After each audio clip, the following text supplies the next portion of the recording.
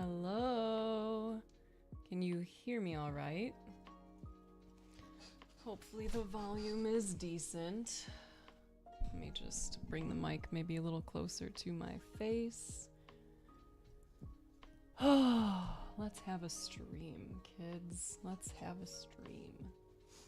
We can indeed hear you. Hooray! I have to remember to take my meds in like 45 minutes. I have my lovely almost all decaf coffee here. I'm excited to be here with you today. Hi, hello. Oh, I don't know, man. It kind of varies day to day. Let me just say hello, thank you. I should have something pop up on my phone too. These little hairs. So hello, Diva, Bailey, Penny, Judy, Smelfist, Shadow, Chani, Solipsist, Schmalby, Big Daddy, Atomic, hello. Appreciate you all. Thank you for the love. Thanks for working to do like a little hype train while I was not streaming. I really appreciated the love. I was with family that day, so I wasn't able to like be here when it was going down. Oh, really? You're going to see about ADHD meds? Weren't you already on non-stimulants? What are you going to try to get different meds, get updated? Scratch. Oh, Erica! I have to add you to the list. Erica, I saw that you resubbed 61/1,000,000 forevers. Let me add you to the list. I'll show you the family picture so far. As you can imagine, I didn't do a lot since we last saw each other. I did do a whole additional page of milkweed for the family picture. So everything is just like, it's so interesting how I keep having to figure stuff out.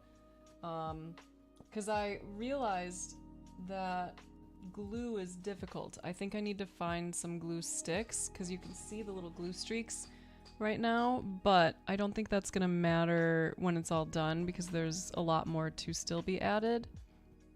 But this is our family picture so far. So these are I wanna say I ended at 19. I got 19 people added so far. And I've started just numbering everyone on these. So instead of a name on the flower or on the icon, it's gonna be just a number. And then I'll have like a little sheet where you can figure out what your number is and where you at. Queen Impressa, what's up, girl? How you doing? I don't know what to do with that because I'm worried if I leave it there, the cats are gonna get to it. And if I hang it up behind me, then it kind of like, the glue is still drying.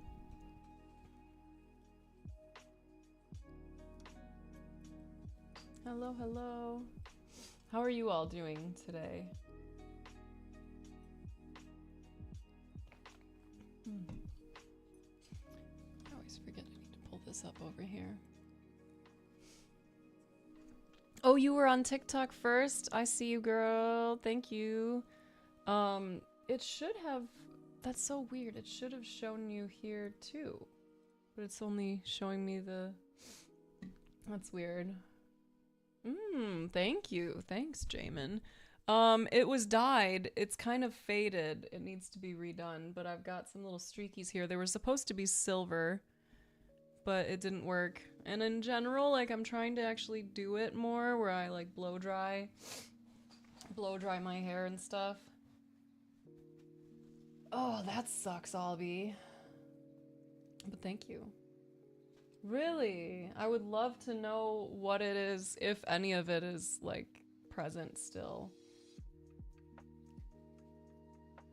Sorry for the insomnia, dude. The last, week has been rough. I've been having a lot of nightmares again, which is not fun. Sorry for your insomnia, though. That's fucking brutal.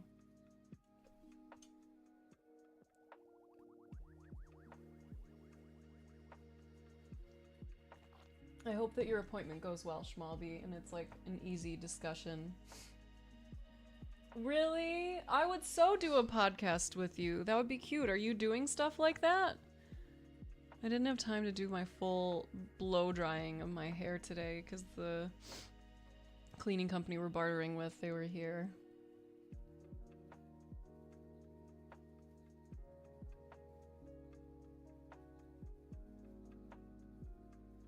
It sure does smell fizz.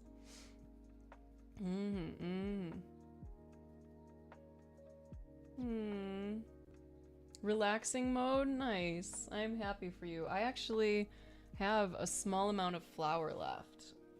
You know, for gardening, of course. Honestly, I hear you. I used to struggle with insomnia so hard. Now, like, I don't have as much of an issue with insomnia. It's just like sleep is sporadic because life is, and also like just stress and bad dreams.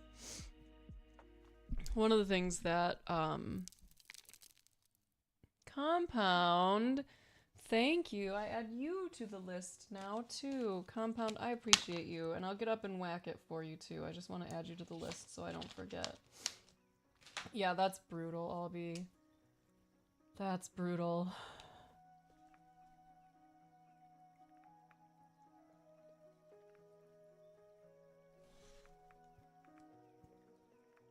$7 years? Fuck off.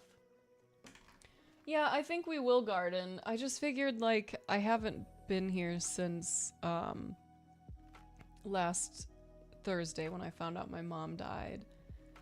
So I didn't want to jump right into, like, conversations about that while potentially a little bit toasty. So I wanted to, like, chat for a little bit and then see about it, see how I'm feeling. But I did find the train whistle, so that's neat. How I'm feeling, Diva. Thank you for asking. I don't know, man. Today, I feel like a little bit muted still, I think. Like, it's been kind of hard, man. So, like, Wednesday, I broke my toe. Then Thursday morning, my pinky toe on my left foot this time.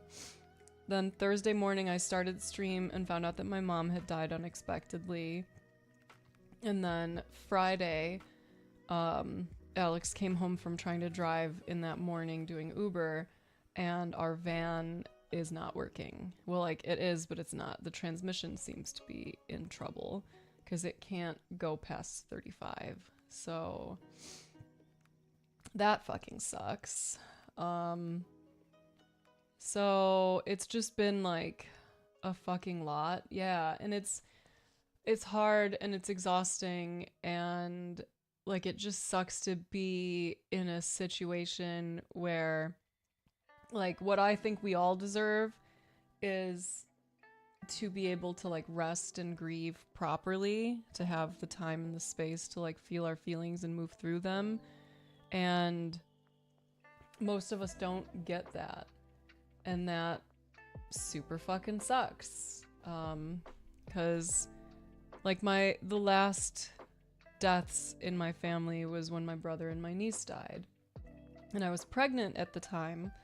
So like that added a whole additional layer of complexity. But no, Frisky, we talked about this. No climbing up there, please. Thank you. But like when they died, when my dad died a few years before that, this was like post learning about mindfulness and being in a totally different kind of mental space. So when they died, I just went straight into my grief. I went into feeling it, and I stayed in bed and I cried and I journaled, and I like really had the ability to process everything. And this is my first time having to like process such a significant loss without the time or the space, and seeing that like my family and friends don't have the time and the space. And that is so fucking sad. And it sucks that those of us who are living out here have to figure out how to afford to exist and be able to attend my mother's funeral. Because, you know, we're going back to Illinois for it. So, like, all of the money stuff piling up on top of, like, the health stuff I was dealing with, it's a fucking lot. And I'm really grateful that our flights were covered, but that's it. And beyond that, like, I just don't know how to do any of it right now. Because, like, the last time we tried to rent a car, we don't have, like, credit cards. So if you're going to use a debit card to rent a car, we learned while we were there that they want, like, a $500, like, deposit. Because we prepaid. We prepaid for our rental car, got there, and they almost didn't give it to us because we needed to have at least $500 there. And we didn't, so it was like a whole fucking thing. And we don't have that now, you know? Hi, Jade. So I don't know if we're gonna be able to rent a car, which makes everything more challenging because then we have to try to rely on family. And like our family out there, they're already kind of doing a lot. And you know, it's not like just like, oh, give me a ride. It's give me, my partner, and our car seat, you know, our baby in our car seat, a ride to and from all the places. And then thinking about like food, as much as we would say like, okay, we're going to try to like only eat at the homes of whoever, like, because we're going to stay with one of my sisters because we can't afford to do like a hotel. So as much as it's nice to say like, oh, we just won't eat out while we're there, that's not realistic, especially because we have our daughter and I don't know what kind of food they're going to have at their house. And ideally we don't just show up and ask them to feed us. We like buy food we need and feed ourselves, right? And I don't know how we're going to do that. Without our van, Alex can't really drive for Uber. So that means that like how we're going to pay our tuition is more challenging as well. And it's just, that's what I'm saying, Chani. Like, I don't want anyone to have to deal with this. Like, I wanted to be able to just like cry and feel it, but I was in mom mode all weekend because Alex was borrowing one of his dad's vehicles to be able to work. So I was like, I'm really grateful that the people who I reached out to for support came and supported, but it was still like a lot of me being on, like for the whole week, pretty much, like still having to be in mom mode, still having to clean and plan and problem solve and try to figure out what the fuck I'm gonna do. And yeah, it's just hard, man. Like I took Tuesday to just like kind of feel my feelings to the best of my ability, but even then, like, it was hard because I had stuff I needed to do. There's always stuff. And I am going to be letting my insurance lapse because I can't afford it. I can't afford that and all of this. So that was kind of hard to process and be like, damn, like I had to cancel the mammogram appointments. I'm gonna not be able to pay the insurance this month.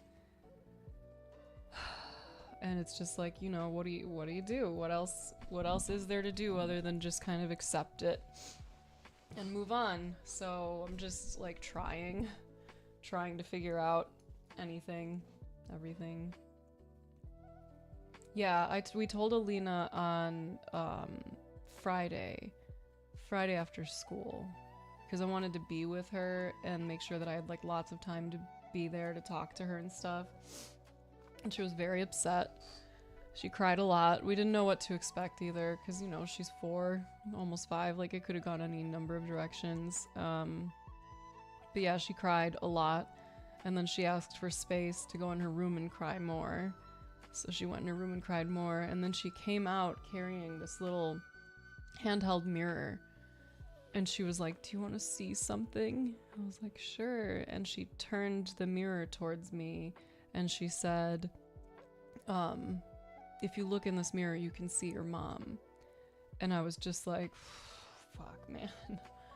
Ugh, like Alex and I both were crying over that because I had literally just been talking to my sister and to Alex, like before my mom had died, about how I'm starting to see more of her in me. And so that fucked me up, dude.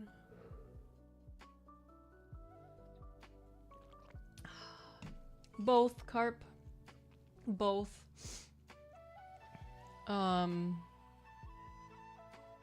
They really are, dude. And like her relationship to death, like she hears about it often because sadly we've had so many people die that like they come up often. So it's kind of like painful at times because she doesn't really know, you know? She doesn't really know. So sometimes I'll just be like in a different mood, ready to like focus on stuff, and she'll just be like, I'm sad that your mom died. And I'm just like, me too, man, me too. And yeah, it's hard, dude. And like having to plan everything around like the funeral and stuff is challenging. And like it's gonna be hard because my mom is gonna be buried at the memorial park where my dad is buried, and my brother and my sister-in-law and my ex's mom, because when they were there for my sister's funeral, they thought it was so beautiful that they wound up buying plots there too. So it's just like I haven't even been able to be there. I haven't seen my brother's grave since he died, or my niece's, and that sucks. So it's like heavy knowing that I'm gonna be going there for this funeral and that like my whole family is there.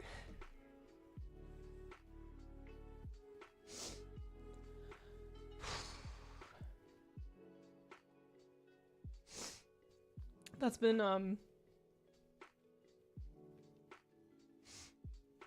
like the hardest part of this is you know, growing up it was my mom, my dad, my brother, sister, and myself, and they're all gone. And they just shouldn't be.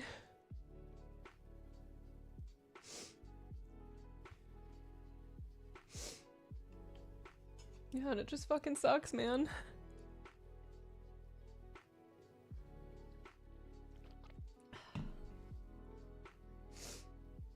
Hello, Slow Cloud.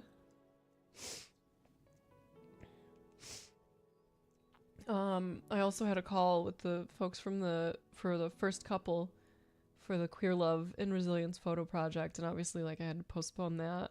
They're very understanding. But like it just like everything had to be put on hold, and now I'm like, I don't know how to bring stuff back at this point because we have so much to figure out. So any tips are still going towards the Queer Love and Resilience photo project. Like if I have to try to get rides down and figure it out, like I will. I'm not gonna plan on doing anything until after the funeral, which is the first weekend of next month. Doom, thank you so much. But if you wanna, you know, try to help make all of this stuff less difficult, any tips would certainly be appreciated. And I did finally create a tip pick for us to share for tips. I did that one digitally because I didn't have enough time to do like the drawing and stuff for that. But let me whack it. I forgot to whack it for Erica, Compound, and now you, Doom.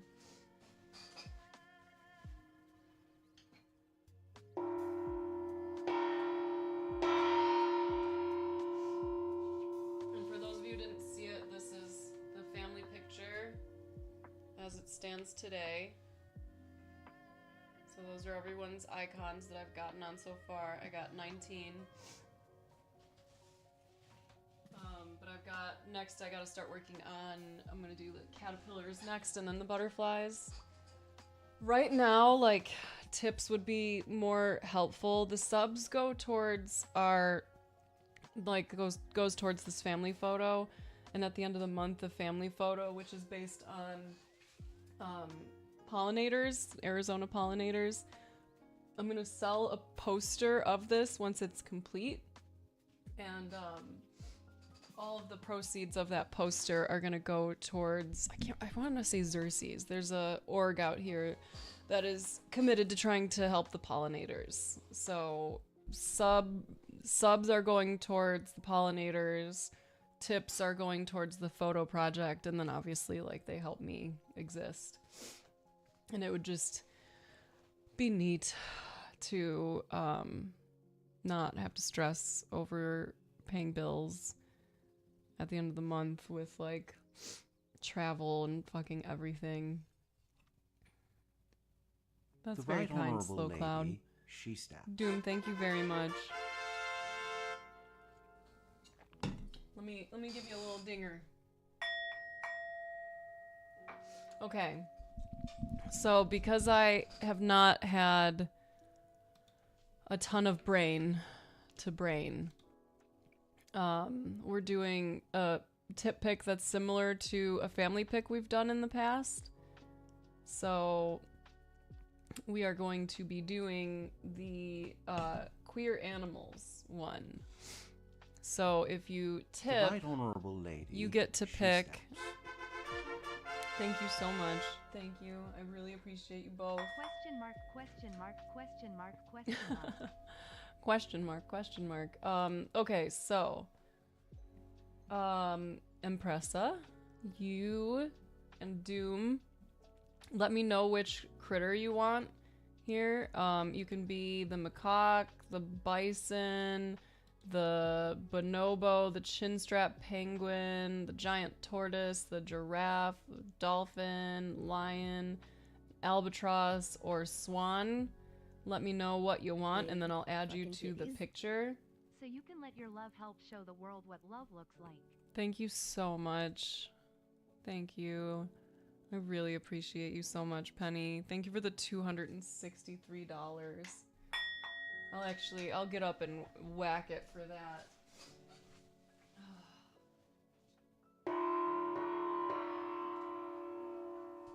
Thank you. Thank you. Lion, turtle laying on top of the pillow stack? Yes. Penny, what would you like to be? I was telling my family and stuff, like, it's just been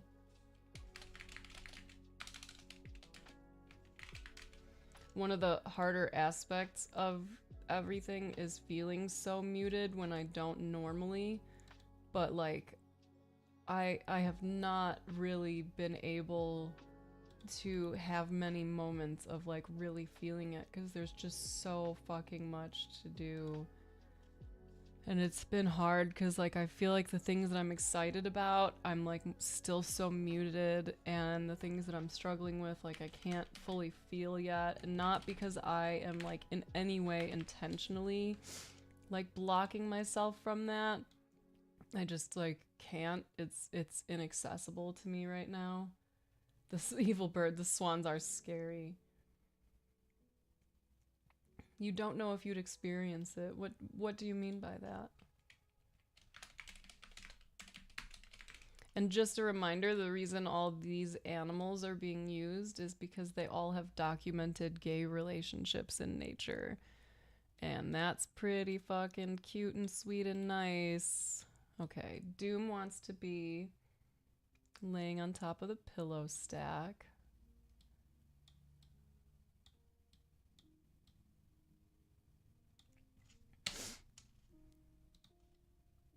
Okay. Okay, thank you. Penny, do you have a thought of where you want to be? Queen, do you... Oh, you said you're heading out. So you do your lurk. I'll find a place for your lion. Yeah, survival mode masking sounds right. Like, on Thursday when we found out, I couldn't feel it because we still had to go notify people. So like the whole day I was just very like emotionally stunted because I still had I still had stuff to do. And then on Friday, Alina had school, so thankfully I was able to like feel it a little bit. So like I cried a lot.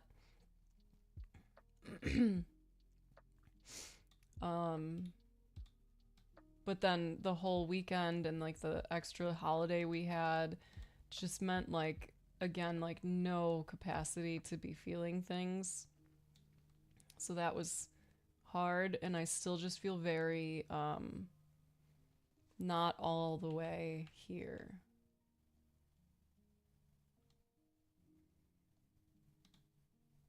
That looks like a great place.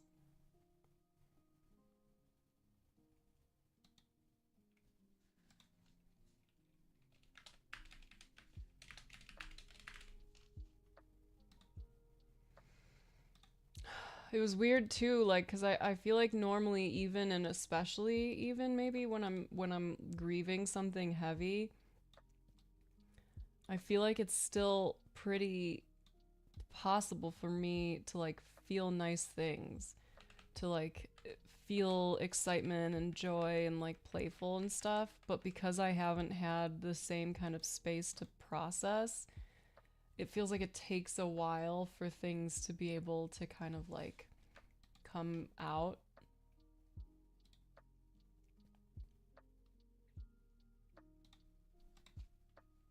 Hi, Snail Secrets. How are you feeling today, my friend? Are you feeling more excited about all of your changes coming up?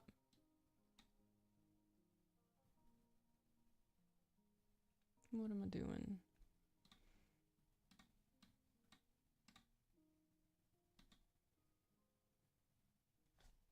For not being able to have a huge amount of sadness. I'm really sorry, and I know it hurts, but I don't know what it's like, and I don't think I will ever know. That's okay. I mean, you don't really have to, you know? And like I was just saying, like, I don't know that I have a huge amount of sadness because it hasn't really been able to come out fully. Like,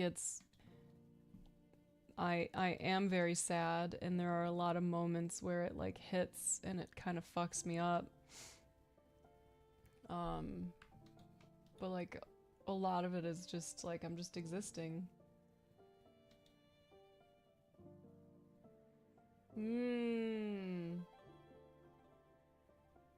Last day is the end of March. Hey KK. Hell yeah. I'm very excited for you. There are a number of people I know who have quit their jobs recently, and like all like logic says don't do it. But I just don't believe in only paying attention to logic, because logic would have told me not to leave my corporate job years ago too, and I am forever grateful that I did, because that job was absolutely destroying me. Like I was grinding my teeth down to dust at night because it was fucking me up so much, you know? And like it's not awesome not having the financial stability that a job like that provides, but I can't take financial stability at the expense of like fucking everything else. Alright. Yeah, exactly. Love you, bossy.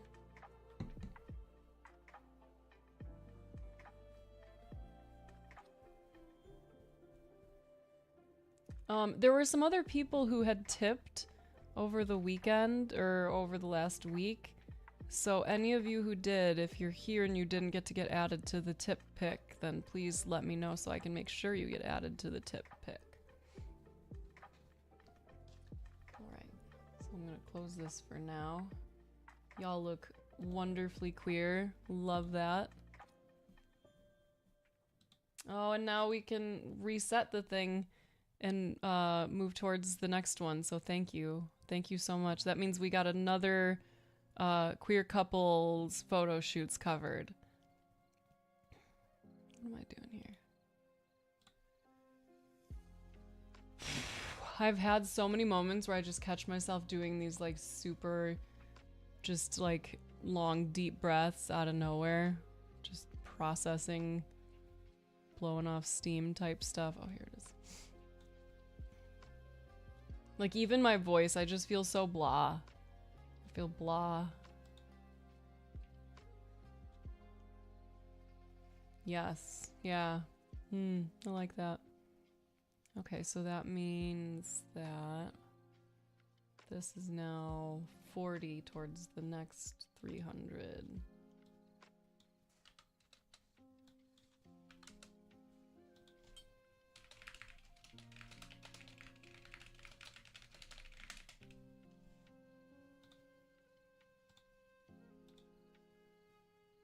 Okay, did it update? It's hard. It's hard, KK.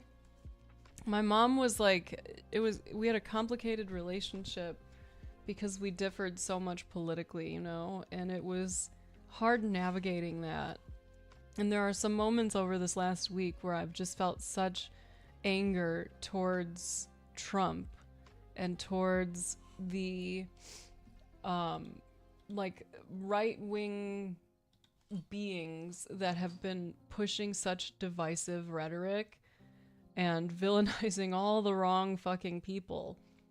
So it sucks that, like, you know, our relationship didn't get to be as close as it could have been because I didn't agree with her on that, you know? I love you, Judy. And it was hard because, like, she didn't have enough people around her that would push back on that. And she very much believed in Fox News. Like, I remember we were getting our hair done when I still lived in Illinois. And I remember one of my friend's moms would do our hair and her saying, well, I only watch Fox News because they're the most trustworthy. And my friend's mom and I both laughed out loud. And my mom was honestly, like, surprised by that. And it was just like, ugh, like I've said this before and it's so weird, but I'm actually grateful that my dad died before Trump became what he became, because I would have hated to have seen his influence on my dad also. So, like, it sucks. And I'm really grateful for the ways that my mom and I had been able to connect, because I'd been working so fucking hard to feel safer having difficult conversations with people, especially those that I love. So I was having more conversations with my mom where I could walk away from it without feeling so activated, and where I could walk away knowing I didn't really activate her. And, like, we talked about death, like, there was so much that came up. But she was a really fucking cool, thoughtful, badass woman. I think that's part of why I feel so committed to the work of kind of bridging that divide of trying to communicate with people who we disagree with, because it's so easy to just write people off as, like, well, they're Trump supporters, they're MAGA, they're whatever, and then just put them out of your heart and be done with them. But that's someone's mom, that's someone's sibling, that's a person who it's so easy for us to get lost in the sauce. Like, I've seen it happen so many times in so many heartbreaking ways. And I don't want that for us. I don't want us to be rejecting people who need love. Like, it just fucking sucks. But man, like, I learned so much from my mom growing up. She was so cool. I was talking about it over the weekend too. Like, one of the things that I'm really grateful for is that I grew up in a matriarchy. And, like, there was still patriarchy in it, but the women in my family were the people that everyone was scared of, you know? Like, even before my mom died, like, my oldest sibling is, like, in his 60s. And, like, all of my older siblings would still tell me stuff and be like, but don't tell mom, you know? Like, imagine being still, like, a grown-up, like, you have a mortgage, you have adult children, and you're still like, oh, don't tell mom, though. Like, that's some influence, you know? Of course he did. Of course he did, Melphis. Oh, shit. A little bit, Melphis, but I also am so grateful for the way that we can, like, talk here. Wow, that's scary, Slow Cloud. I'm glad you quit. Ooh, I bet that is an interesting book. Yeah, it is hard. It's hard to have those conversations and to try to not be put off by all the differences of beliefs and opinions. I'm also like in my kind of free moments, hearing my mind like writing my mom's eulogy, and like that's a lot, you know. Yeah, yeah, I'm so glad that you had that, Jade. Hi, Radium.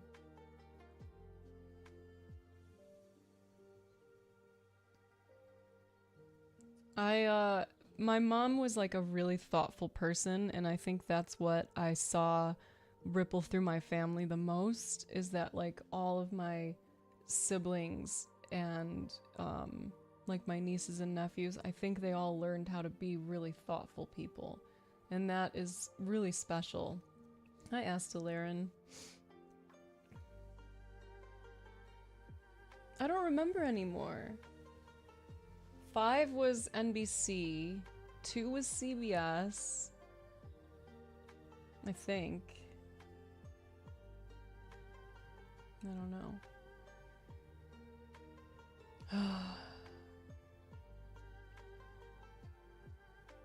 Thank you, Jargo.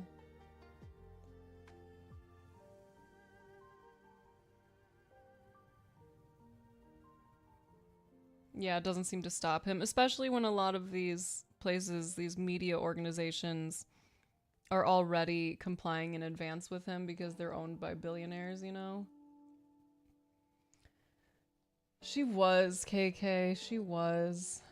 Like, it's so many little things, too. Like, I remember thanking her once because I had my first, like when I had my first corporate job and I was really young and I was working corporate security and I was out on like a client meeting or a vendor meeting and we went out to lunch together, and I remember like sitting and being so grateful for knowing how to be like poised, for knowing like etiquette, you know? And like a lot of it we could discuss like the origins of it, but my nana was like a classy ass lady. My mom too, like I learned how to behave in public from them.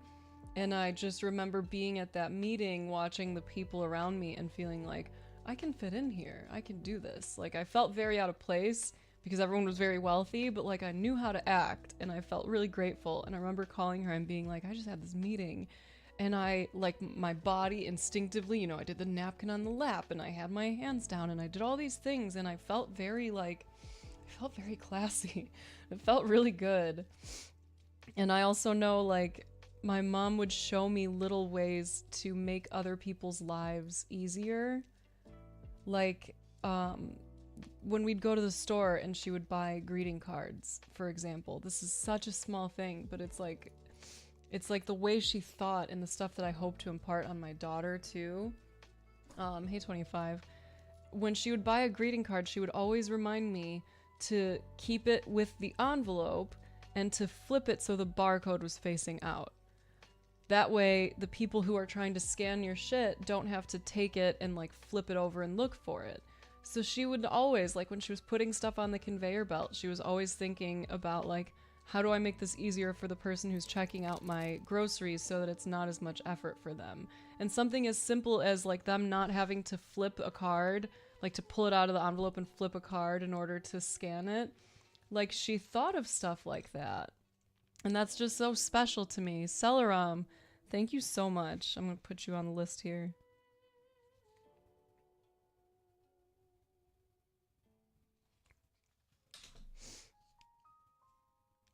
How to reset your brain after therapy. My brain keeps bringing up thoughts that make me really sad.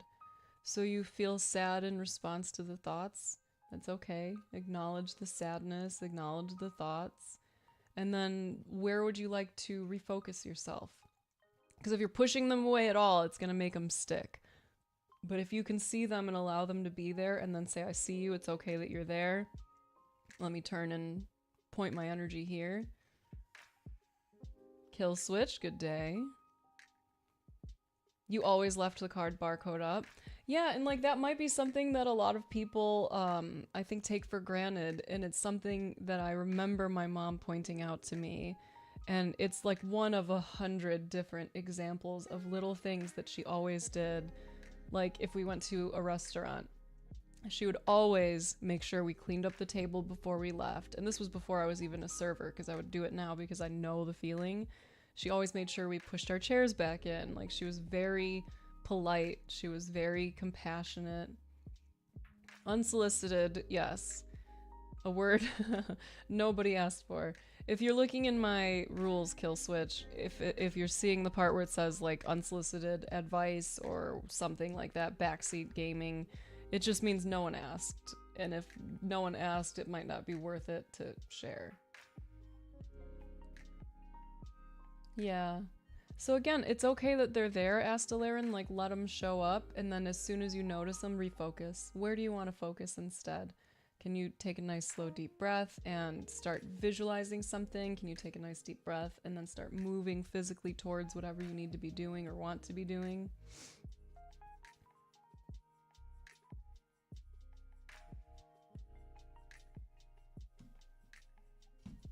WGN, oh yeah.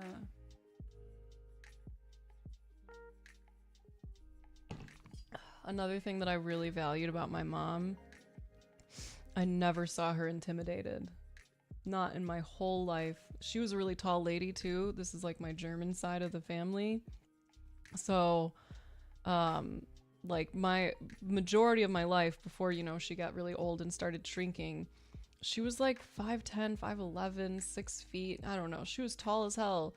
And like my family on that side, all the women too, they're all tall.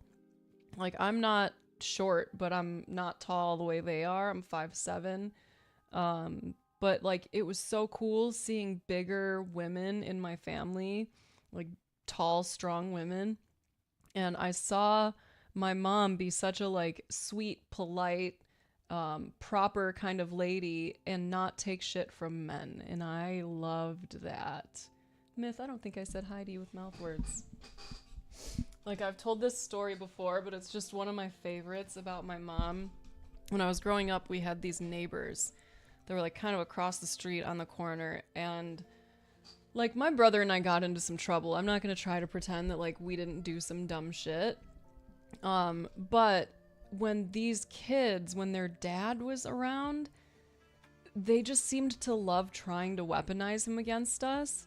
And this dude was a interesting guy, to say the least. Like he gave us all lit cigarettes one year for the 4th of July so we could use those to light the fireworks that he was just like giving out in the middle of the street. You know, you're giving like teens and tweens lit cigarettes to go and light fireworks. And just like that family was kind of a mess overall in terms of how they acted and some of the stuff that they did. But I remember this one time we were hanging out with like the younger dude, because they had a boy and a girl, and we were hanging out with him, and he was just always talking shit, and like we were too, but I don't remember how it went, but he started some shit. I think we finished it, and then he ran and he told his dad. And so we are back at home at this point, and his dad comes to our house, and this dude was always so like, he would do the like deep voice to intimidate kids type shit. You know, he always had a big cigar, and he was just all about like being a tough guy kind of energy. And I remember him coming up to our house and knocking on the door, and my mom answering, and she's standing behind like the screen door, and he just starts fucking yelling at her, and he's pointing his finger, and he's doing this shit, and he's like right up against the door. Like so in her face, but the door between, you know? So in her face. And he is just ranting, and he's like so up in her business. And I remember I was standing like kind of around the corner in the hallway watching. And my mom, as soon as he got that like extra aggro energy, she just so smoothly just pushes this door open and steps out. And again, like she was a tall lady. So she steps out, pushes the door open, forcing him to step down, the like stoop a little bit. So now he's like a step or two below her. and he's on the ground and he's still yelling as she steps out and like really stands tall over him, and she looks at him and she points right back. I don't even remember what she said, but I remember so quickly that guy went from being a tough guy acting like he was about to fight my fucking mom to hands up, like, all right, you know, whatever, it's probably nothing. And that little dude, he fucking left. He tucked his tail between his legs and he went the fuck back home. And my mom came back in and she didn't even yell at us. She wasn't mad. She was just like, done. Just done.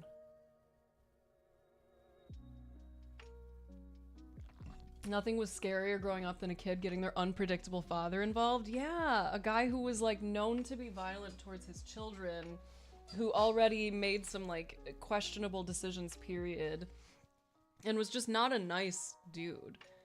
So it was cool like seeing her take absolutely zero shit from him.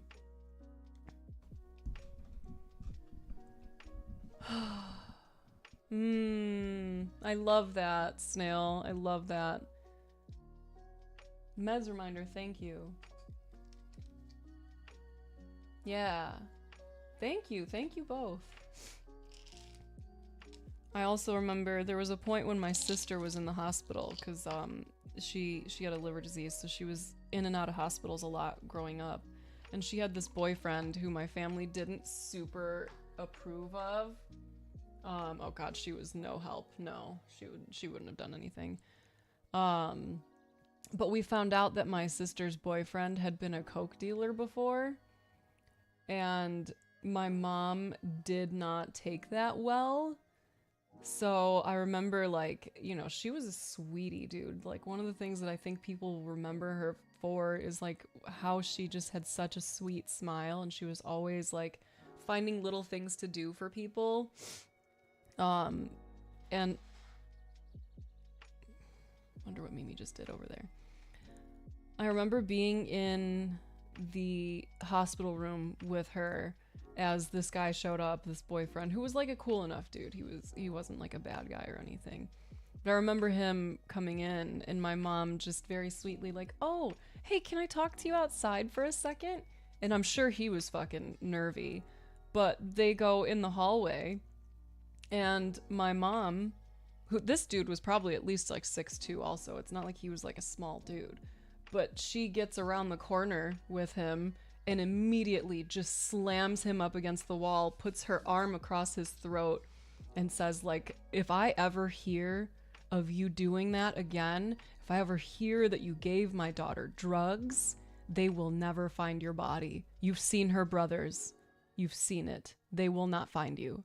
And then she just goes back into the room like nothing ever happened. And I'm sure he pooped his fucking pants. But she told him. She was so sweet and everyone loved her and they were so scared of her. And like my oldest brother at the time, like he was like a former collegiate hockey player. He's 6'4" or something and like a dude, like a big dude. And then I had all my brother-in-laws and my older brothers too, and they were all like tall, big dudes. So I don't doubt that like she actually got this dude fucking scared.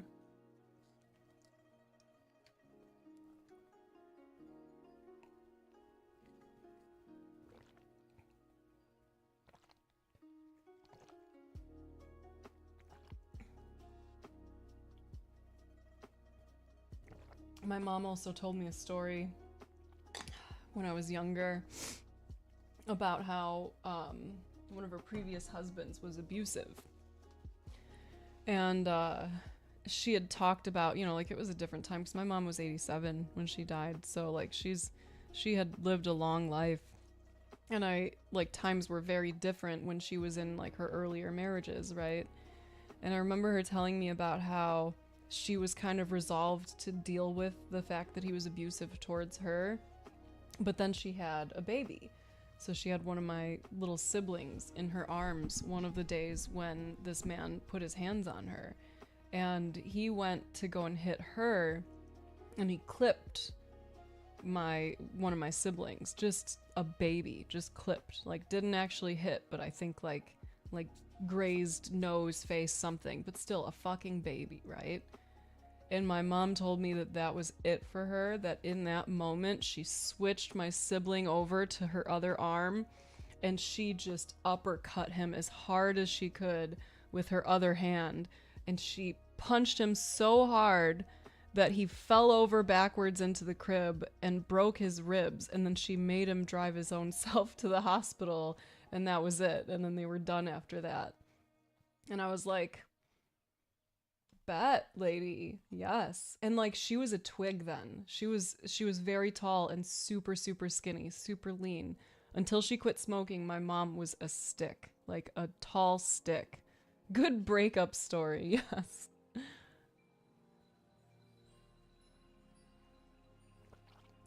But I feel so grateful to have like lived a life where I saw women not take shit from men.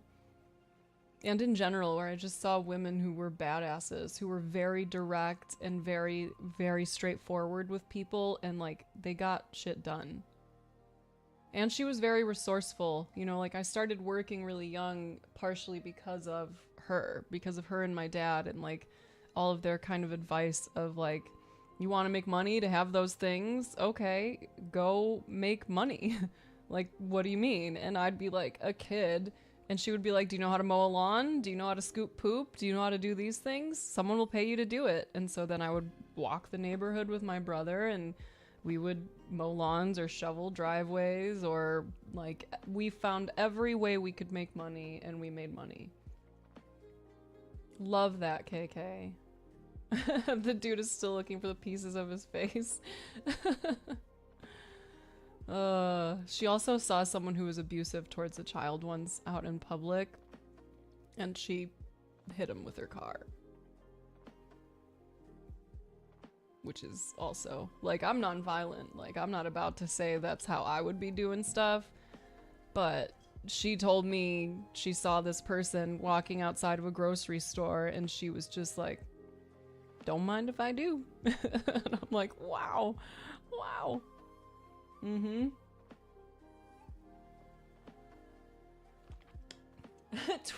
points. Yes, yes. What a fucking world, dudes. Yeah, I'm gonna be speaking at her service. And it's been interesting to think about like which stories to tell of her, because I have so many. And I also like, you know, I want to honor like how loving she was, I think, above all, because she really could be so thoughtful, so loving. Like growing up, we had a big family, and so like holidays were always kind of chaotic, but it was always at our house. Like my mom was the matriarch, so like people came to us, which I really fucking appreciated. But like she never said we couldn't have our friends there. If we had a friend who had a shitty family dynamic, or for whatever reason didn't have family to be around for Christmas, she never cared. We could bring anyone to Christmas or to Thanksgiving or whatever. And the only rule she had is for Christmas, she just wanted to know ahead of time, because she wanted to make sure she would have a present for them. Because she didn't like the idea of us bringing a friend who just had to witness our family and not be able to participate.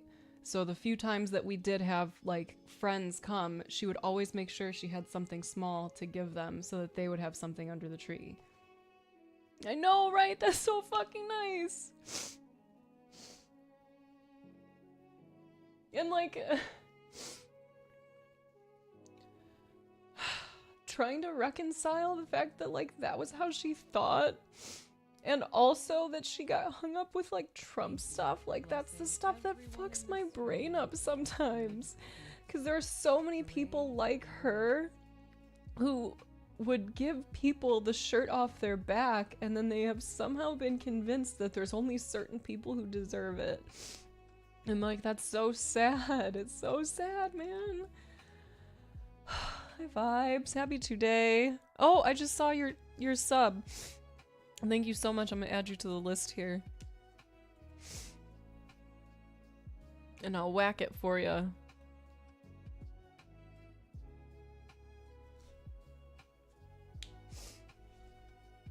I know, and it's just so sad, dude. It's so sad. Go ahead, Forrest. Go ahead. We don't have to stay on any specific topic. We can go where we go.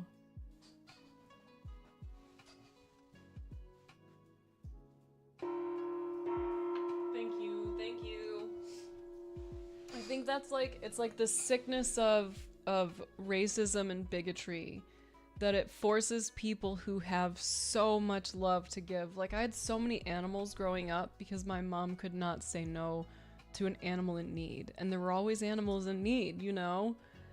So like, to see someone who had such deep compassion, who was so caring, and then to watch how propaganda slowly sectioned it off, slowly made it to where that compassion was only able to be extended to a certain degree. Stealthy appeals to fear can be powerful. Yes. That actually reminds me, there's some videos we're gonna watch later. Cause like I feel, and we're gonna read this book, part of this book today, because it's so good. This might seem very unassuming, but this, when it comes to critical thinking, I think you are all gonna love this. Yeah, I think that's everyone, because I don't believe that anyone willfully desires hatred. I think we can be conditioned to become people who lean towards it for sure, but I don't think any of us start with that kind of energy, and it's just really sad how possible it is. You can't read? Well, that must be tricky for you with this chat here.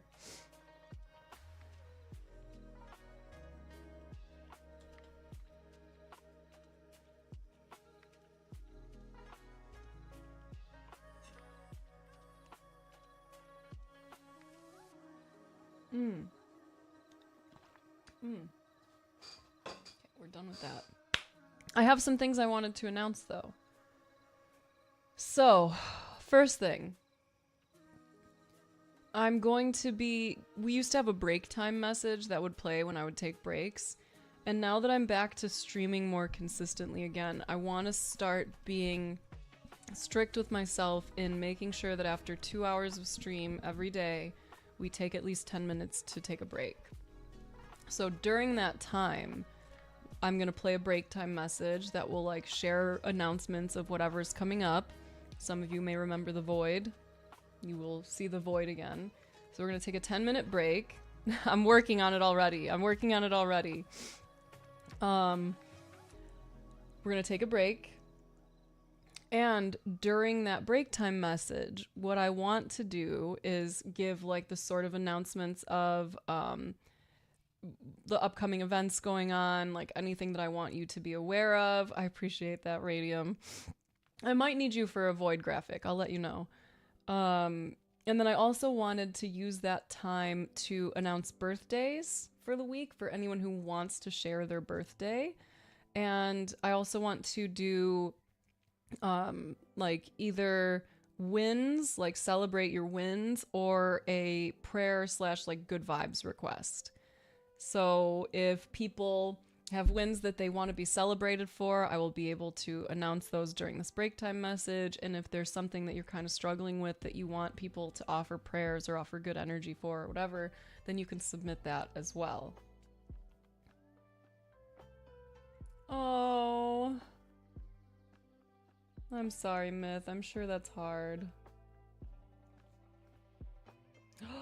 Bro, that would actually be so good, Melphis. Like a black cat and then like at the end her eyes open. That would be very sick. Very sick, nasty, awesome. So yeah, if you want to be added to the list. We had a birthday list before, but it's from so long ago that I want to let's see if this works. Did that work? I forgot how weird this is. Is my bot not even on? It's on.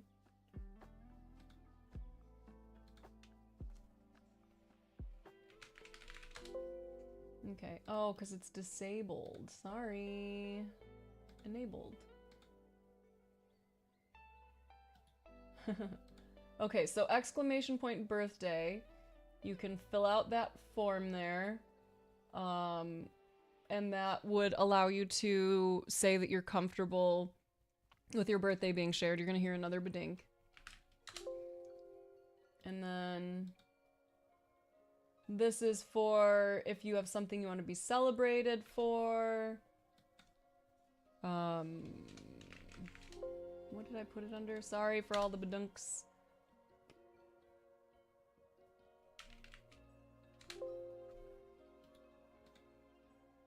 There we go. It's the same form, the good vibes or like hard times or whatever. You can fill out the same thing. But I will be checking that on Monday. So every Monday I'm going to check the birthdays, and every Monday I'm going to check the like good vibes or prayer requests or win celebrations, and I will add all of that to that video. So if any of you would like to be included, that's where it is. They're doing all right, Slow Cloud. Like, we're all feeling a lot. My mom was definitely the head of the family, and it's hard.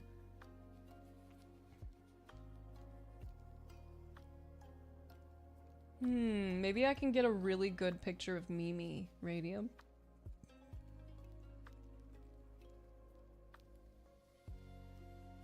Okay, I've noticed on the internet, at least in certain spaces, men are criticized quite often. Couldn't help but notice a pattern of what seems like anti-male mindsets in life generally. I've found some female YouTubers who I've since blocked, but had some videos on their channels like, "Men, we don't need you," and it just feels like it's polarization for the sake of polarization. I fully understand the responsibility on men with the treatment of women, but at the same time I don't agree with the way some women handle these frustrations. It looks a lot like how a lot of men come on the internet to attack women and call them shallow, or the whole they want the 6 feet 6 figures usual red pill speak. I also watched Dr. K, who I'm sure people are aware of. Something he brought up is the quasi-gender war that occurs, but he also talked about how the treatment of men online really solves nothing and worsens current male struggles. If the dialogue is persistently men bad, it's not doing much to improve behavior. Okay. I want to make sure I'm not missing anything else. Personally, I agree. Oh, I wish I had that book still. Dang. There was a book that talked about this a lot. I'm gonna have to recheck it out because it was such a fucking good book. There's a power dynamic that you did kind of point at in terms of like the responsibility on men with the treatment of women. I think it's important to keep that in mind, that in many cases when women are essentially speaking out against men, they're speaking out against these systems that have favored men at the expense of women and at the expense of men also, to be clear. So it's a fighting back, you know? It's not just like fuck men, it's fuck men because. And like, again, I will agree, I don't really think that that serves anything, and I would never criticize or begrudge a woman for expressing anti-male sentiment, given everything that we as women go through as a result of having to live amongst men under patriarchy. 'Cause it's really hard. Like, all of us. I have never met another woman who doesn't have a really fucked up story of being among a man or being harmed by men, and that is a really hard thing to try to process when nothing has changed, and in fact it seems to have gotten so much worse. Neuroscience. What's the most recent neuroscience book I would have read? I think it's probably still David Eagleman.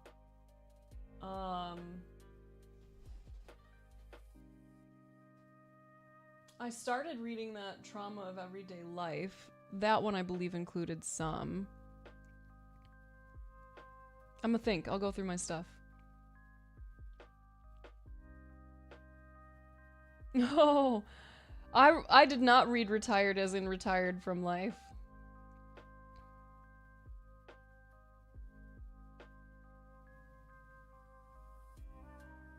And she just gets to be a puppo now? Aww.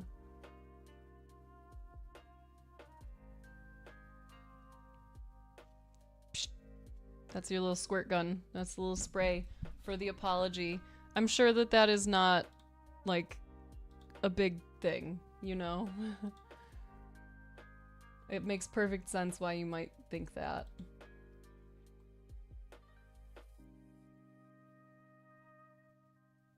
You find it harder to be friends with men? Why would you say that you find it harder, Slow Cloud? Thank you. You're tired of it asking you. Slow Cloud, are you on here already? Let me make sure you get added to the list.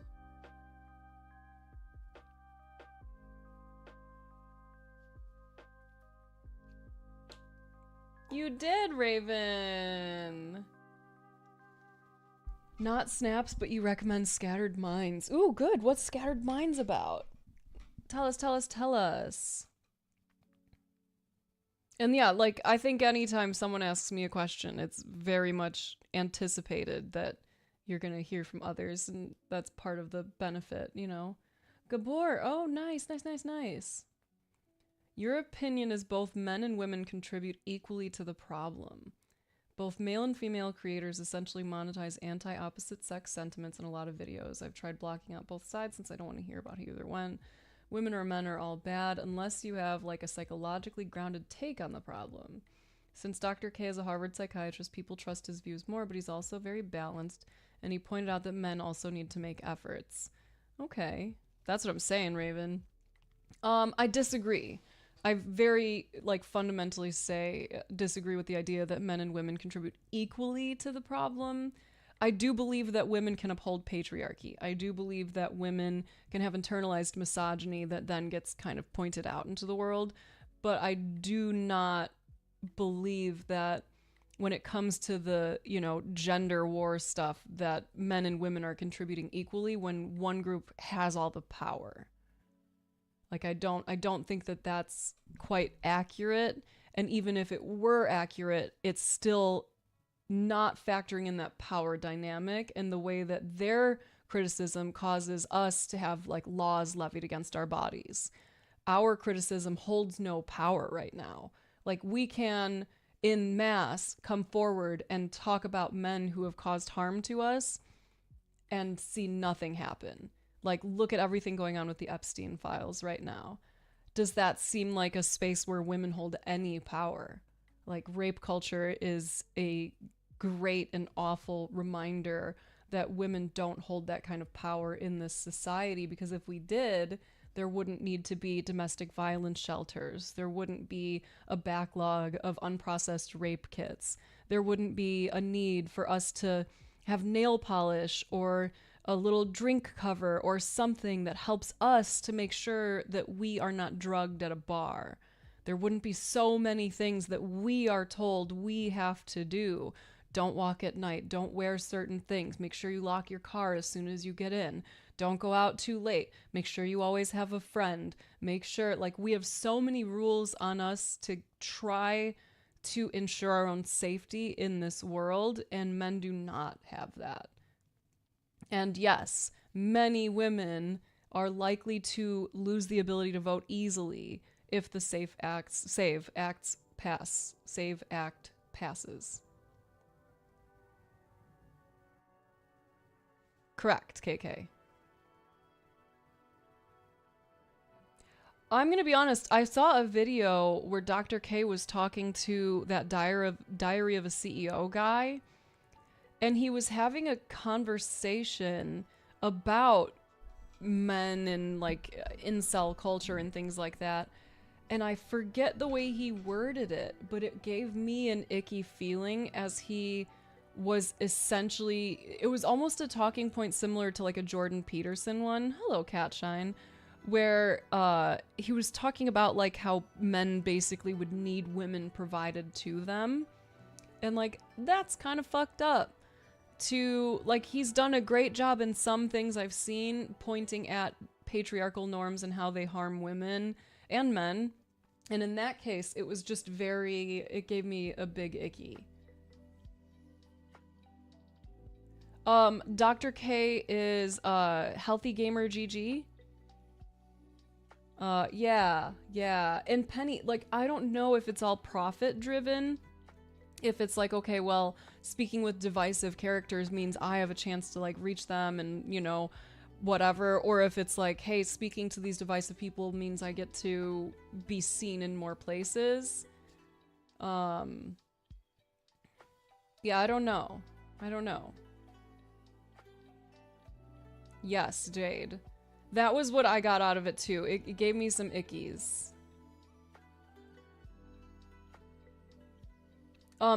He's on Twitch and YouTube. So he's a psychiatrist. He's actually like, I've really enjoyed a lot of his content because he breaks things down in a really easy to digest way. There's some criticisms of how he's handled the kind of ethical implications of being a psychiatrist, like live on stream. I've seen some criticisms of his program, his like teaching program thing, and like the Dr. K coaches that he's like certified. I don't know what you would want to call it. That's interesting vibes. Let me know how you like it, Smelfis.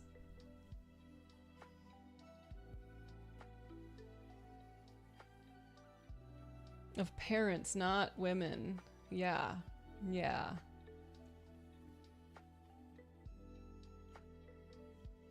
And like, it's the whole community, right? We can't even just say like it's up to parents to do all these things and then set up society in a way that parents don't have any power or any time to like be good parents to their children. So like there's a lot. He is real. Yeah, he's not like Dr. Phil. I appreciate that, Queen Impressa. Thank you. It's very fucking important to me. It's really, really important to me.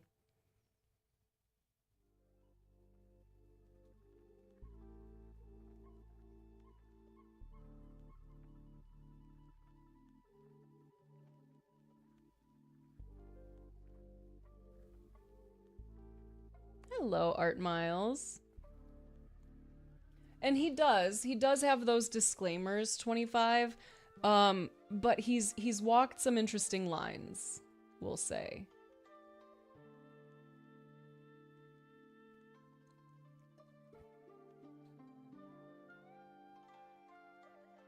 Asian parents are super strict. I have heard that before. I have heard that.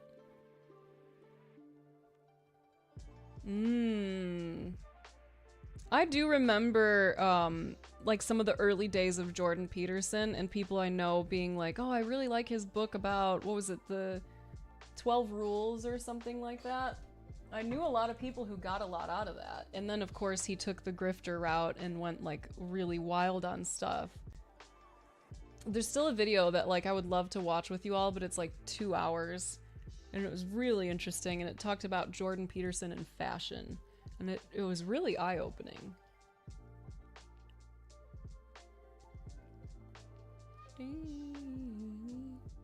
I have to go pee.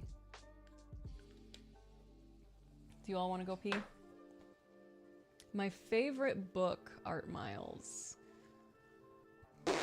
I don't know if I have a favorite. Like, I guess the one that comes up right now is Be Here Now by Ram Dass, because it's so, it's been, like, very instrumental. There's a lot that, came up for me reading that. Your dog wants to go pee? Alright, I'll take your dog, we'll go pee together, then we'll come back. What's your favorite book, Art Miles? Haha, pee here now, hilarious. BRB.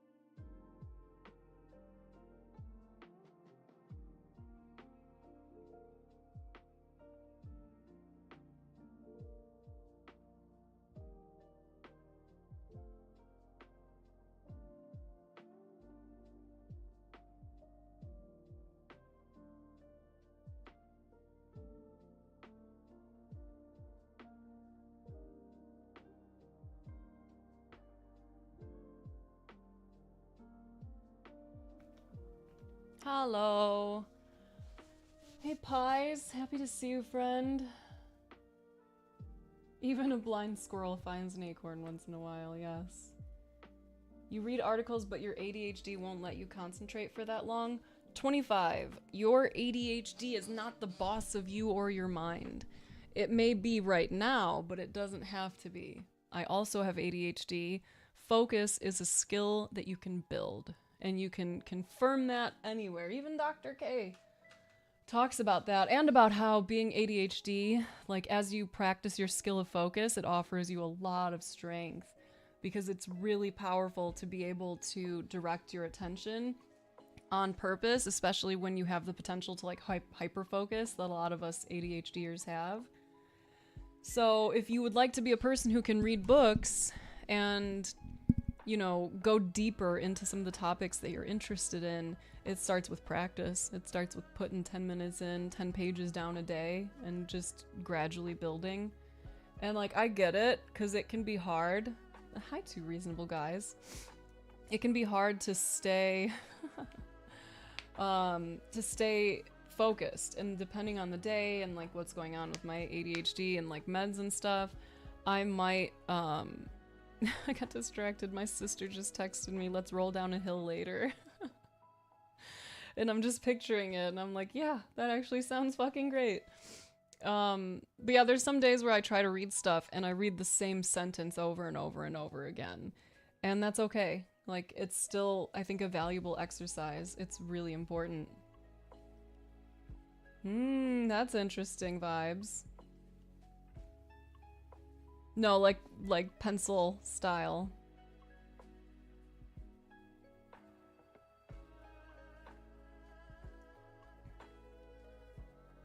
But maybe that's an and. Maybe that's an and.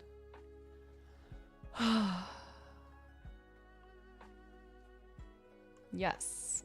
Thank you, Chani. It is hard. It is hard having ADHD, and mine has shifted a lot over the years, and like hormonal changes, so hormone changes, lifestyle changes, like so many things have made it really fucking hard, have like made me managing ADHD symptoms like a brand new adventure again. I'm like starting fucking fresh, and it's hard. It's hard, and focus is a skill we can build. We have the ability to do it, and it just takes time and effort. Yeah, for sure, Jade.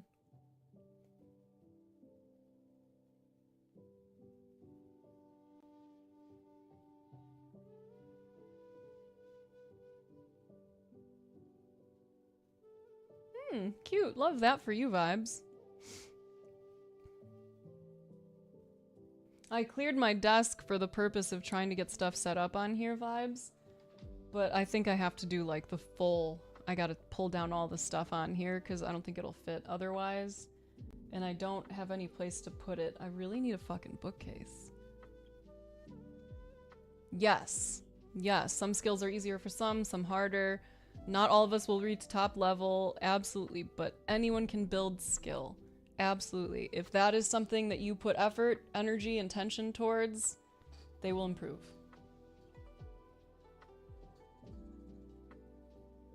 Art Miles, I don't know if you're still here, but I'm still interested in what your favorite book is, if something came to mind.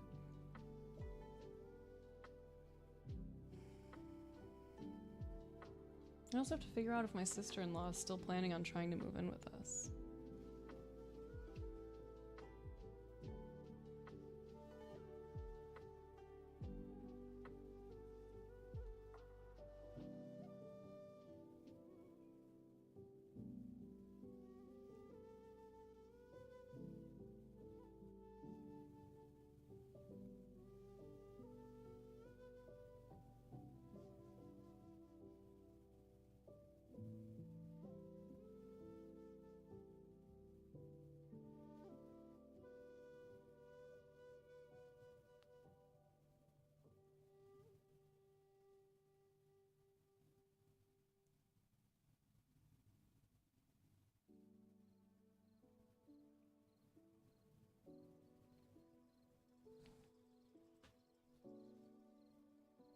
And not of your own accord. What are you interested in? What do you think would be fun to learn about? Wow. Dude, you know, Pies, if you look at like media over time, we had a lot of progressive movement towards like very accepting mindsets of people, and then everything shifted. I was thinking about this last night actually, because like growing up, I remember being in situations where like people around me would be guessing at someone's sexuality, for example.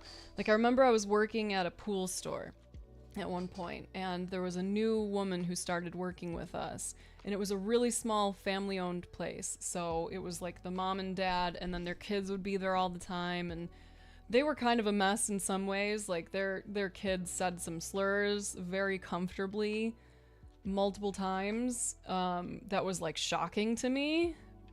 But like I remember one of the days this woman who had been working with me mentioned something about her partner. And then that was like all they could talk about for weeks is like, I'm pretty sure she's a lesbian, because why wouldn't she say boyfriend or husband or whatever? Like we're all pretty sure. And she was so cautious about how she would like take phone calls around us. And it was so interesting because at that time, like I think that they were like bigoted. I mean, obviously like the slurs, but towards like queer folks. And they were also accepting. Like they never made it a thing. If she had come out and said that she was lesbian, like they weren't gonna do anything. They were just very curious. So it was just like, you know, that like conversation of hearing them kind of speculating on her sexuality and stuff. Like it was still done in a relatively kind way. And I was reflecting on some of the instances of trans folks that I had met growing up, that I had met like in my life when I was still in Illinois, before Trump, before all of this like resurgence of trans panic. And even then, everyone was very kind to them. No one said, I'm not going to call you by your name. I'm not going to respect you. They talked behind closed doors. They had thoughts, but they were always very kind and respectful to those folks. So it was so interesting to see like the way that that has shifted and how quickly it went from like, you know, hidden acceptance to just outright denial. Like I would say bizarre, but like it's obvious like how it's coming about, you know?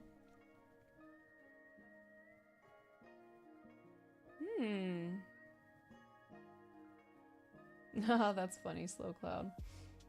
I find it interesting when a cis person refers to their other as a partner. I call my partner my partner.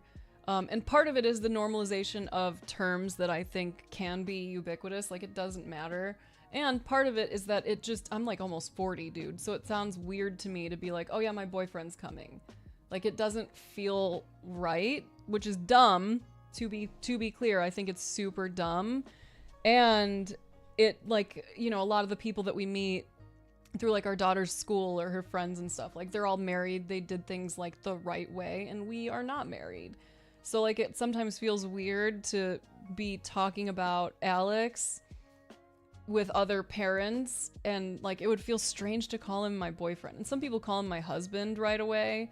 So I just like, we just lean into that. You know, if someone calls him my husband, I'm good with it. If someone calls me his wife, he's good with it. Like we would love to get married.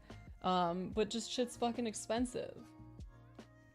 Yes, partner is coded, but it doesn't have to be. And, you know, me being cis and in a hetero relationship and using the term partner makes it a little bit harder for people to just say like, oh, if you use the word partner, it means that you're gay. That's interesting, Myth. Yeah, I'm saying, Shady. Like, it feels so strange. Weddings are a scam, don't tell Nick. I'm texting him right now. No, but like it is though. It is and it isn't. Like it's all like whatever you're feeling. Alex and I would love to get married. It's just like everything is expensive and it's not really gonna change a ton. Yeah, that's true, Atomic. The main thing is we do want to get married because we think about like making sure that we have like essentially power of attorney, that we have full access to each other in case of emergency. Because like if Alex goes in the hospital, he gets into a car accident or something, God forbid, like if he goes into the hospital and I try to go in there, they're not gonna let me in. You know, if he's unconscious and he can't, like I don't have any legal claim to be in that space and to try to like make decisions on his behalf, even though he is my partner. Yeah, I didn't see it, Pies. I saw just like people talking about it. I love that, Pies. And I think it's also a nice term to say someone's your partner. Like you two are, you are a thing. You are partners in this. And I think that's great. Yeah, love that, Penny. Yes, that's what I was just saying. Vibes, look at us. Twins. Hey, Pantero. I don't think they do common law out here, actually. Hi, Dea.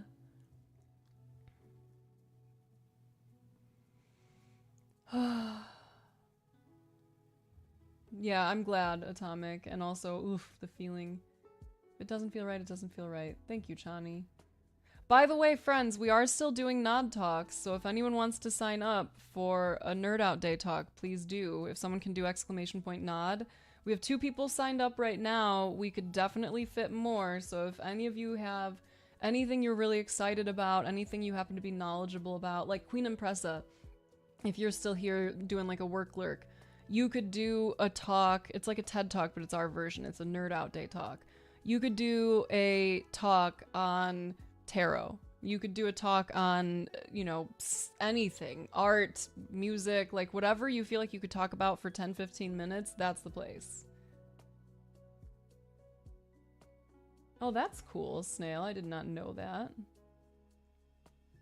Nice! Chani, I have to double check with TOS. I'm probably going to reach out to someone because the wording of terms of service is a little bit vague. But I was thinking that it might be valuable to have just like a general like sex ed kind of thing. So if, I know, I really appreciate that you've been so understanding. If Twitch says no to your original suggestion, you are still welcome to share it like on a YouTube channel and I'll put it in the Discord for everyone. But otherwise, like I was thinking sex ed in general might be helpful given that there's been such a push to make that information less accessible. And I saw you were also talking about like Dune. I think that would be cool too. Oh goodness, Phil, we love you. Did you have any word on the other one, Atomic?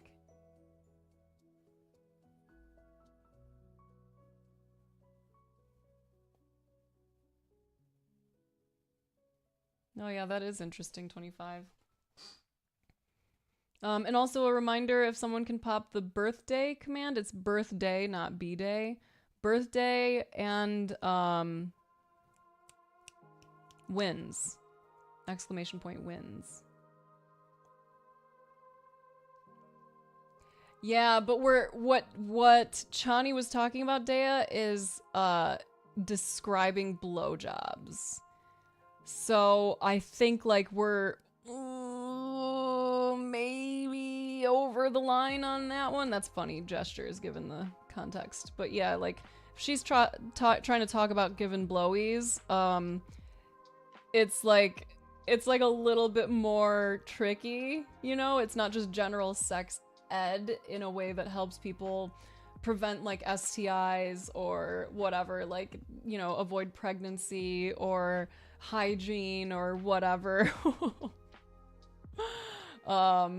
Yeah, like in theory anything goes as long as no one tells on us, but it's also like that's kind of risky. So I'd love to see your presentation. You said you finished it, so if you can send it to me, you can do mindofsnaps@gmail.com. You can send me whatever you've got, and then I can start trying to reach out and see what I can do. Of course, Suspicious Minds. Oh, and I figured out why the bot wasn't working. It wasn't that you all weren't VIPs. It's that my VIP status with DeepBot had expired because I had a card that, like, I think maybe it was the card that went missing or something. So yeah, like I just got distracted immediately. I'm very excited, Penny. You can be pretty vulgar 25 with it being rated 18 plus. There is not. There's so many. Oh, because my deep bot. That's what it was. I was just finishing that. It's fixed now, so all the commands should work again. I've had this bot for 10 years vibes. There are so many. You could just put random words and you might find a command that was created in like my early days of streaming.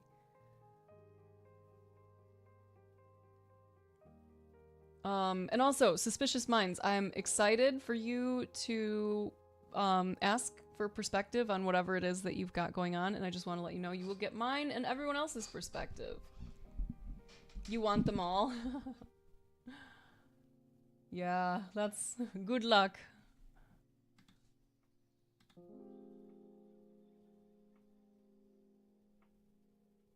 Yeah, those are old quotes, and that's not all of them. There's no command that I'm aware of that allows me to give you all the commands, because there are hundreds, maybe thousands at this point.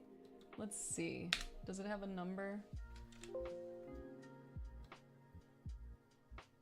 There are so many. There's no numbers, but there are a lot. Many, many, many lots.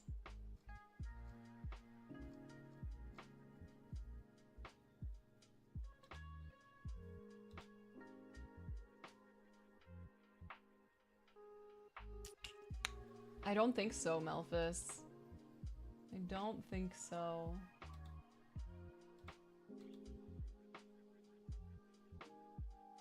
I can start looking into it, but I don't believe so, because this is like... This is such an older one. Of course, Diva, go right ahead.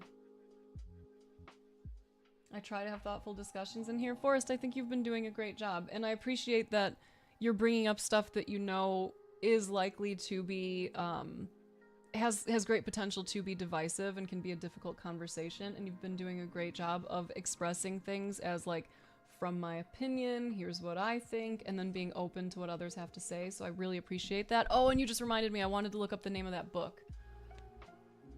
Because I want to add it to my wish list before I forget about it. I really want to own that book because we talked about it so much. Okay, it was the book... Damn, what was it? It was... There was... arguing. I read it on stream a bunch of times. And it was a book about... Oh, I'm gonna have to ask the library.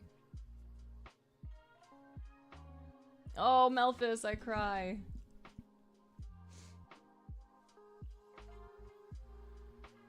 I'm sorry. I'm sorry, Suspicious Minds. You don't know if you should keep being friends or not. Okay.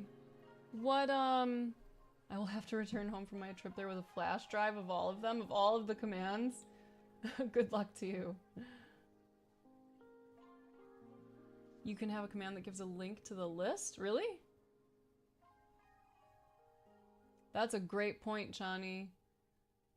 I'm also wondering, Suspicious Minds, is that what your like main question is that you're wanting the perspective on? Is like whether it's valuable to have that or not? Dang, what was that fucking book?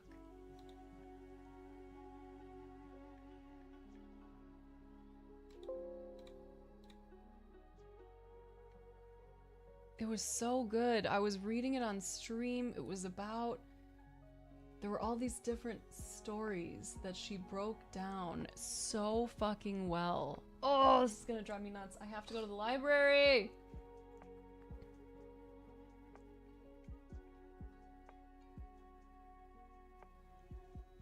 It wasn't Invisible Women, but I was reading it around that time.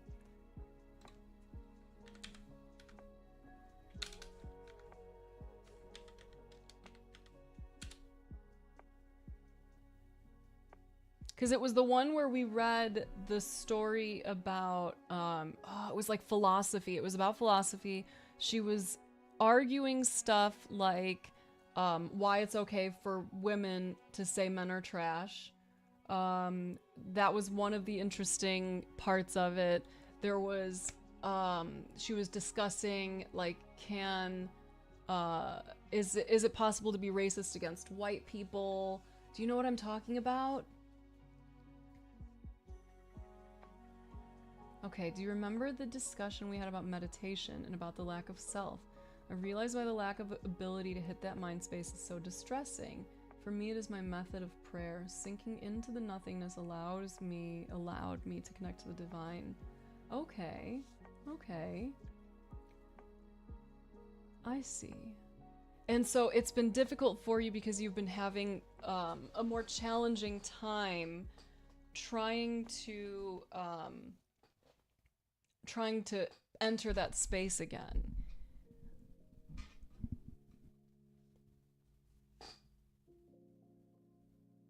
I'm gonna know the name as soon as I see it, because it was such a good book.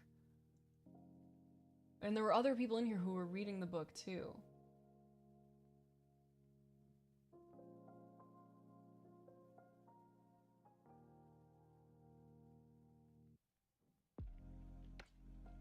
Nope. None of those. Can you see the books you've checked out on Libby?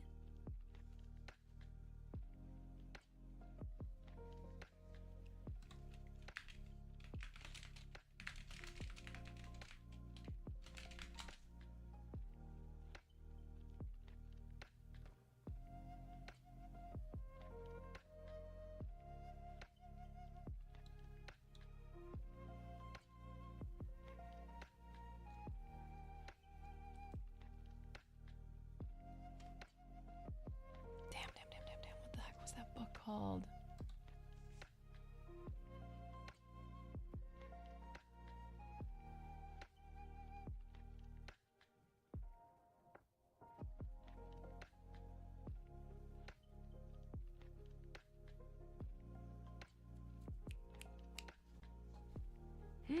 Oh, hold on, it's happening.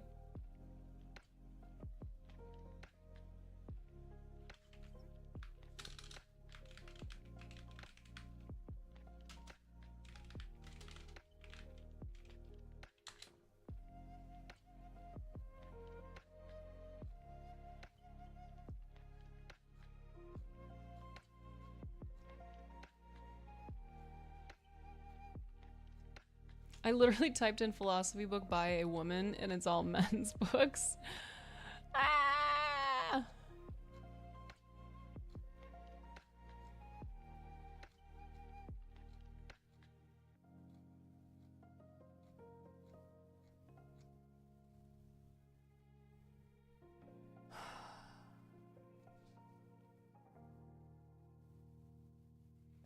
Okay.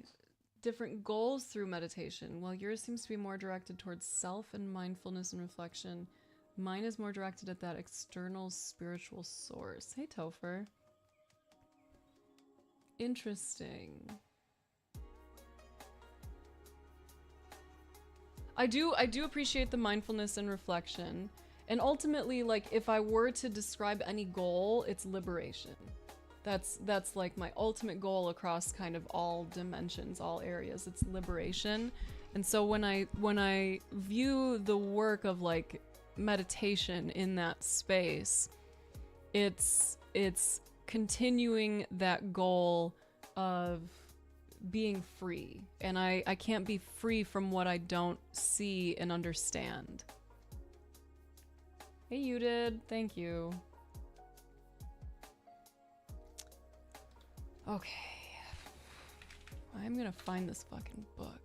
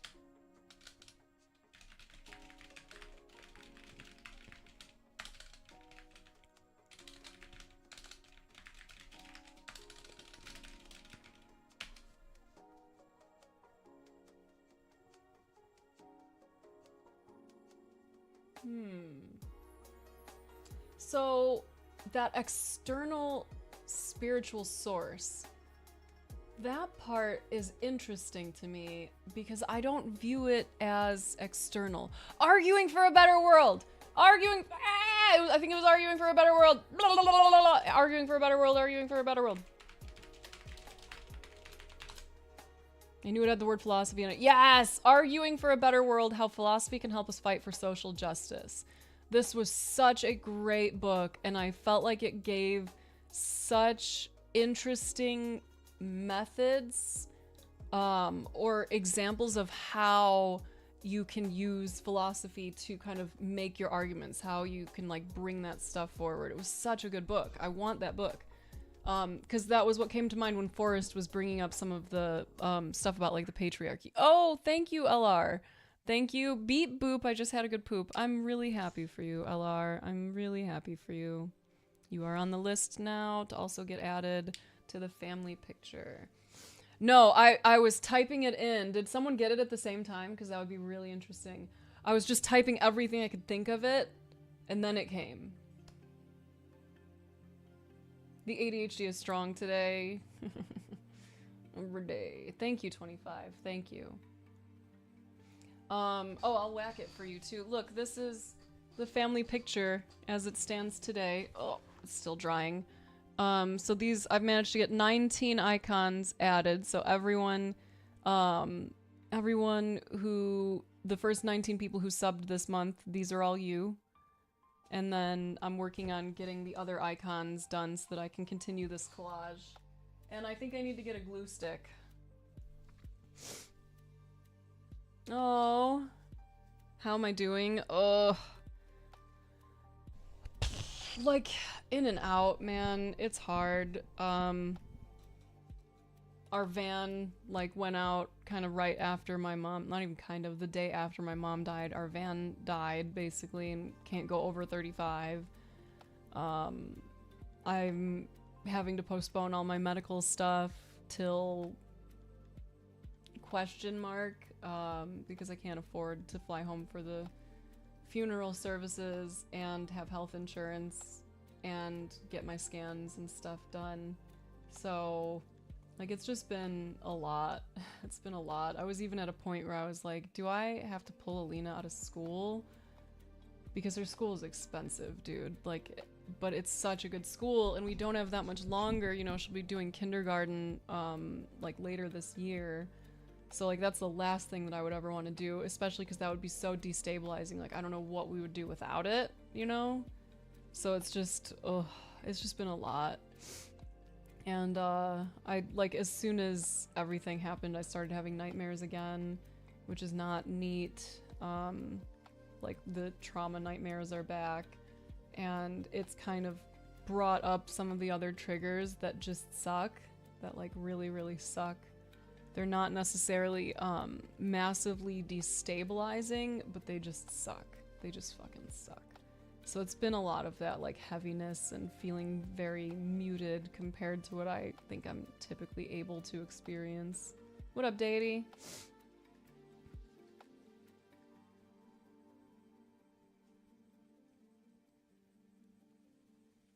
Yeah, I agree with that, Forrest.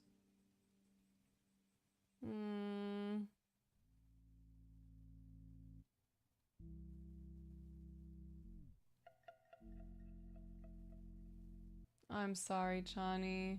I didn't know that you guys were still, like, being together like that. I'm sure that made it even trickier.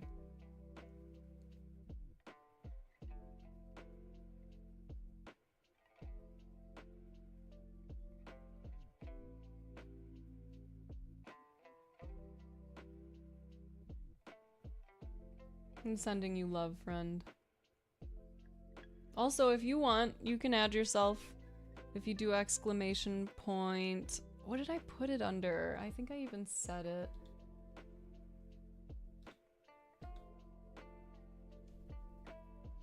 You could do win, it brings the same thing, but it was like prayer request. Oh, I did! I have the thing up here! I actually do it.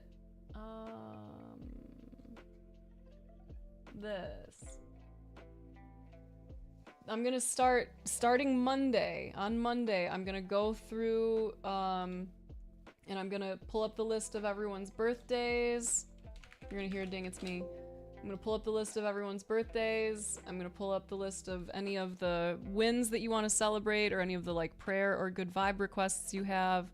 And I will be including those in, oh, I didn't even realize that too. I missed a few things. Sorry, friends. I'm gonna include those in the break time message moving forward. Thank you, LR. Hey, Sunny. Of course you are, of course. I'm still excited for your future, Chani. Like, I know this is really hard, and I'm excited for you to start feeling more like yourself again whenever that does happen. Okay, so first off, 4 minutes ago, Diva requested an odd compliment. So everyone please put on your complimenting slippers, get creative, and offer an odd compliment to... I forget how you said your full name is actually supposed to be. If it was Threevil? Evil? PC? Diva? I remember you telling me, but we just go with Diva. So come up with a good odd compliment, please. Right now. Same muted. Same. It just fucking sucks. Thanks, Topher. 3 evil. Got it. So everyone, right there. Give her a good odd compliment.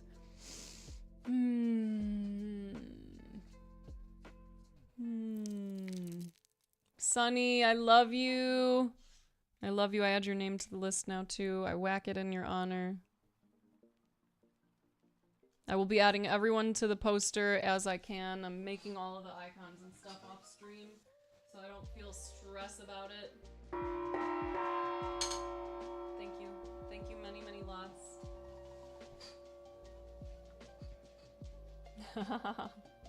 Your earlobes are perfectly shaped. That's great. That's great.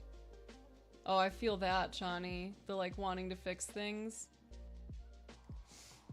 Let's see. An odd compliment.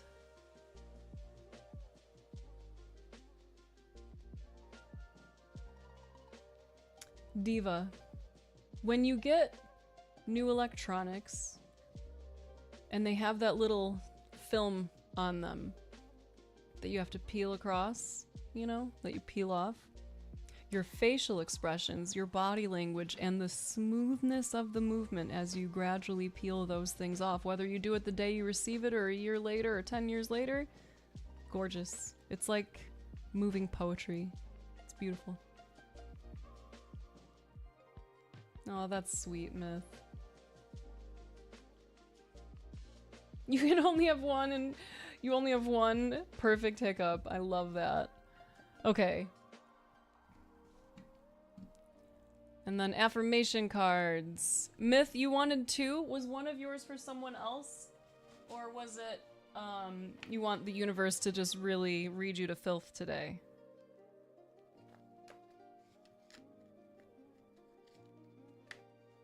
One for chat, one for you. You couldn't even come up with one? Sunny, you're creative as fuck. Get it together. Come up with something.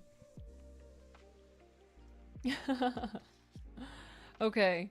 This is for you, Myth, / anyone else who wants to claim it for themselves. Authenticity. Authenticity is the name of the game. Whatever comes up, I will feel it. Whatever needs to be said, I will say it. Whoever doesn't get it doesn't have to get it, but at least they better know it because I've said it. And that's way better than leaving a passive-aggressive note about it. This is so wild because I keep having reminders of one of the things that I got into when I was really young, and that was typewriters and word processors. Those of you who remember those like old machines before we would use computers for typing. We had a bunch of different ones from like garage sales and stuff, and I used to love typing on those typewriters, and I would write stories with my friend. Like, she would come over and we would just sit in the basement and just crank out these dumbass stories on these typewriters. And Evie Snails did a tarot reading for me yesterday, And one of the things that it was kind of pointing me back towards was writing. And that's been one of my intentions for this year. So like, I just keep seeing stuff and thinking like someday I'm going to come across a keyboard or a typewriter at a garage sale or on Facebook Marketplace or something. And I'm going to find one that's just like the one we used to have. And I'll start using that for the like love notes that I'm sending out, you know? Okay, this is the second one from Myth. This is for all of us. Engagement. Today I make the conscious choice to engage with the world in an active way. I'll take a new route and talk to strangers. I will smell flowers and pet dogs and maybe walk around barefoot for a while if I'm not inside a 7-Eleven. At the very least, I'll have a day that's slightly more interesting than average. And at the most, I'll have a startling epiphany or make a friend who will change my life forever. No pressure.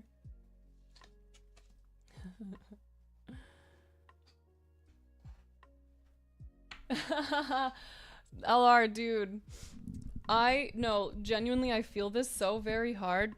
Last week, before everything happened when I was streaming, there were a couple of days where I had some little rants in me. You did, thank you so much. Wait, what is the... Yo, thank you. Topher, I really appreciate that. How do you spell your fucking name on here now? Topher. Thank you. Thank you so much. That's really generous. That's really appreciated. That helps a lot. Oh, Anonymous gifted the sub to Udid. Thank you, Anonymous. You beautiful Anani Moose. So you, Udid, you're gonna be on here as well. You did. Okay. Udid. Whoop, whoop. Yeah, so you will all be a part of this family picture, and everyone who got gifted a sub, you will also be able to be added. I'm trying to keep track of everyone's names to make sure I don't miss anyone. Thank you very much. I appreciate that a lot. I got a keyboard with those big ones. Dog hair gets everywhere with the type of dog that you have, especially. You would do the same? I love that for us, Sunny. Oh, Suspicious Minds, thank you for that follow. I'm glad you and Chani... Here, let me whack it first. LR, I'm coming back to what I was saying to you, too. I'm glad that you and Chani were able to kind of connect over what you've been sharing. And I don't know if you had heard my question also, if that's kind of what you were wanting perspective on, if whether it was a great idea or not to maintain that relationship, maintain that friendship. Hold on now, kids. Hold on.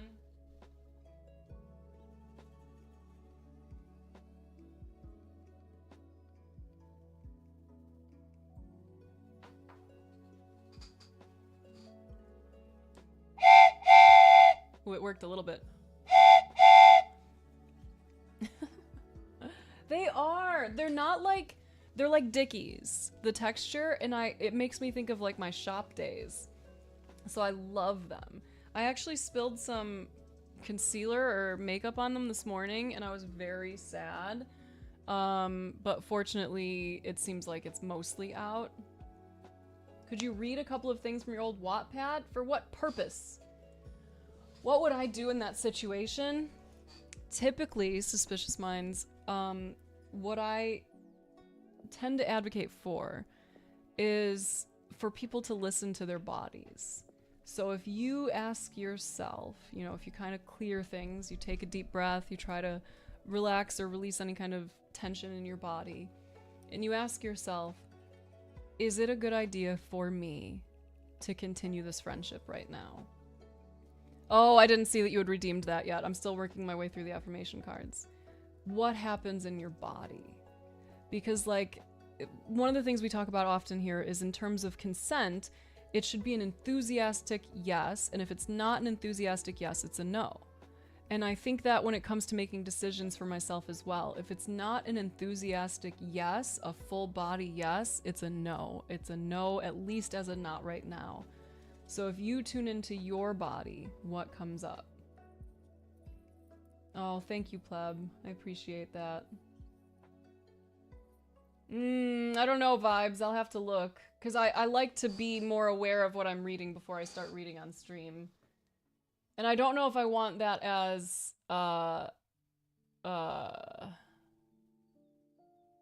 precedent. No wonder Cherry raided me. Wait, did someone raid me and I missed it? I switched to this multi-view or multi-chat thing, and it's been kind of hard to, like, catch all the things. But thank you, the way that life can suck. Hope you're having good poops. But okay, no raid alert. Got it. Got it. You just made so much extra work for me. No, thank you. I really appreciate that. Honestly, like, I'm trying to get back to 1,000 subs. Once I get to 1,000 subs, I'm gonna reevaluate, like, how much money that actually brings in for me, and then try to figure out a percentage of sub revenue to donate, because every month we're gonna be highlighting different ecosystems. So I want to use sub revenue and sub energy to try to help the environment whenever possible. And right now, this month, we're focused on pollinators. So at the end of the month, I'm going to put this poster, once it's finished, up on my probably fourth wall, maybe somewhere else. And then I'll say 100% of the sales of the poster are going to go towards this nonprofit that focuses on the pollinators. So next month, we would end up doing a different one, and it would be the same idea. So my goal is to grow the sub count to the point where I can afford to put more money in and say like 1%, 5%, shut up, LR. Oh, I'm so excited for you.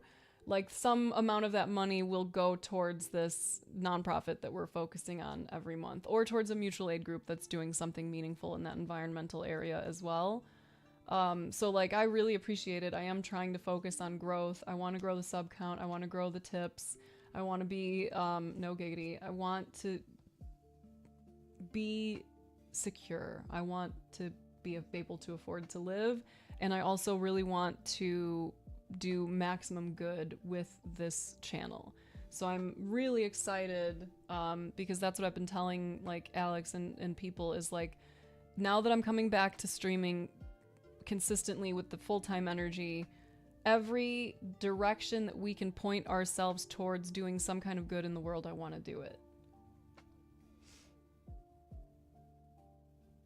I'll be waiting for my ring, oh my gosh. Cool Killer, thank you. Anyone else, if you came in with a Cherry raid? Oh, now I see it. Oh my gosh, Cherry is high too. Thank you. I don't know why the raid alert didn't pop up, or if I just missed it because I don't have my headphones on, but Cherry is high. I am going to join you there, and thank you so much for that raid. Thank you for bringing your friends here. Those of you, if you're new here, I'm Snaps or Jessica. It doesn't really matter what you want to call me. This is the community. They are awesome. Then actually, I'm going to plant a seed here. I kind of figured, LR, about community name. We'll come back to that. Planting a seed. Someone will remember. But this is a space where you can talk about anything and everything. So we tend to talk about mental health and mindfulness as like a regular emphasis, but we also discuss politics. We also talk about lots of random, vulgar, weird things. So genuinely anything that is coming up for you, anything that you want to talk about, anything that you would love perspective from a community, you can ask it here. This is not a space where people are going to yell at you for trauma dumping. I mean, like, please don't just like out of nowhere do that. But if we ask you how you're feeling, we want to genuinely know. If we are feeling really up and silly and you come in and you're feeling low, that's okay. It can all exist at once. No one's going to say like, you brought down the mood, don't talk about this. And, you know, conversely, if you come in and you're flying high and we are feeling rough, that's also okay. That can all exist at once. So please know we not only open ourselves up for you to take up space, but we really want to encourage you to do that to the max amount that you feel. So if you are a yapper and you have a lot you want to talk about, don't feel like you have to stop because you're kind of like taking over chat or whatever. I can read really fast, and I have ADHD, so we bounce. So everyone knows to anticipate that. They know to anticipate heavy conversations here. So it's all on the table. So having said all of that, welcome. What are you feeling right now? What's your day been like? And I'll start. For those of you who are new here, it's going to be coming up a lot today because this is my first stream back since last week when I found out on Thursday morning that my mom had died. So there's a lot going on in my life, emotion-wise, health-wise, life-wise, and it's been hard. So I'm kind of on and off with the crying today and on and off with kind of everything. So yeah, just please feel free to take up space here. We want you to feel seen and heard, and you deserve that. Deserve that very much. Jason, thank you so much for 105. Let me add you to the list, and I will whack it for you as soon as I can. We have a community event coming up at the end of this month called Nod Day, Nerd Out Day, and people have the opportunity to do Nod Talks, which is like a Nerd Out Day talk. You can talk about anything up to 15 minutes. I expect you to have a presentation done. You don't have to be an expert, but you do have to be prepared to back up any kind of things that you try to assert as facts. You can give a presentation on the most random, ridiculous thing that you geek out about, game-wise, show-wise, some theory you have about a character from a show from 50 years ago. It doesn't really matter. This is our place to support each other, to have a place where you can go and nerd out about stuff that you happen to nerd out about. So if you want to learn about that, exclamation point nod. We will, those of us who like things that are good and don't like things that aren't. Agreed, Penny. Yes, exactly. She's still gonna chat about a point I made like 5 minutes ago. Yes, and we're all used to it. Yes, thank goodness. Thank fucking goodness. Oh, hey, Jill. Okay, so also, if you want to be a part of our birthday celebrations, or if you want us to celebrate your wins or hold space for you as you process heavy things, you can do exclamation point wins, exclamation point birthday, and exclamation point... Damn, what did I put it as? I already forgot again.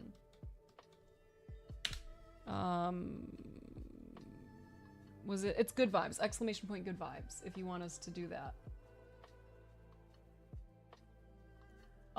Diva, I think the last thing that I had said to you, unless I missed your response, the last thing I had said to you was that what came up for me, let's see.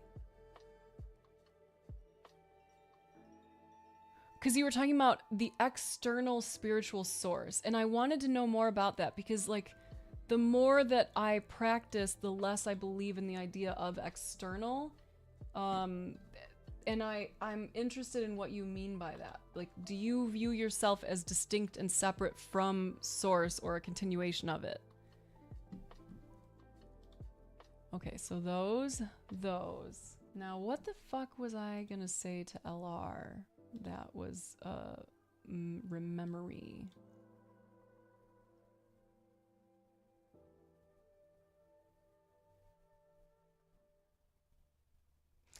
Petty and passive aggressive. Okay, so like one of the last streams, I was having some little rants, and we were joking around talking about how I could create a, thank you for bringing that back, a channel point redemption for rants.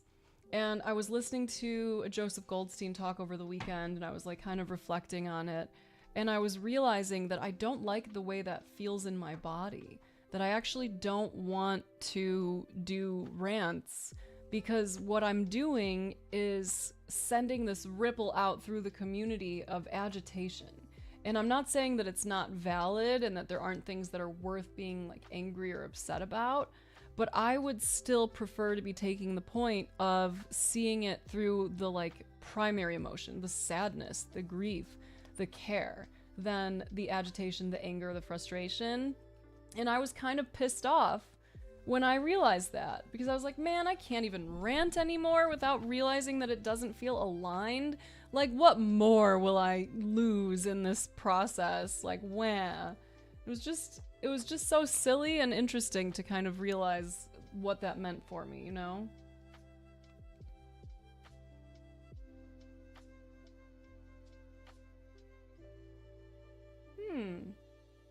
How are you doing that, Forrest? I agree with you there. Yes, you can. You can. And that was where I went, is like, do I want to be doing that where, like, if I rant, I make sure that there's a conclusion, that I make sure that we, like, bring it back. And I think, like, for the days when the rants kind of come naturally, that is what I try to do anyway. But, like, I agree. I think there's a way to kind of alchemize and work with it. And I also think like most of us kind of bonded because we've been through some shit and we're trying to process and exist and all that. And I don't know if I would want to make a regular habit out of having those rants, knowing that it's gonna cause tension. Even if it's a short-lived thing, me speaking with anger about the things that are pissing me off, there's like no way your mirror neurons, if you see me as human, are probably gonna be firing and you're gonna be feeling stuff with me. And if I'm gonna be influencing beings with emotion, is that where I want to point them? Just have no human emotions. Done. Okay, Penny, this one is for you. / anyone else. Inspiration. I am open-hearted and eyes wide open-minded, ready to notice any microscopic speck of inspo that wanders my way.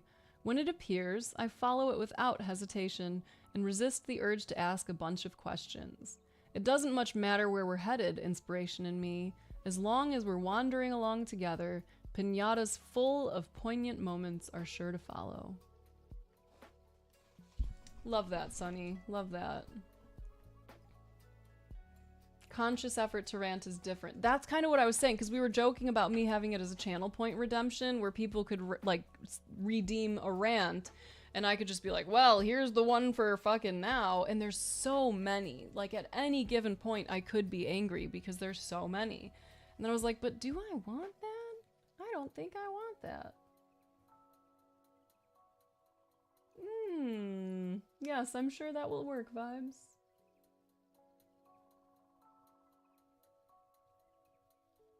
No, I guess I wasn't either, because we were talking about it and I was just thinking about it.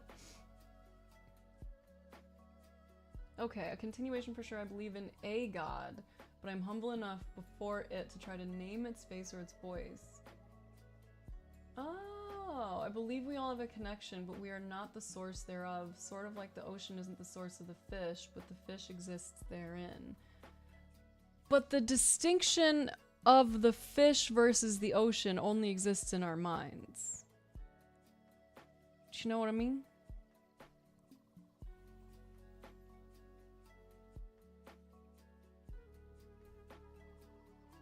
Yeah, so how are you working on that, Forrest? Hey, Kappa couple. Hate leads to the dark side, etc., etc., etc. No, what? What happened, Sunny? No, what is your news? Oh, I'm glad that that's working for you, Deity. Yeah, job, fuck yeah! Fuck yeah! Thank you, Udid. Thank you. I appreciate the, like, yes and there. Because, like, it is all valid, it is all true. Like, I could do it. It doesn't have to be that deep. And I am so committed to feeling, Mind of Snaps at Gmail, Chani, to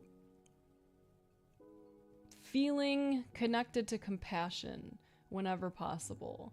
And again, to using this space to kind of generate maximum good.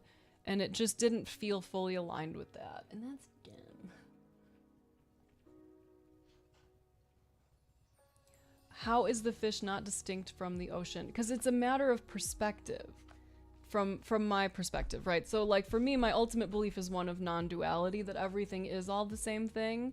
You know, if you break it all down, it's all atoms, right? It's all like all of the individual little fucking dots of existence that make us all up. It's all the same ingredients, different recipes. And we are so systemically intertwined that there is no individual thing operating with a separate thing.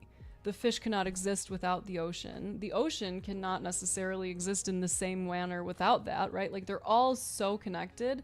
The distinctions come from us and our minds and our language. And the language that we use also impacts how we view the world, right?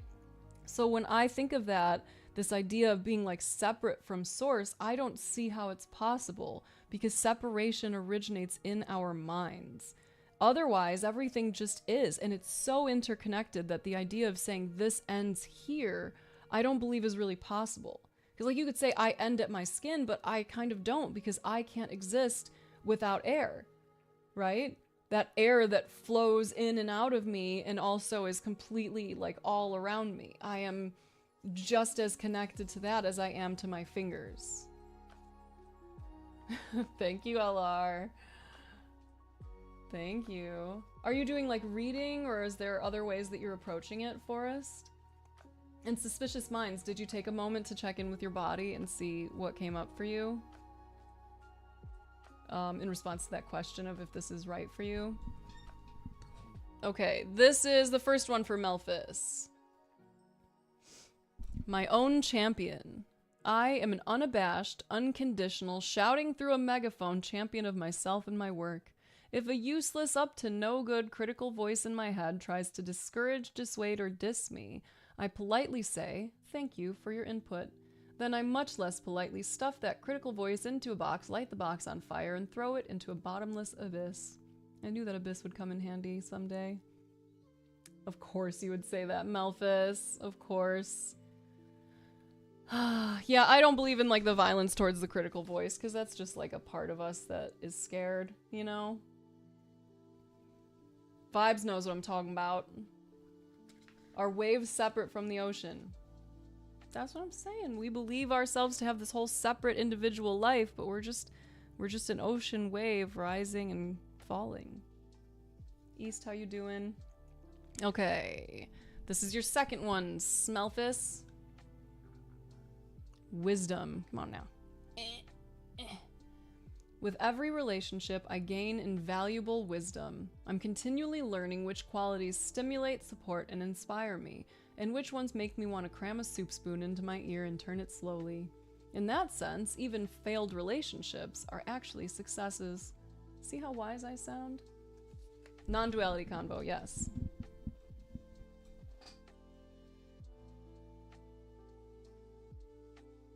Okay, so if you write a poem, until the moment you write it down...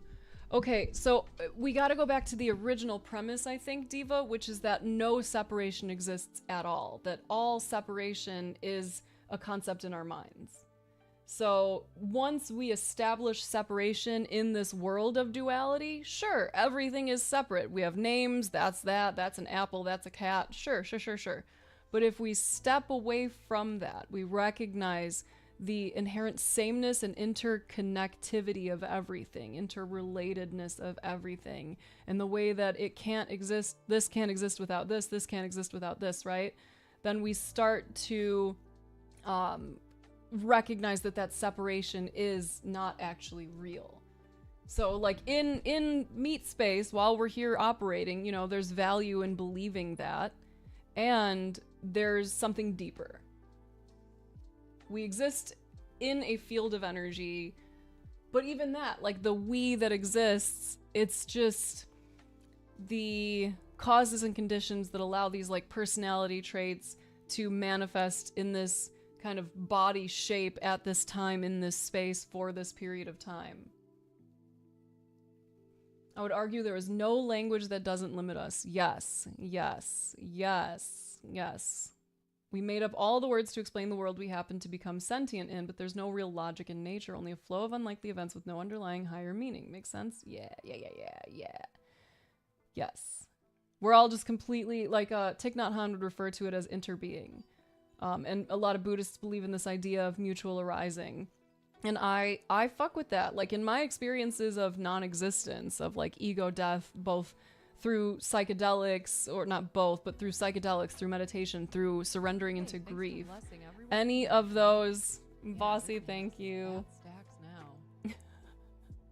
Any of those experiences of nothingness that I got to experience were also simultaneously experiences of everythingness, by letting go of this belief that I exist in time and space and allowing it to just be another part of this kind of flow of energy. It was very freeing for me. Bossy, I love you. Thank you. Snick, what's up, dude? Oh, I love hearing that, Burnt by Gem. Okay. So your mind is saying that, your heart is saying one thing. What about your belly area? What about your belly area? And like, that's not even cliche. That is how it is. Our minds and our bodies are going to have different messages. But I do think that when we learn how to quiet ourselves and ask very intentional questions, there is an answer there that's either a very enthusiastic body, yes, do this, or it's not. And if it's not an enthusiastic yes, I think that it's valuable to say, like, if I don't have 100% yes energy towards this, then it probably isn't right for me right now. And that's okay, because it could change tomorrow. It could change the next day. So if your mind is saying, like, I think I need some space before I can continue being friends with this person, if it's not an enthusiastic, full body, yes, let's stay friends right now, then it might be worth it to listen to your mind. And if you ask yourself that question again and try to tune into your belly, there may be something that happens there. Just a little bit of like, ugh, a little bit of a gut instinct, a gut feeling that says like, nah, Yeah, Melphis, on a flight. That's like the astronaut overview effect, right? All matter is merely energy condensed to a slow vibration, that we are all one consciousness experiencing itself subjectively. There is no such thing as death, life is only a dream, and we're the imagination of ourselves. Beautiful. We're all interconnected, however, I don't see how either interdependence or independence can be exclusive. Our separateness to me is necessary for us to experience life as our own, while our interdependence is necessary for us to come together. Yes, and that's the paradoxical nature of existing in this like world, in this life as a human being, right? Is that we have to find a way to hold both, to hold on to this higher truth or this higher, you know, feeling of interconnectedness, of oneness, while also recognizing like we're here for a reason. We're here as human beings living human lives where we believe ourselves to be separate for a reason. And one of my kind of things lately is that I believe I'm here to go through the experience of human life in order to find my way back to that oneness, in order to gradually release all of the things that convince me that I am just this person and not that I'm everything. Yes, chia seeds. Okay, that's cool, Forrest. That's nice you did. Can you be a penguin? Oh, yeah, yeah. Oh, wait, that's actually not the family photo. That's the tip pic. This is the family photo. This is the family photo as it is today. It hasn't been finished, but I'm making a collage that is related to the pollinators in my area. So this is milkweed. The first 19 people so far are milkweed. Next up, I have to make some caterpillars and some butterflies, and there's bees coming, and all kinds of other things based on what tier subscriber you are, or if you're a gifted subscriber. So like I'm drawing the pictures separately and then cutting them out, as you can see, and then gluing them on here. So that's where everyone's gonna go. And then at the end of the month, I'm gonna take a picture of this and I'll sell prints of the poster, and 100% of the proceeds are gonna go towards a nonprofit out here that's dedicated towards the pollinators, towards helping them. Make you a hornworm, girl? Your worm is always horn, you know that. Okay, so we did the affirmations for Smelphis. Now let's do the affirmation card for vibes. Warmth. I focus on warmth and let it guide all my interactions. No matter how others behave, I choose to respond warmly. With warmth, I can melt any icy exterior. I can soften any hard feelings. I can microwave any pizza. Today, I adopt the saying, kill 'em with kindness, and turn myself into a warm and loving serial killer. Beautiful. I'm really excited about it, Bossy. I told you, like, I am so focused on maximum good. We got the Nod Talks. We got art showcase nights coming back. We got open mic nights coming back. The sub revenue, tip revenue is going towards the Queer Love and Resilience Photo Project. Sub stuff is going towards the pollinators and other environmental things. I really want to do everything I can. Oh, that was the seed I planted earlier. to help this community feel like a community, because we all really, really fucking need community. And I also am going to be emphasizing this year improvements in communication, critical thinking, and being able to go out and actually be a part of the world, be a part of community mutual aid groups, things like that. So that's where we're going to be continuing to like point energy towards, because I really think we super need that. And I want to not just be another space where we like vent about the things that are wrong in the world, but that we actually start moving towards making the world what we want to see. Like, we make the road by walking, by Paulo Freire. Like, never apologize for a wall of text. I can read so fast it does not matter.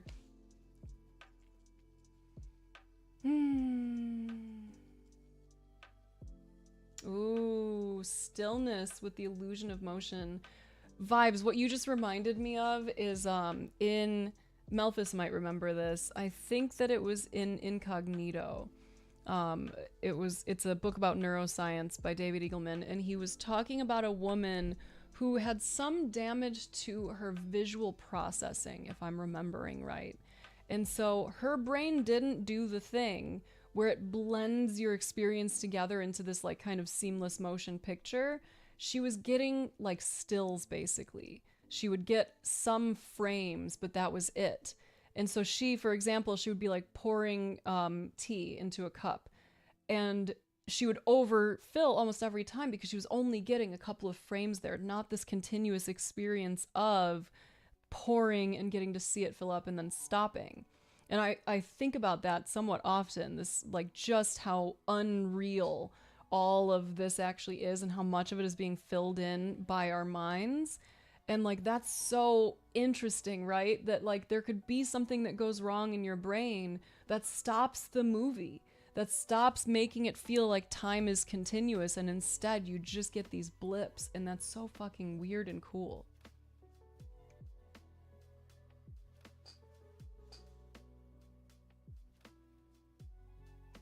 I believe that even our souls, should we in fact have them remain separate even after death? The oneness you speak of is where I start having issues with your view, because I do believe that death is not the death of the soul or us rejoining some sort of soul soup, but us retaining our individual souls just beyond this plane.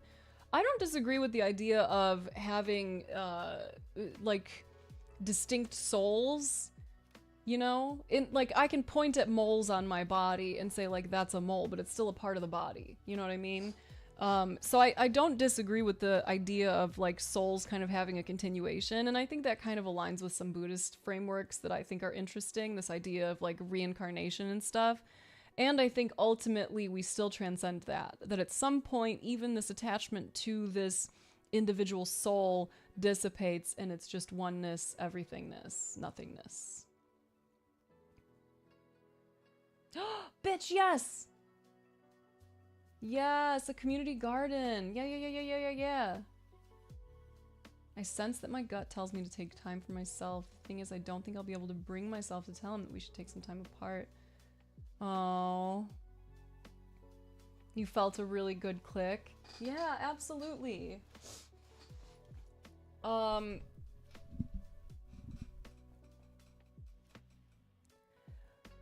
What first comes up that I would like to share, Suspicious, is that I think the experience of you having that click, this is going to be me just kind of throwing it out there. Yes, Lars, thank you. When I started doing more work on myself, not from a standpoint of deficiency, but from a standpoint of like growth and connection and deeper understanding and care, I started to click with more people in more places because like I was more open and people are awesome. And the click is not necessarily a sign that like that guy was the guy. For me, I interpret that as a sign that you're open enough, that you're seeing someone in all of their imperfect glory to the extent that you're able to have that click, where you're able to be like, oh, together we are in love. We are in this experience of love. And it's not specific to that person. I think this means that you are in a space now where you'll have more potential to access that love through yourself and through connections with other people. So the fact that you had such a special thing with this person doesn't mean you just had it with them. It means that it's possible. It means there are other people in the world who you will meet and you will click with. And I think that's really fucking beautiful. And maybe you were supposed to meet each other, but not for the reason you think. Maybe you were supposed to meet each other because it helps you to establish healthy boundaries for yourself, because it allows you or enables you to really work to create a vision of what the ideal relationship looks like for you. Maybe there is some reason behind that. And if your gut is telling you to take time for yourself, I think that it's worth listening to your gut, even if it means you have to do a hard thing. I really believe very much in trusting our gut feelings, and the way that everything kind of seems to unravel or open up after that has been really fascinating for me and for a lot of people I've known in my life. Yes, Melphis, yes. Hello, your mom was mid. Good day. Okay, for me to accept that frame, I would have to say that it would happen at some stage after. Okay, whatever comes after our death here. Not to say that I'm right or that you are, but that since we exist individually here physically and logically, it would make sense that if such a thing as a soul or afterlife exists, the individuality would be necessary for us to accept the idea of soul soup at the next stage. Also, we have bunny trailed like hell on this topic. Absolutely. Absolutely. Dude, Snickwad! Don't even... We could talk about, like, visual processing for fucking years, I think.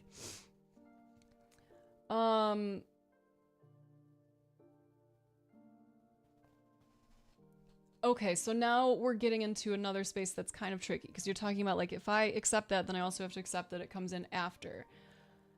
So at my highest view, or deepest, whatever, however you want to come at this directionally, if I'm believing in non-duality, that also eliminates time, that eliminates space, because it's all the same thing and nothing is actually real. Nothing is happening. It's all just this kind of big smush of everythingness, of everything that could happen, will happen, won't happen. And it's, if we're going like the quantum route, then it's this idea of, what is the word I'm looking for? It's all just possibilities, potential. That's both happening and not happening, like superposition type shit. Thrust, thank you so much for 101. In this moment, we're talking about a lot of weird shit, so I'm feeling very grounded and grateful. But it's been a lot, man. It's been a lot. I'm feeling feelings. Duality is what most people kind of, I guess, believe in. It comes in like a religious standpoint too, that there's like us and other things. There's subject-object dynamics. I exist, you exist over there, and then for some people, like, God exists over here, right? Non-duality is saying there is no dualism. There is actually no separation between anything. It's all one. And whoever was saying that language is immediately limiting, thank you for that, because I think that might have even been you, Kappa. Like, yeah, very much. Anytime we start to explain away, we have to remember that we're just like the finger pointing at the moon. We're not the actual moon. Okay, I will get rid of that one for now. Everyone stretch and make sure you drink some water.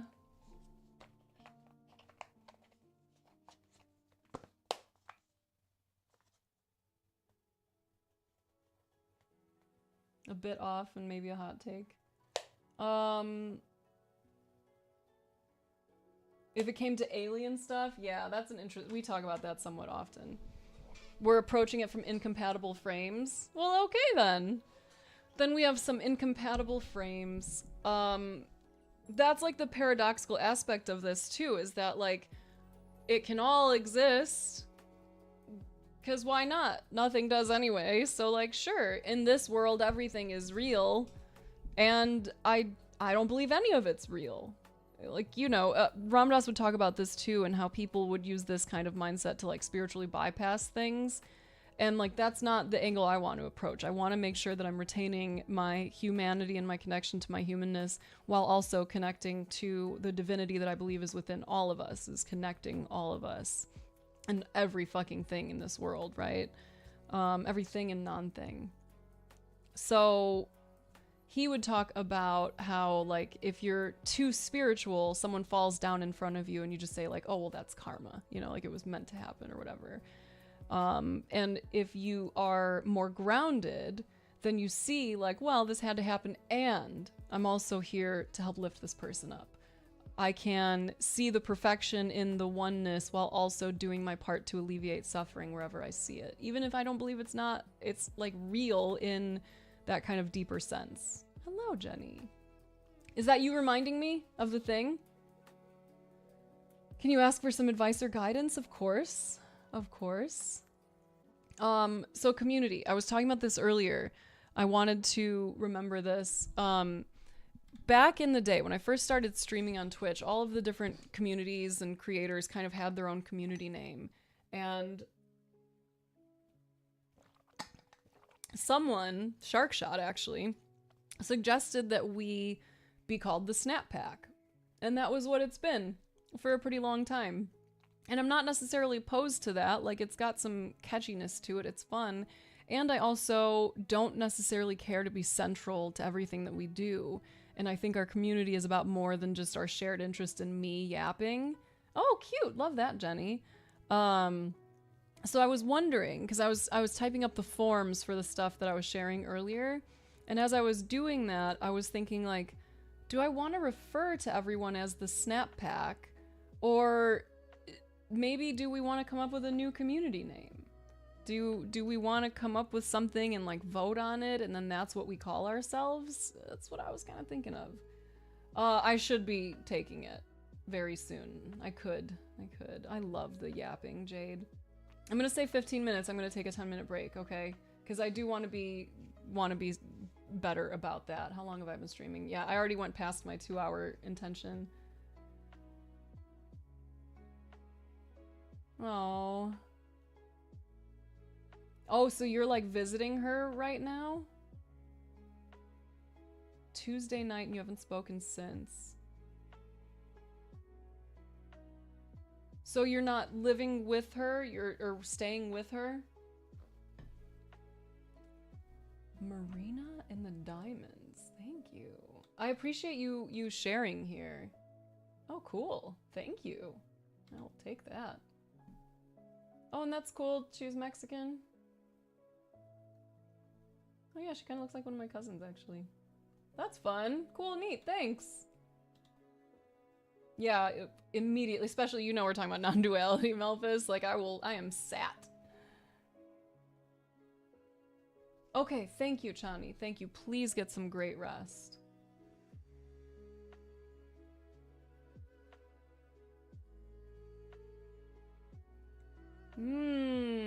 I like that visual vibes. I like that visual.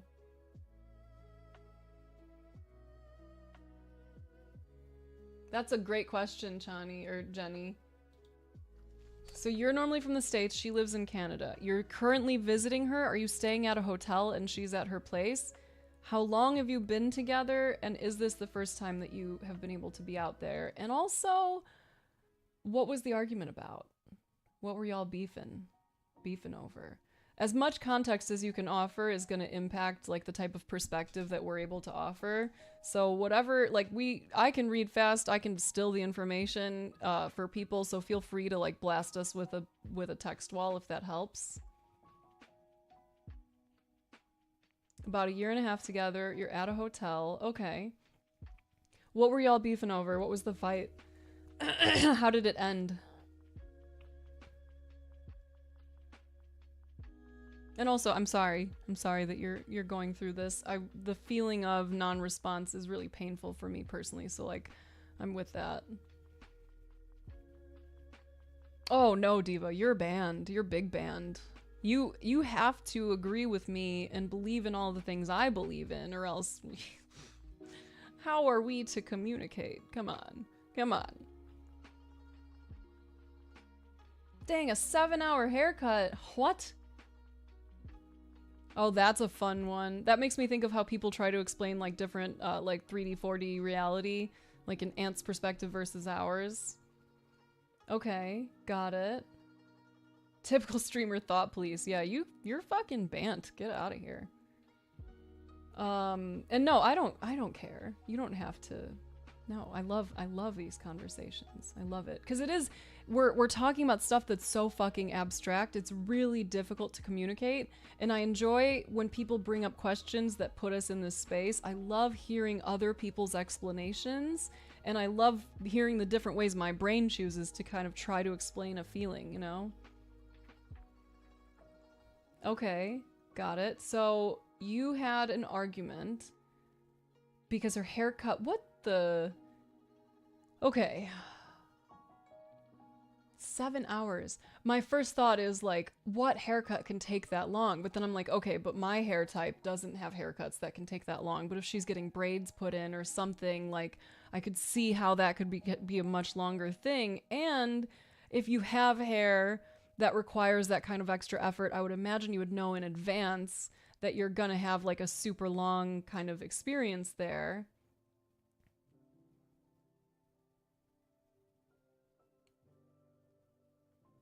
Okay, yep. Without further context. Yeah, without knowing like how that happens. Okay, so the hairdresser told you 4 hours and then it ended at 7. Okay, okay.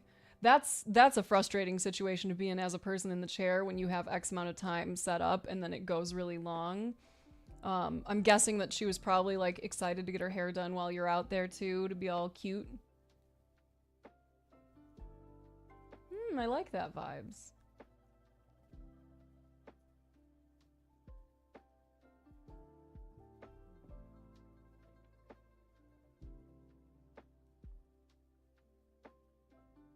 You got a full head of bleach and rainbows and it took 6 hours. What in the heck did they do? Oh. Yeah, that's a bummer, especially if you had plans and then the plans got messed up. A balayage? Balayage? Okay.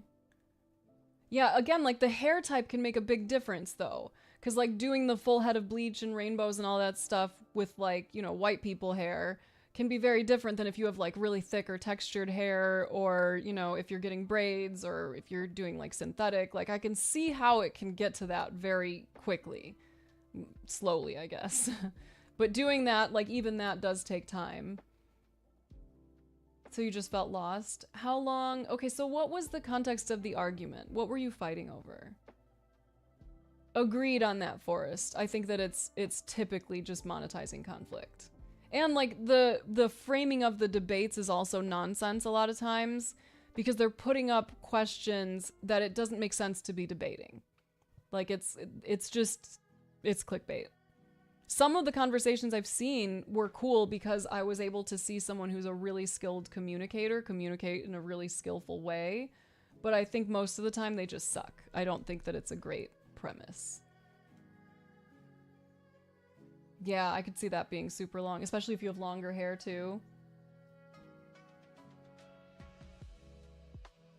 I've seen like only clickbait titles where they're joking about that, but not actual like parodies.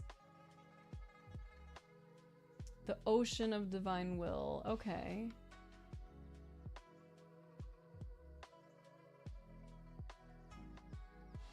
Okay.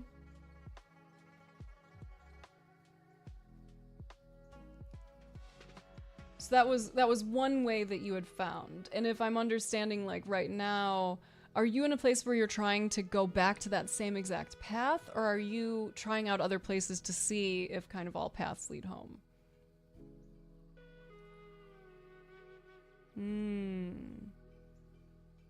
It doesn't even have to be divinity. Like, I think that's a beautiful word for it, because, like, ultimately, I believe in, like, the kind of purity and beautiful nature of, like, what unites and animates all of us, Kappa couple.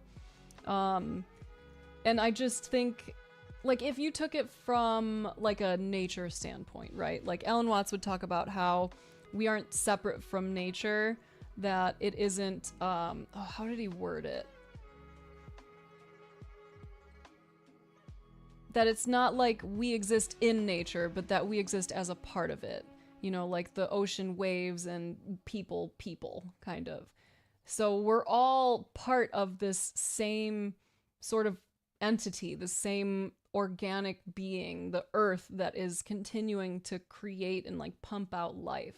We're all so deeply connected to that. And whether you want to consider it divinity in like a godly sense or in just the beauty of the organic nature of it, right? Like that's kind of where I'm at.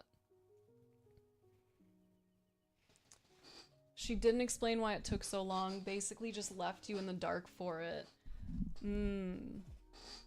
Yeah, I would feel upset. That's understandable. And like I think it can all exist at once, right? Like you can be upset that it took long and also have compassion for her situation too, or have understanding of like she probably didn't want to be sitting there for 7 hours. It sounds like it was not on purpose. What I'm wondering is why it wasn't like a conversation like that. Like, yeah, I am upset and I understand it wasn't your fault, or like where things kind of went from there, where the conversation really devolved. Was it just like she got in the car, you said like, I'm kind of upset, and then she was like, just drop me off, I don't want to talk anymore, and that was it? Flacky, hello, good day. That part, Albie. So you're trying to find your way home, so to say. The path you know leads to that connection, but that current path seems to be inaccessible to you for whatever reason.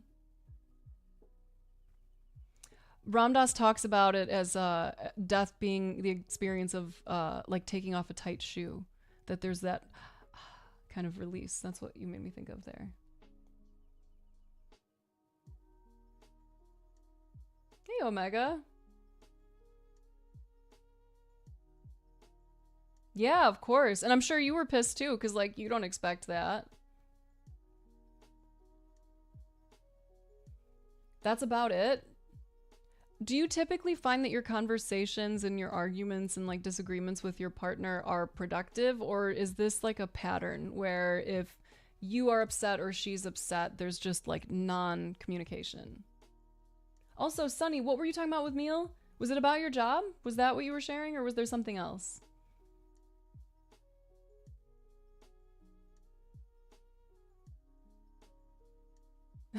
I don't know that that's even more abstract. Like, it relates a lot, the idea of like the multiverse theory, because like it still can all just be the same thing.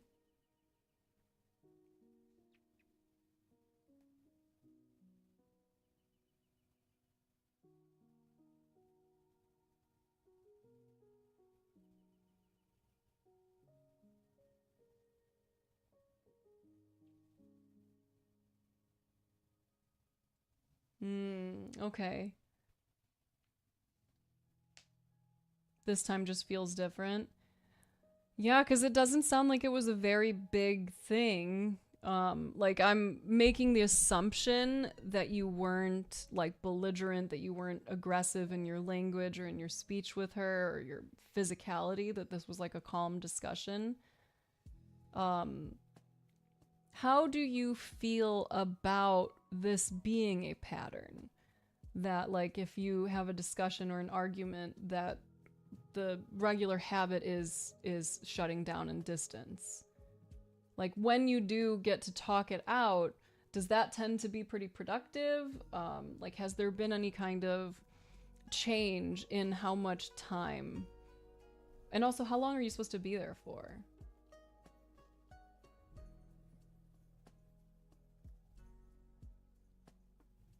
Oh, that's interesting vibes. The starting to make fun of me part is interesting.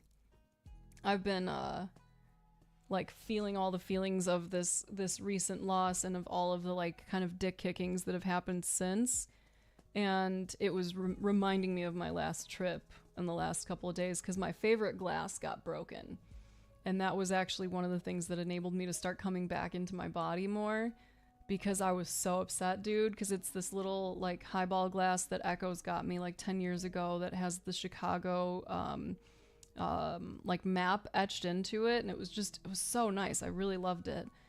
And like most of the people here knew that it was one of my favorite glasses.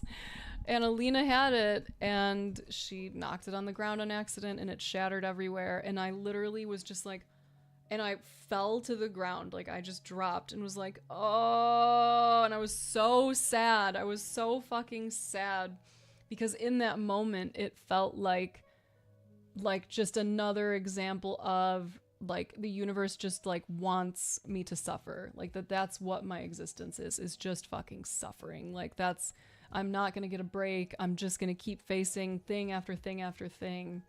And as I sat with that, I was like, okay, you know? It reminded me of my last trip where I was having that like kind of reconnection of with the universe and having it communicate to me that like a lot of the things that it kind of throws at me is trying to wake me up.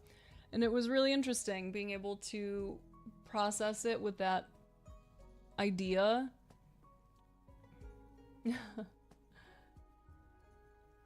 You're supposed to be here till Sunday, but you're considering leaving today if you don't hear from her. Yeah, for it to be such a like kind of chill disagreement and then just nothing, especially when you're visiting from out of town, that's a pretty significant red flag, especially for so early in a relationship.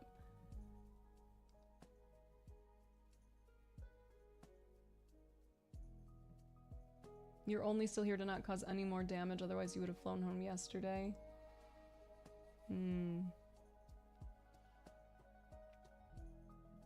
I'm sorry for how heavy I'm sure this is, because that sucks to be in that situation where you have to be the one deciding without any input from your partner. So like what messages have you sent and you've gotten literally like none response at all?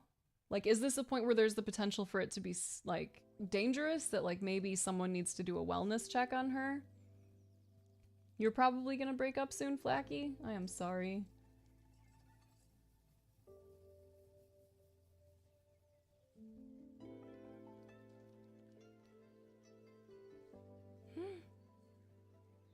He was leaving for work and was talking because he was trying to be a better communicator, so I was doing better at listening.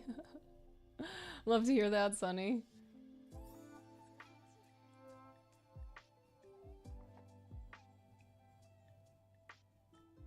Yeah, I believe that, Forrest.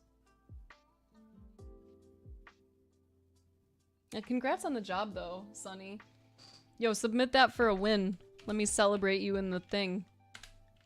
Did I put wins?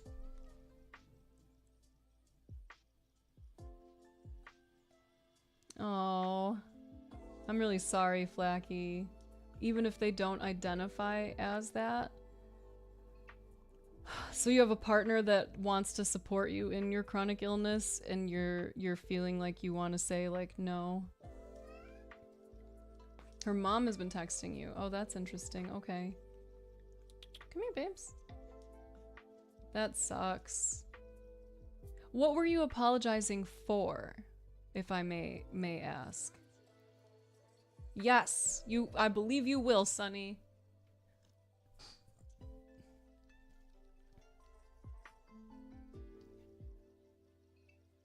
We on the same page. Look at us. Hell yes.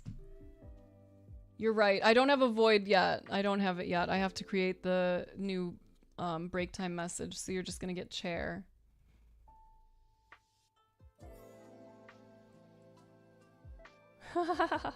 I had a funny experience of like trying to chase Ego Death during a trip, and it was just like a mess. It was so funny. You were since she's under the impression you started the argument. I'm interested in why it was even an argument in the first place. Like it sounds like this is just like you were upset. And, like, I don't see how that has to be an argument, you know? Like...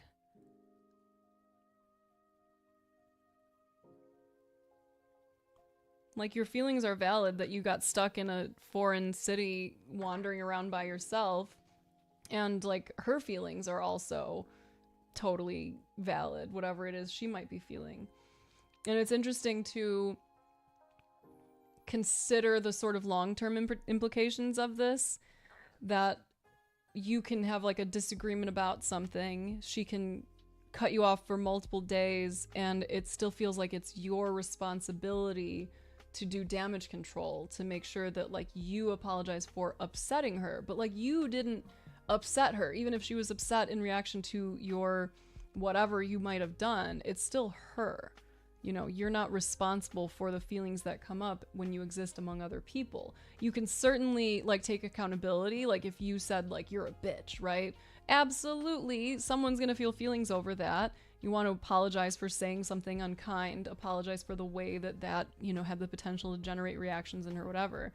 But like her internal responses are her responsibility to work with. You definitely as a partner, you want to, you know, own up, like I said, but there's, I think, a difference between that and like taking full responsibility for the way that she feels. Oh, I'm sorry, Flacky.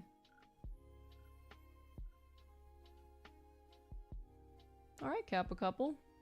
Then you laugh and your buddies. So funny, right? You just don't want to lose her. It's so hard. Yeah, I'm sure. And I'm sorry. I'm sure this like super sucks to be, especially in a different place, trying to process this without any input. What are the strongest aspects of your relationship with her? Because like you can love someone and think they're fucking rad and know that it's not the right relationship for you. And that like that part super sucks, but like if you were to envision the type of relationship that you want to have 5 years from now, is it like this? Is this the type of dynamic that you would like to have with a partner?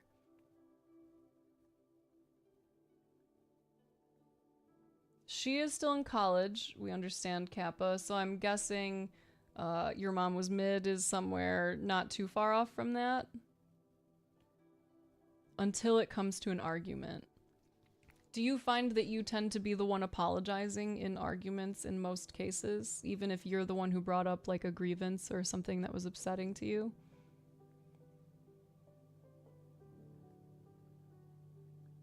Okay.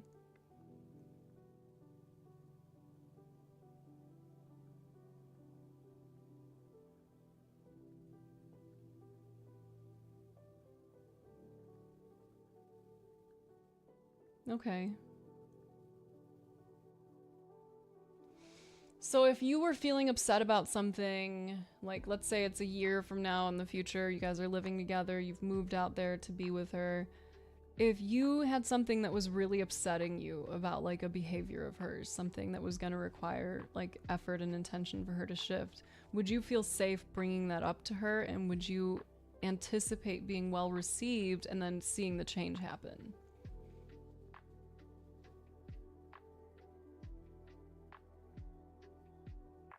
Okay.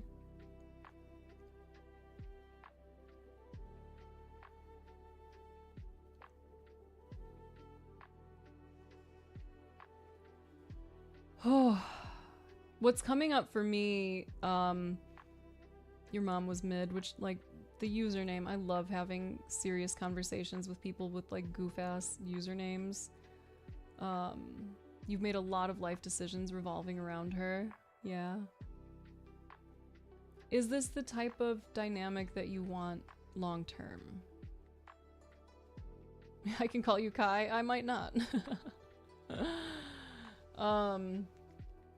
Because like we've talked about this a lot lately, that the people we're dating, we're not dating their potential, we're dating their reality.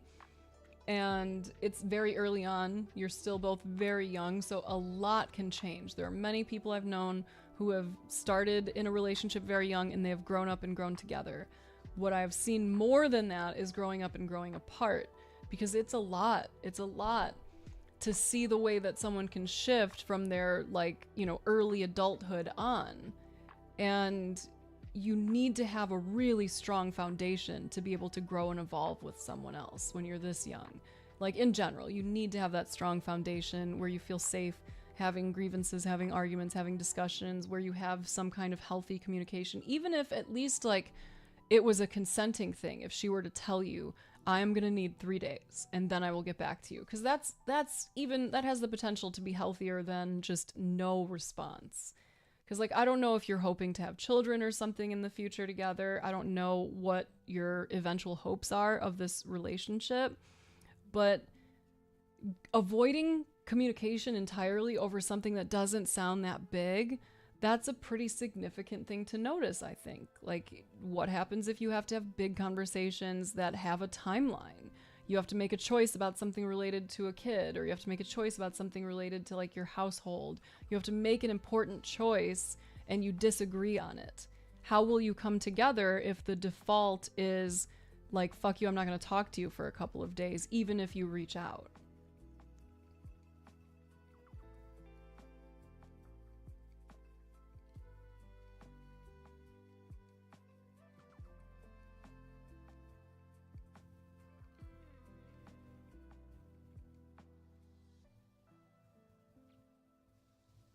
Yeah. But it's still the pattern of what happens during those arguments.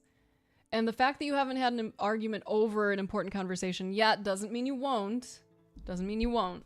Just throwing that out there. Like, my partner and I don't argue very much at all. We have a really, like, our communication, I think, is pretty fucking solid. And we have still had moments when it comes to our child where we have disagreed and it's been really difficult to, like, process and breathe and come back to it because it's a really important thing because it's about our kid.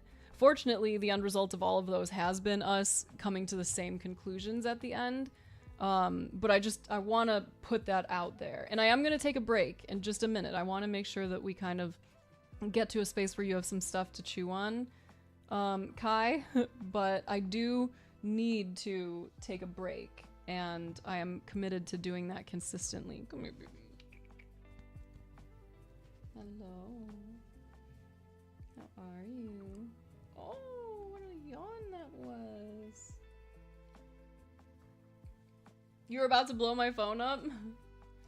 Come at me, dude. I love you.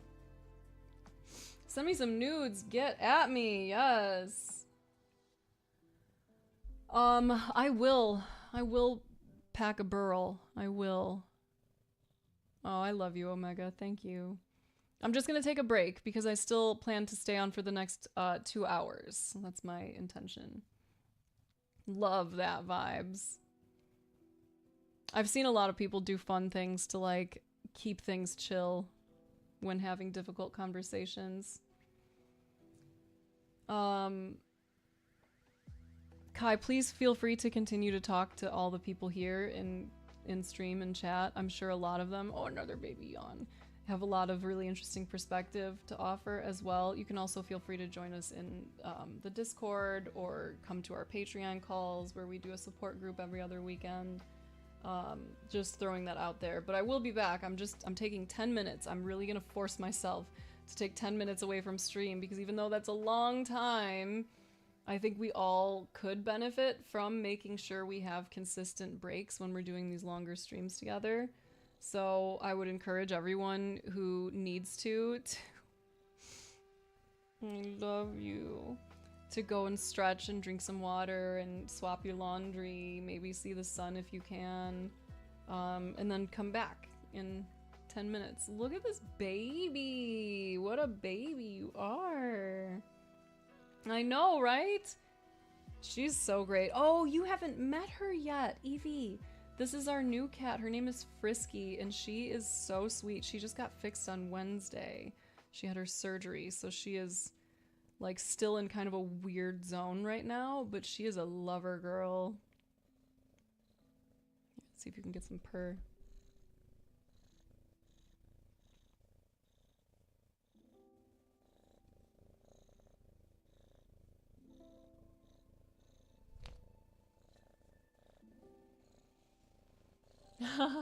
She likes dogs because when we have Lucky staying with us, she has fun playing with him. Yes, I'm excited for whenever you do get to come and hang out over here. I want to show you all my gear and like show you all the fun of stuff. Okay, I'm taking 10 minutes. Oh, I wonder if there's, let's see. Because I would love it if there's just an easy thing for this. You want to dye my hair on stream? What do you want to dye my hair? Widgets. I bet there's a timer.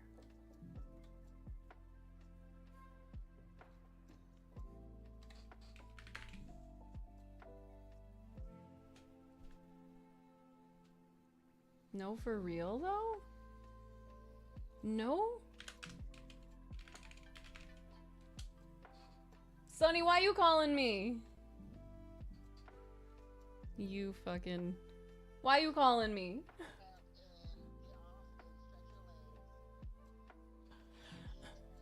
I'm putting you on speaker. Get up. I'm getting yelled at. Okay, okay. They don't need a YouTube video. Just go. Oh my god. Okay, I'm leaving. I'll be back in 10 minutes, but I am gonna find a timer. Okay, I'm hanging up on you. I love you. Bye. Okay, love you, bye. Okay, I'm going. 10 minutes.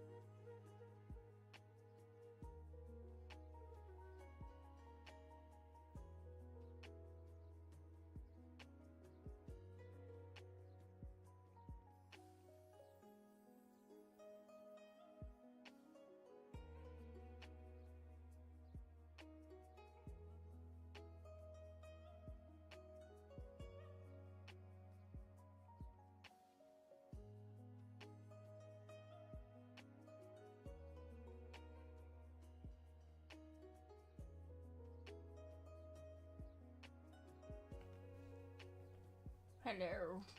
Christy. Hey, your mom was mid. Thanks for that follow. Christy, I love you. You're probably gone. You probably had to host and ghost, and I totally understand.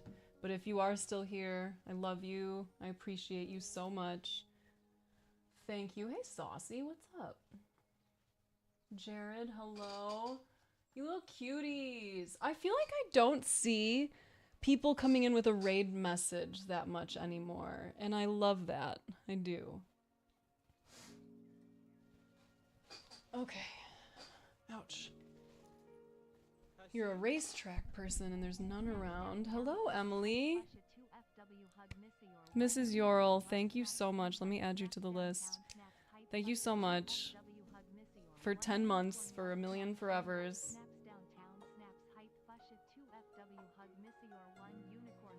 Okay. No, it's always the same. You got questions about your girlfriend and your relationship. All right, it's 86. What's up? What's on your mind? Let me whack it. First of all, it is exactly that. That is for the raid, for anyone who came in with Christy. I appreciate you so, so much. And then that's also for Mrs. Yorl. And for all of you being wonderful. Everyone who has subbed, you will eventually find your way onto the sub picture. It's a collage, as you can hopefully kind of see. The three-dimensional nature of like the stuff I think is more apparent up close, but everyone is gonna be added to this. Right now I've got 19 people on here, and I'm gonna be adding everyone else as I can. But I'm stoked, dude, because it actually has been really fun working on that.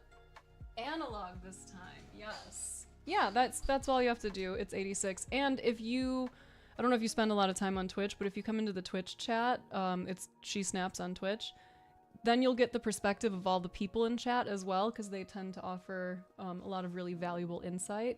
And we're having a lot of relationship discussions today, so if you want to come in here, I think you'll find even more support. But if not, I will share, and then you'll be able to see people's chat messages here on the stream anyway. Okay.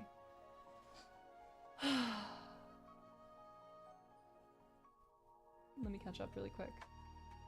Hey, alright, 86, what's up? Yeah, YouTube I think is behind also, I forgot about that. So yes, come share. Give me just one moment, everyone. I'm back from my 10-minute break, and I will be schmonest. We had a little, so I'm gonna just let that settle into my existence for a second, so I don't try to force a state of being that is no longer here. And then I'll be back with you.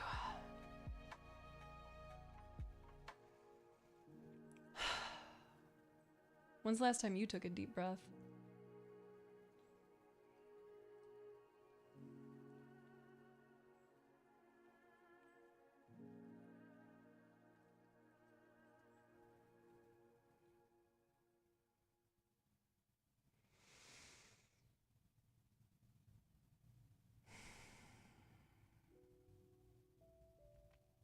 Okay.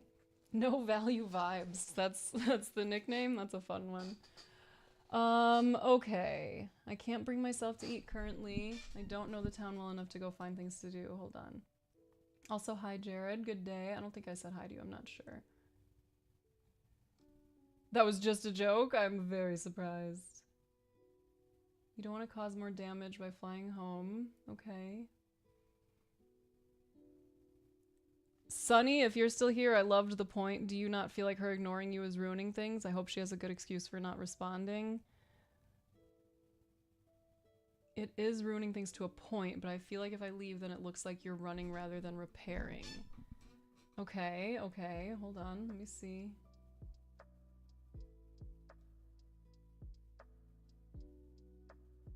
You also know how she would react? Abandoning yourself emotionally. Ooh, ooh, the self-abandonment. Sunny. Yes, thank you. I'm catching up on what you two were chatting about, and it keeps scrolling me back down, so hold on. How would she react if you were to leave? What do you think would happen? And when's the last time that you ate? Yeah, because I had to catch up on the conversation that we were having right before I left that I was like having difficulty pulling myself away from. Okay.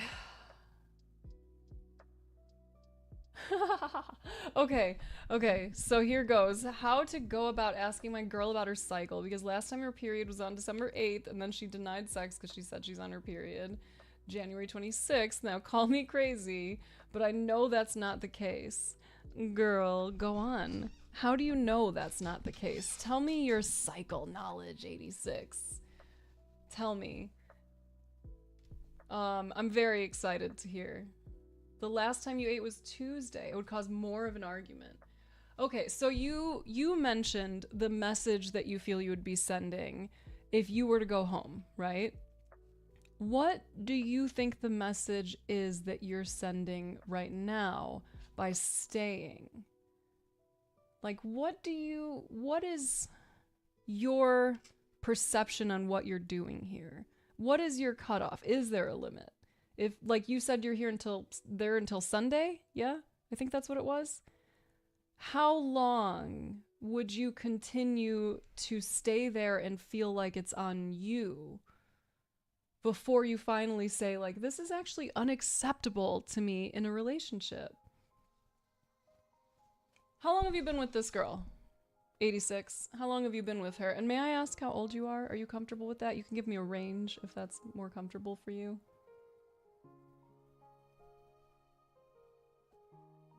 Come here, baby. Come here.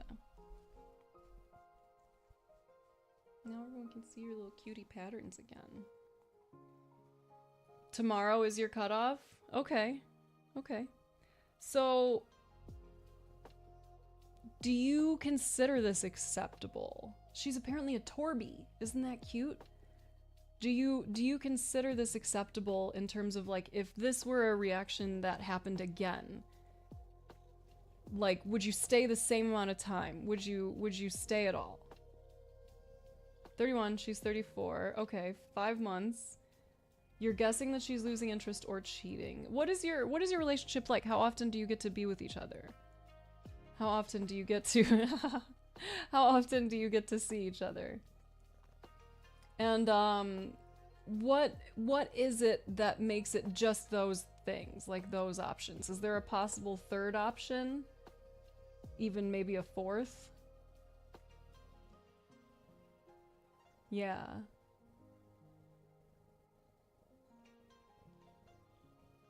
So what are the good points of this relationship for you? Your mom was mid, like it's gonna be so hard to call you Kai because your name is just so good and so dumb. What do you consider to be the best aspects of this relationship for you? Like, is this relationship improving your life?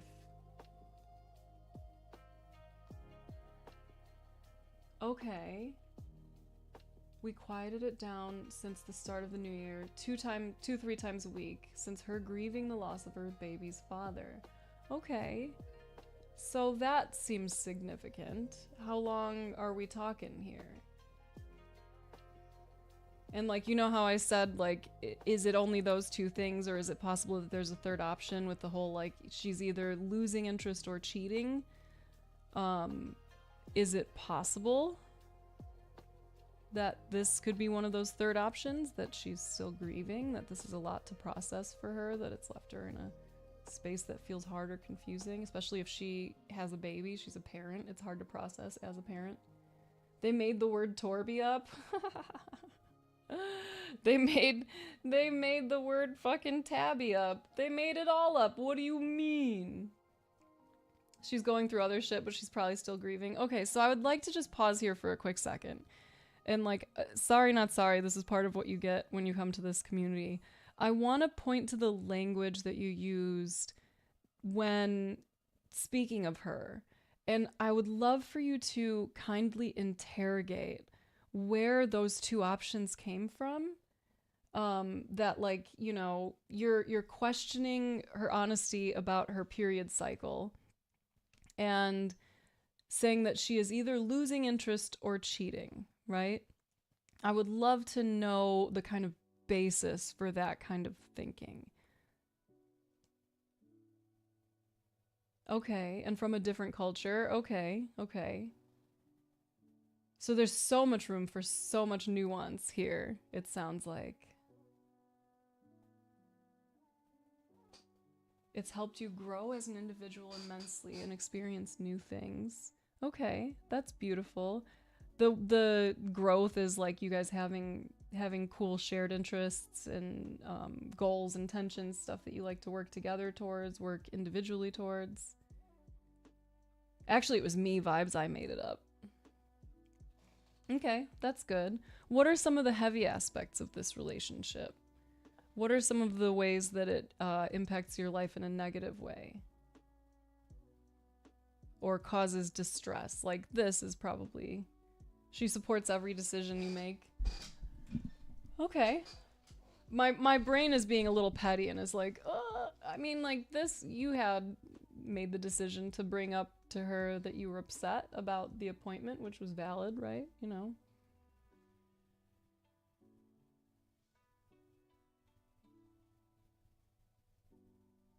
I only question because I'm not a woman and I don't know the cycle, so I'm trying to understand and rationalize not negative outcomes like cheating or losing interest. Okay.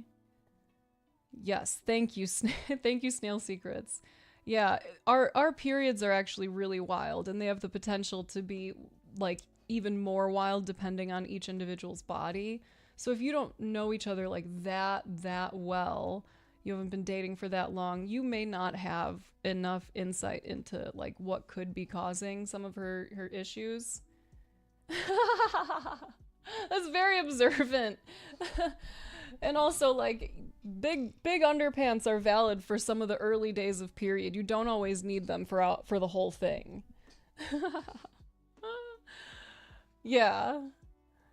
But like the skepticism is something that unless like she has given you like an actual feeling of like, oh, that one, the way that landed made me feel a little weird, you know? This way she talks about this person gives me like a little bit of a feeling in my body. Like if there wasn't some of that, then I'd be interested in like what is fueling that kind of thinking on your side as well. That when, you know, she tells you she's on her period and isn't wanting to get all saucy with you, that the kind of thought is like, this is, I don't know if I believe you.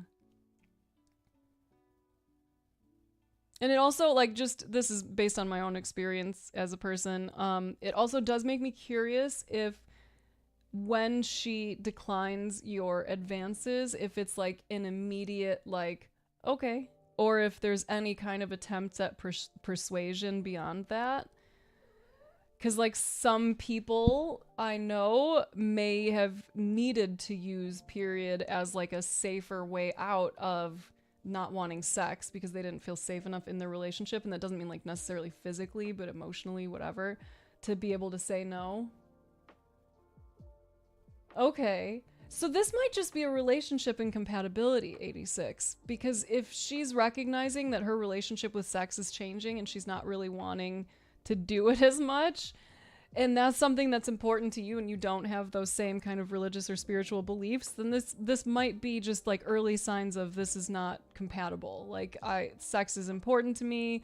This is, you know, I really enjoy having this type of dynamic and that's not what I'm getting.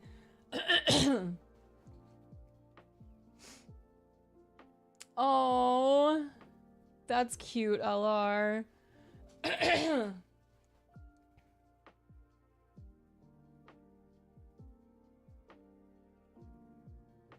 Oh no! Oh no! That's hilarious. I love that you got to share that on your anniversary. She knows that and said she's willing to make you happy and recognizes that without you saying.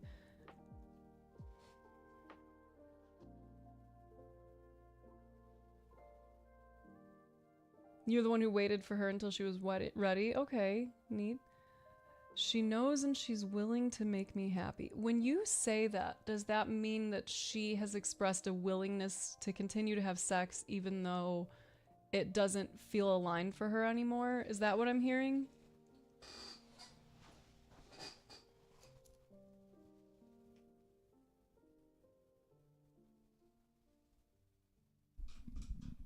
think I have to close this drape over here in a second. Oh, I love having a fake story. That's so cute. You said she knows that, and said she's willing to make me happy and recognizes that without me saying. So I'm assuming that you're talking about the like sex stuff, that it's important to you to be in a relationship where you have sex at some degree of frequency, right? And that you have now seen that she is starting to have different feelings towards it, that she was actually wanting, where did you say it? How did you word it?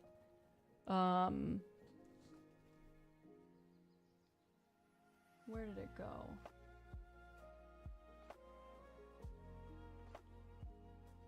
She's trying to abstain from sex now because she's Muslim.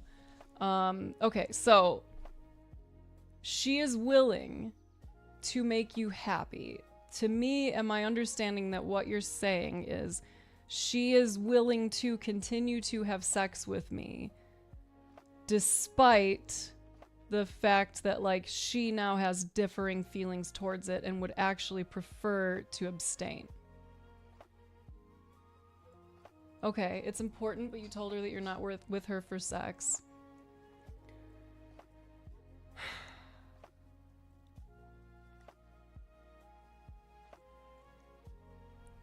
What's coming up for me is that I think both of you deserve better when it comes to this navigating your shared sexual interests.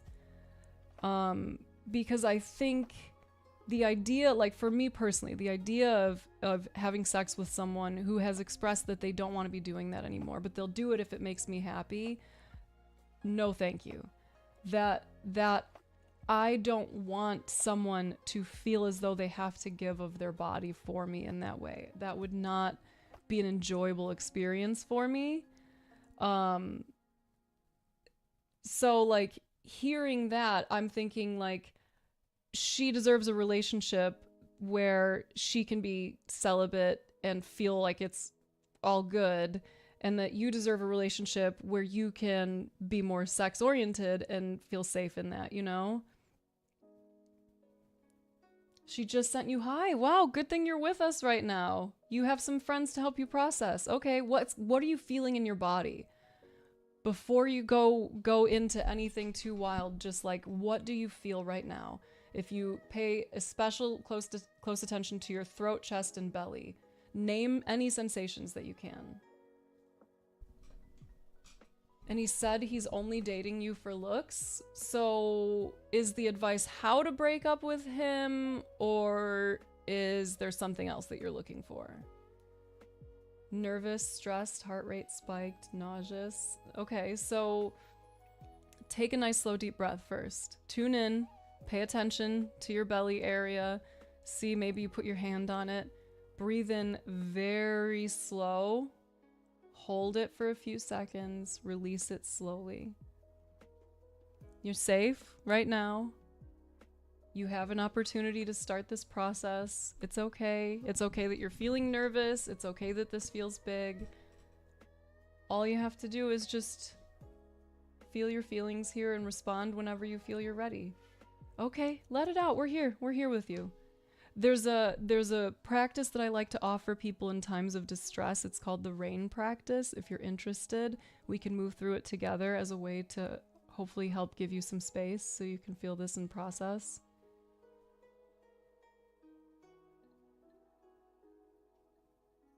What do you do? I did the same, Sunny. Thank you for naming it because I didn't even catch it. Gender fluid, so you don't mind anything.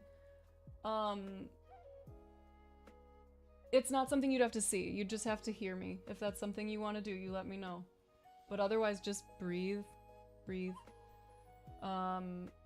Yes. Thank you, LR, for naming that. Wanting sex in a relationship doesn't make you shallow or superficial. Yes. Thank you. We all have things that are important to each of us, and sometimes those things don't align with the other, and that's okay. Heartbreaking at times, but okay. You got to experience something beautiful even if it was brief. That's why I was kind of trying to point at, like, this seems like this is an incompatibility. This seems like we've got to a point. And fortunately, it's early enough in the relationship. Like, I'm sure you had a cool thing, but but it's early enough to start to see this is probably not the right vibe for either of you anymore. Because even if you care enough to say like, okay, I will wait, it sounds like it would also not be what you would want. That you would want to have that type of dynamic with someone. And that's, like LR was saying, like, that's okay too.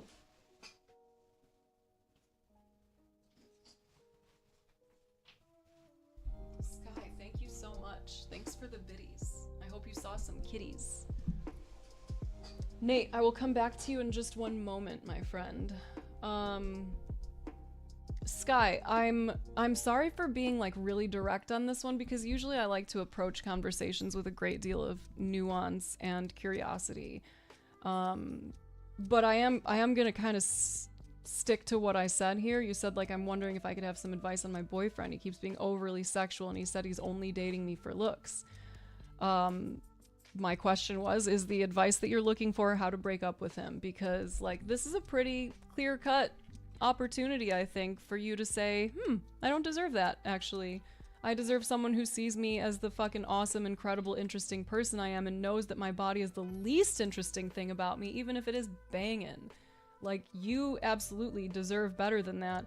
And someone who is gonna say that shit to your face does not like you. You deserve someone who likes you, who is like excited about your existence. So, be done with this. You absolutely can set that standard right fucking now that you will not tolerate that, because absolutely fucking no one should.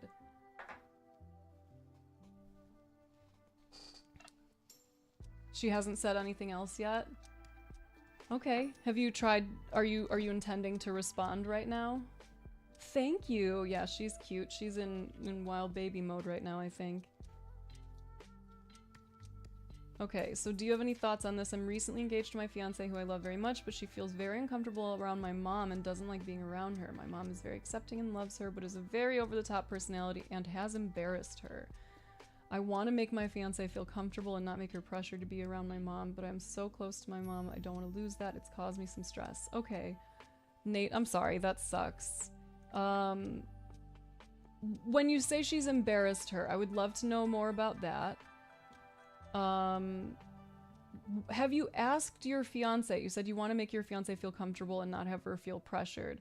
When you have asked her, like, what would make it possible for her to feel comfortable being around your mom?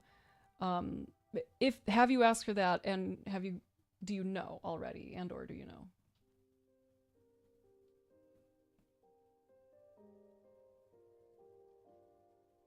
Yes, absolutely, absolutely.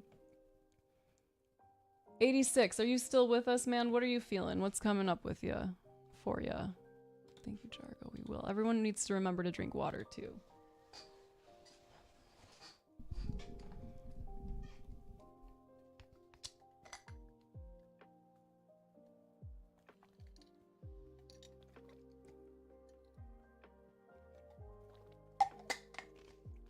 You did. Tell me that that is not the truth, though. Like, the more that I learn about myself and other people, the more I'm like, oh my god, bodies are cool. Like, I love to look at a beautiful body, and if you were to give me the time of day to express to me with as much detail as possible just what your experience of, like, brushing your teeth is like in the morning. If you were capable of telling me what it felt like in your body, the types of thoughts you had, the way those thoughts came out, are they visual, are they auditory, are they both? Is it the same consistently? Does it change? And the way that it feels like in your jaw, and the way your toothbrush looks, and the stuff that's around you at the time, and the reasons those things are there, like, I will be in awe, I will be in rapture the whole fucking time. I love people. I love to know as much as I can about your inner life as possible. And that is so much more, infinitely more interesting than the way that your body looks. And I have an especially great, deep love for people who have a very, like, kind of poetic way of expressing that inner experience. Ooh, it just, Sometimes my sister will describe for me what she was feeling, and she has incredible emotional and, like, physiological language, and oof, oof, I love it. It just puts me right there. I love when people can help me essentially have an experience that they have had, like let me into it. Like, what a cool thing. You just opened a door into a world I didn't know existed. Thank you. But like seeing someone's body, even if it's a fucking awesome body, the most it can do is give me a little tickle downstairs, you know? Maybe a little more, but like it's not that, I almost said deep, but I'm gonna stop right there. KRPTV, thank you. Thank you for that sub. I forgot that I have not changed the alerts for YouTube subs. That's hilarious. Stony Stan, thank you for the follow. Welcome. Welcome. Okay, some things my mom has done is called her out for things in front of groups of people, has stared at her a lot, gets very touchy, given her a sexy nightgown. She doesn't feel it comes from a genuine place is the issue. She thinks if things became more low-key and I stood up for her on those things, it would help, but it's just how my mom is. Ooh, I wish. Nate. Nate. Okay. If I were a person with a fucking horn right now, or like a buzzer that does like this would be a moment where I would do that. I'm gonna make myself that button because no, Nate. I say this with great love for you and for your predicament. No, it's not just how your mom is. Your mom is behaving in a way that your fiance is saying is unacceptable to her. And that sounds pretty fucking woof when you describe it like that, right? And she is expressing that she needs you to stand up for her on those things. And what you are saying is, no, this is just how she is. So part of your relationship burden with me is that you just have to let someone make you uncomfortable, even in a sexual way, while I do nothing. That must feel so poopy. That must feel so fucking poopy.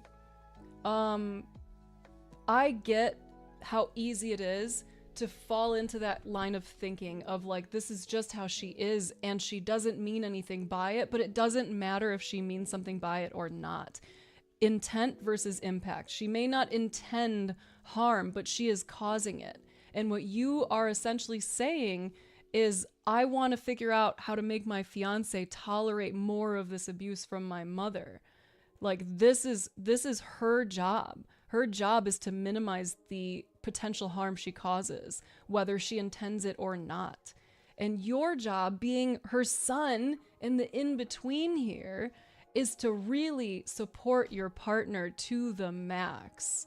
You're a team now, dude. Your mom is an adult. She's got to figure out her own shit. She doesn't know the extent of how your fiance feels because she fakes it around her. That sucks, man. That sucks. What was that experience like when you talked to your mom? Like, what boundaries are you setting to protect your fiance? Hello, Hector. What's up?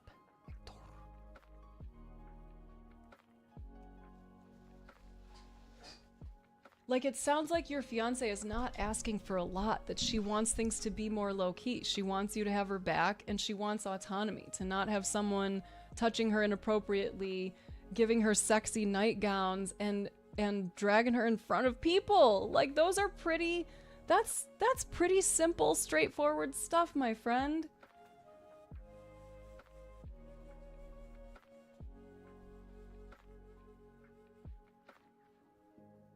Agreed on that, Olivia. It doesn't matter if someone's a 10 if they end up being an asshole. That part, Loba. Yes, you did. Yes. Absolutely. The most beautiful body gets instantly boring if I can't see something that shines from inside. A perfect body is just a shell without a living soul that is souling and sparkles. Oh, I like that. I like that. Yeah, there have definitely been so many people who I've met who were not like attractive to me until they started talking, and so many people who were attractive to me until they started talking. Love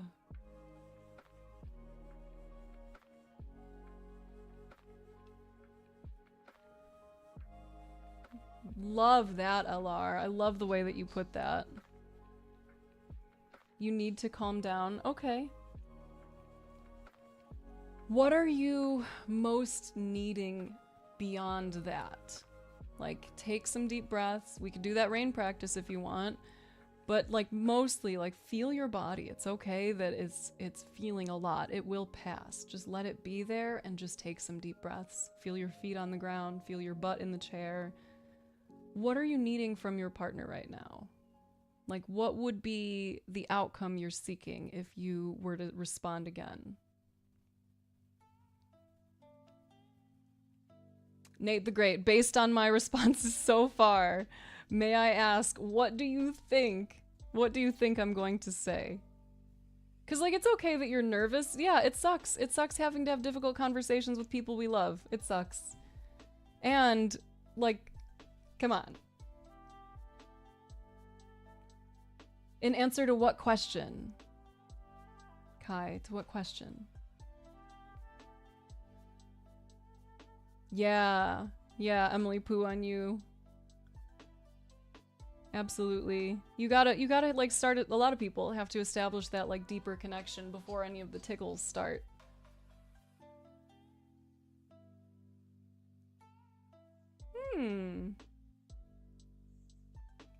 That's interesting. The difference between 9s and 10s.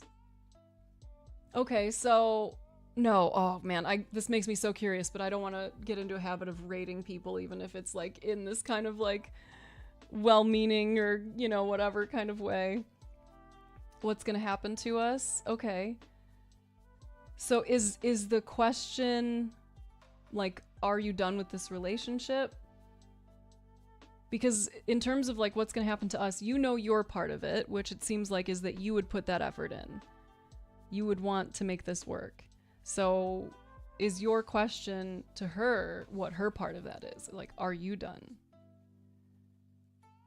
Yes, Nate, thank you. Thank you for being willing to receive it, because I know, like, I came right at you, and I really appreciate that you were ready for that. Like, you came in, you shared, that was wonderful and vulnerable, and I'm glad that, like, you're seeing this stuff, and I saw no reason to not be direct in that particular conversation, because I think, like, you really need to hear that this sucks, man, and that as much as it sucks that like you have to go and get in the middle of this and start it up again, like this is your job in this relationship if you want your fiance and your mom to be in the same room together, and you want your fiance to be comfortable while she's there, because she deserves that. She absolutely deserves that, to have the right to her own body, for her to be able to say, I don't like physical touch, and for people to just be like, okay, cool. And if they forget and they put a hand on her shoulder or something, just be like, ooh, sorry. You know? Nothing super big.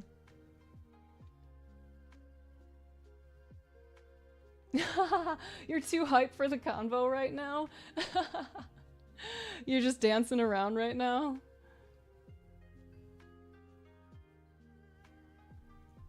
Okay, so Kai, do you feel ready to ask that question? We're here for you, man. We're here for you. 86, welcome back. Welcome back. I was wondering what was coming up for you in response to all the stuff that we had shared. Okay. You're invested into her. Okay, but like, what I was kind of pointing at earlier is that like, I'm wondering if this is genuinely just a relationship and compatibility, because it sounds like you want something that we were kind of expressing, like it's okay to want, you know, a relationship that does involve sex and sexuality, and that she is starting to indicate she does not want that. So I think that might be the conversation that's worth having, not just like, is she on her period? Is she cheating? Is she losing interest? Is she stressed? But like, it sounds like she has had a direct conversation with you about wanting to abstain.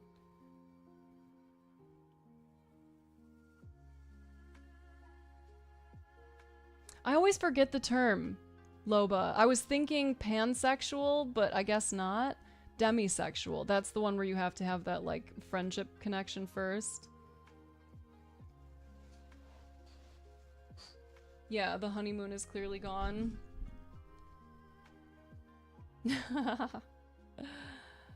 Yeah. That's it, of course, to be, like, more deep.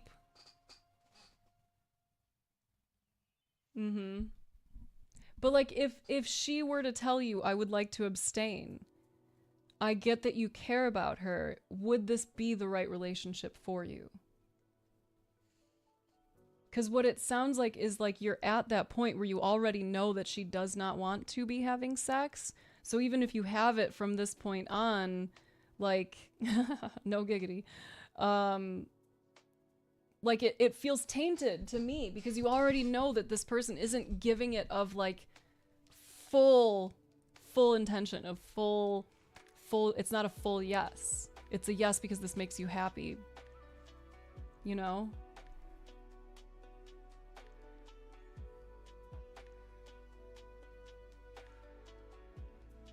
Yeah. Because there's no need to be like suspicious, right? It's just like let's have some conversations. Let's kind of check back in and think about our future together before we go too far. Because like again, if she says like to stay in this relationship, if that requires sex, I'll have it, and you say cool, then I feel sad for both of you because I think you both deserve better. You deserve an enthusiastic partner, and she deserves to not have sex if she doesn't want to, you know? Ooh, I like that, LR. You know what's interesting is like describing it as the honeymoon phase is really funny because it almost feels like a deception phase for a lot of people where they're like really on their best behavior. And I think that's kind of like a little bit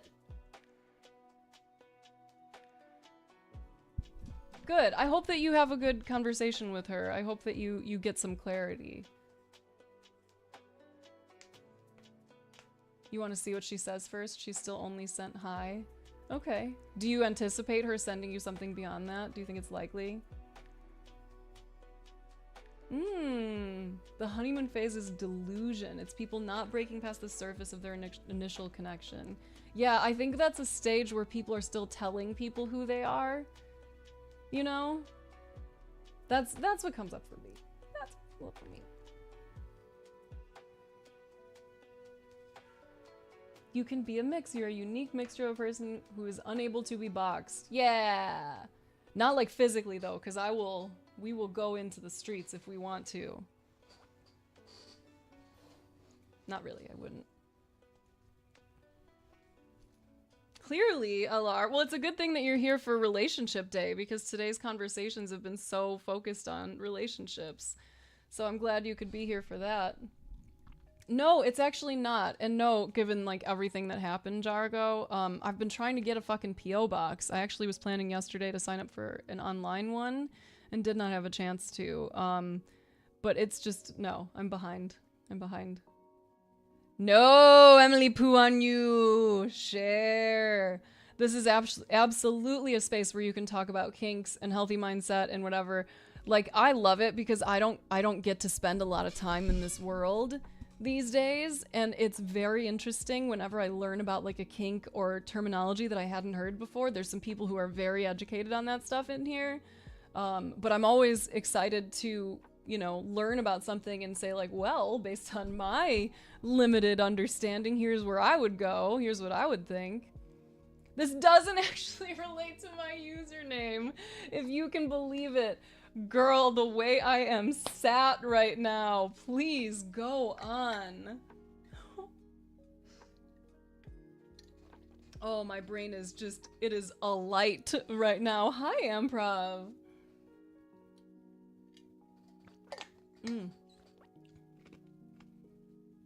Ooh, yes, brassicas.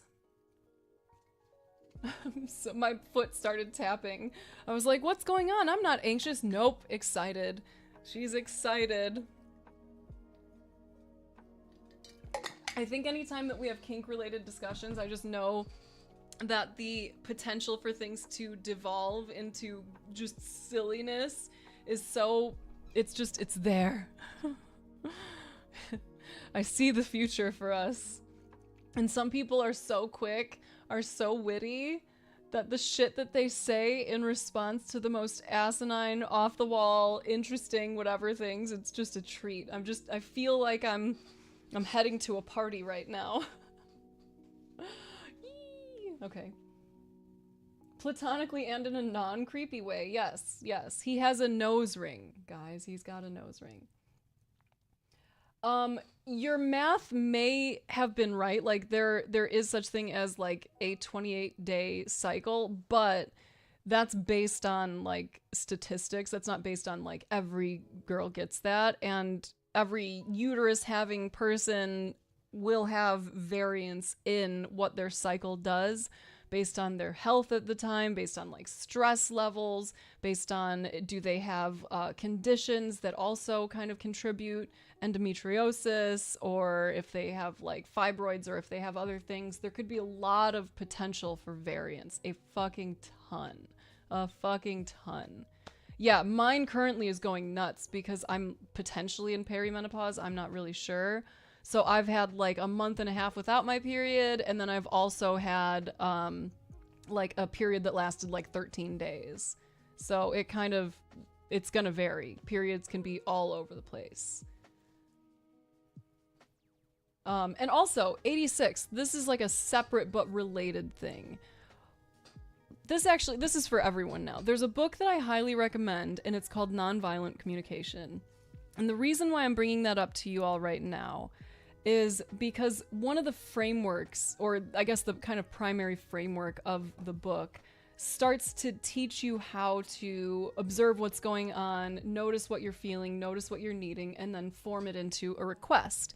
And then also kind of take that same energy and position it, point it towards someone else to kind of tune in and get curious about what it is that they're seeing, what it is that they're feeling, what they might be needing, and what you might be able to do to kind of make their life a little easier or a little more wonderful, is how they put it in the book. I think that it's an incredible book because most of us, I would say, are not raised understanding what we are feeling and what we're needing. And then if we go a step beyond that, a lot of us also don't know how to make requests of people. We don't feel safe asking for what we need and taking up space.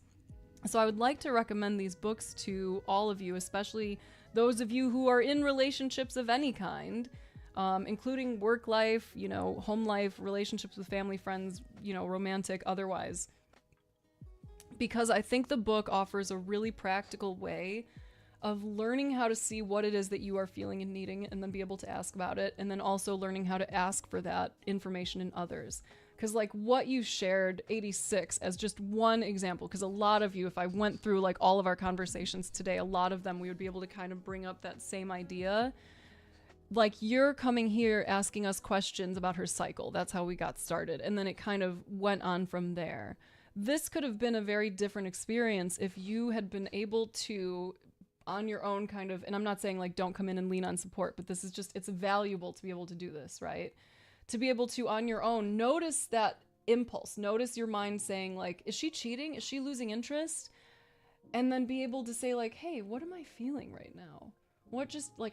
She declined me for sex. She mentioned this period thing right away. There was a lot of nervousness, a lot of anxiety, jealousy, suspicion that came up. I'm feeling very like kind of sad right now. What is it that is going on? And then as you do that, you have the opportunity to kind of investigate those thoughts too, to check some of them, because sometimes they ask questions that we don't need the answers to. It's a silly question, Sometimes we can skip that and say like, wait, what is it that I'm actually worried about right now? It's this relationship. It's that I care. I'm feeling nervous because I think there's some distance between us that I can't quite express. So what I'm really needing in this moment is to get some clarity on that. So I'm going to talk to her the next time I see her. I'm going to say, I'm feeling a little nervous right now because I'm not sure that I know if this relationship is going to work out for us long term. I would like to know how it is that you're feeling, what you are thinking about this relationship, and what you think when it comes to our future. Like this could have been a very different experience for you. And like you said, you can relax on thinking the worst. Like those thoughts will come up. Our brains think all kinds of thoughts, whatever, like that'll happen. But you can notice that and have a practical way of identifying what's going on within you and then inquiring as to what's going on within her so that you two can come together once that stuff has been revealed and figure out where you go from there. So I would like to highly, highly recommend the book Nonviolent Communication. It's a really great, really short book. It's basically a workbook. There's ways for you to kind of quiz yourself on the stuff that you're learning. And I just cannot say enough how positively this has benefited my life. The way that it has impacted my ability to have difficult conversations with a lot of different people in a lot of like challenging ways. Okay, let me scroll up here. I'm just wondering if you have a fairly harmless kink or fetish. Can it be a problem to indulge in? Like, should I try to develop a healthy sense of sex without that kink? Or is it okay to enjoy what you enjoy? That's such a cool question. Thank you. I'm gonna wait to respond because I want to see what everyone else has said, because I think some people probably already responded.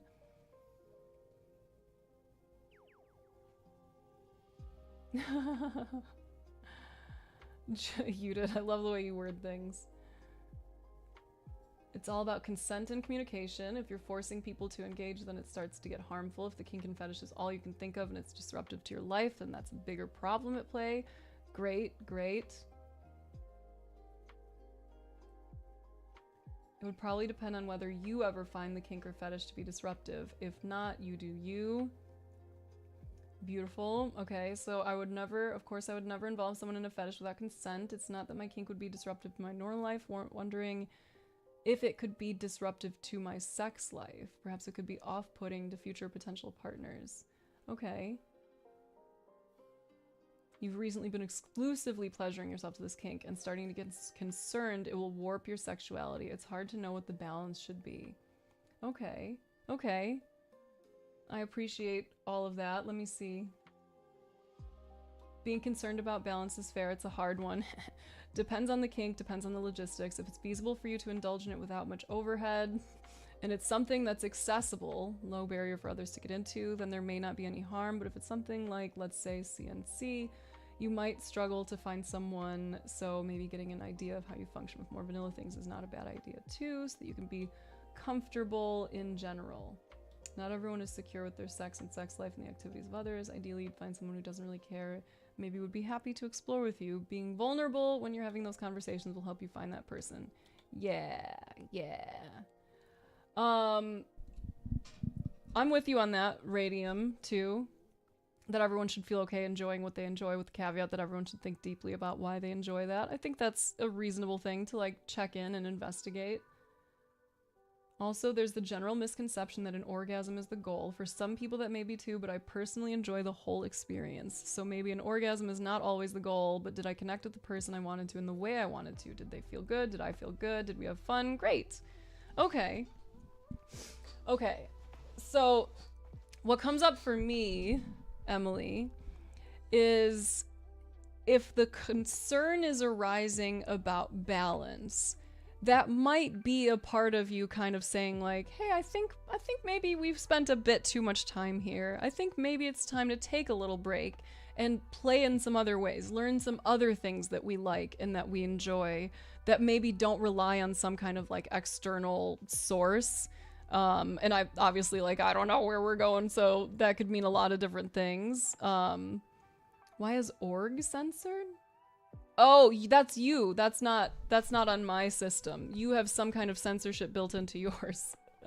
Because I forgot, we've had this conversation with someone else who was talking about how a bunch of the old, the words were being censored, and it's not on my channel.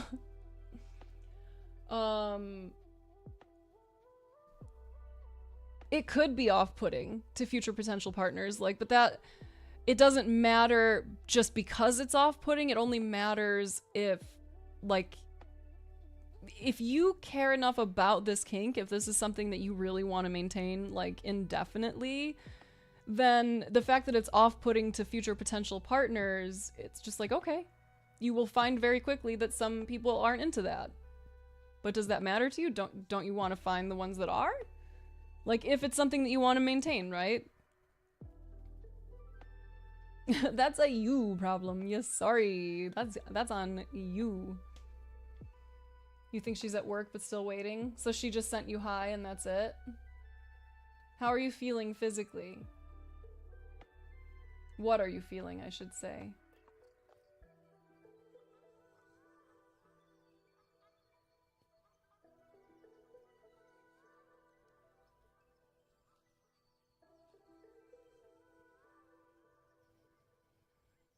What's the weather like where you're at? I think you already expressed that it's chilly. It's cold.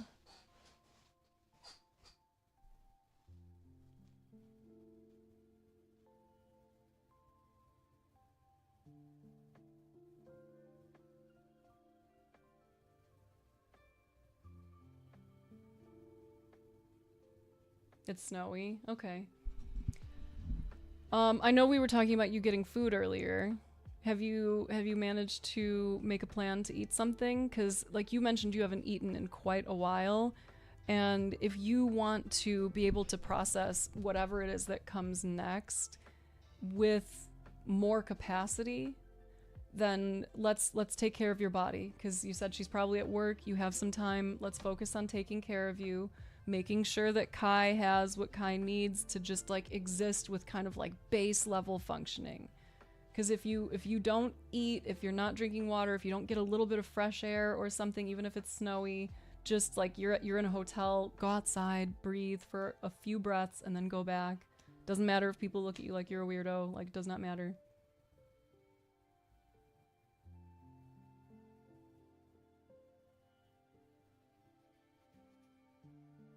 Love the way you worded that, Vibes. If sex is a type of communication, then learning to speak only from, for example, a guide for C++ programming, you may find it hard to express all the things you want to, and so picking up a dictionary may help you be more capable of expressing a wider variety of things. Yeah. All the experiences exist. There's so many. There's so many. Like, from one of the things that comes up for me all the time is attachment. Whenever I find myself especially attached to things, that becomes a part of my practice, because I don't want to just exist as like a programmed entity, as something that is at the disposal of like the thought and behavior patterns of this conditioned individual. I want to be able to exist outside of that. So if I find things that like really hook me, I like to work with those and work to open myself back up again, to expand and move beyond it, so I can enjoy that thing without that attachment, because then I can really be more open to like everything, to all the lifiness of life.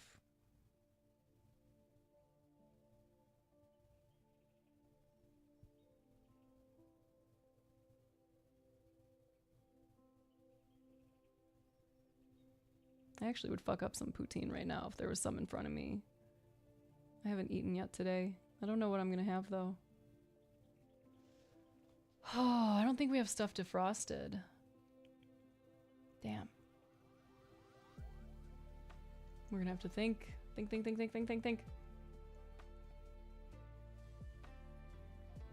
Dang, and I don't know if Alex is gonna be home in time or not. I don't know anything. This car stuff is fucking a thing. It is frustrating.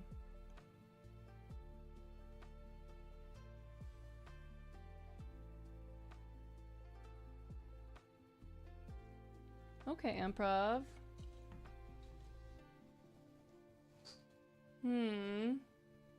So far you've deduced... Okay, so I'm going to read this out in case anyone on another platform can't read it. I could use some perspective on something if any of y'all could lend an opinion. I'm struggling the past couple of days. After almost a year of job searching, I finally got a decent offer and took it. However, ever since, I've felt a huge weight of depression and unhealthy thoughts. So far, I've deduced it's the fear of being absent to my children, physically and mentally, but otherwise I can't figure out why something I should be happy about has demoralized me. Why, like, the first word that I'm noticing, Amprov, is the should. Why do you believe this is a should? Because it needs to, Loba, because it needs to.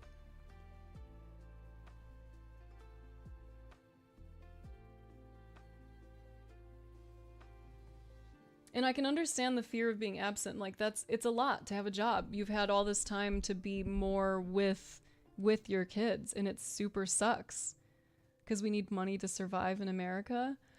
I don't see that as a thing where like you got a job that means you should be happy, because like it sucks that we need money to survive. Like you said, like it sucks that you can't be with your kids more. It sucks that you had to do all this demoralizing work of trying to find a job in a terrible fucking job market because of the greed of billionaires, you know? Like, that's a fucking bummer. So it sounds to me like my first thought is like, it sounds like you're grieving, because that sucks. Like, you've been doing, I saw like you've been doing stuff on TikTok, like you've been doing your thing, and now you've got to go back to having a boss and having deadlines and having the stress of all of that, instead of being able to just pour yourself into the stuff that you really light up over, especially your family. Oh, that sucks, Radium.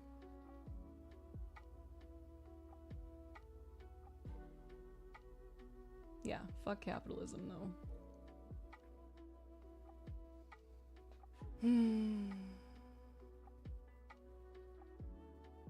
I'm sorry, Improv. Like, I'm glad that you got a job. I know that that is something that is important.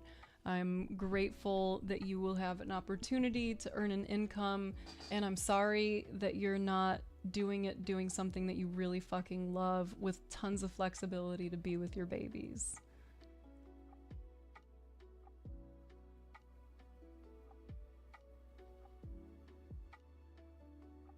Yeah, dude, just like, I haven't even been able to actually watch or listen to a lot of your videos, but every time that I see you, you felt very effervescent. It feels a bit like failure. I'm glad you're naming it, because this is actually part of why I want to have extra emphasis on learning again in this stream, and especially learning about like systems and how to express it, because this is not a personal failure, this is a systemic failure. There is nothing that you have done wrong here. There is no way that you have failed. You have been doing your best to play by the rules of a system that is rigged against all of us. So there is no failure. You have figured it out. You're navigating it. You're still here. Your family is still here. You are doing what you can to survive in a world that makes it very fucking difficult to do that. And to do that and keep your integrity and your joy and your creativity and your community, like, that's not a you failure. That is a systemic failure. That is a failure of our capitalistic, white supremacist ass, patriarchal fucking system structure. That's the failure, not you.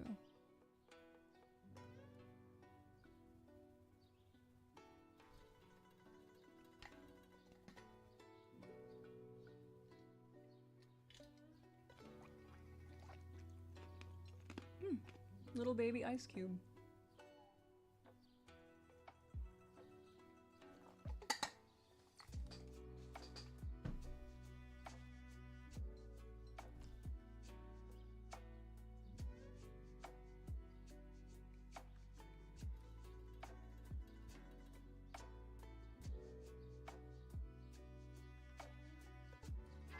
Okay, just the car. And you've had this discussion, and that's where the unhealthy thoughts have been coming out of. I don't want to play this game, I want to make my own. Yeah, man. Yeah. I feel that. I feel that. And I still see that as a possibility for your future, you know, for all of us to gain more autonomy, to liberate ourselves in more and more ways as we understand this stuff more.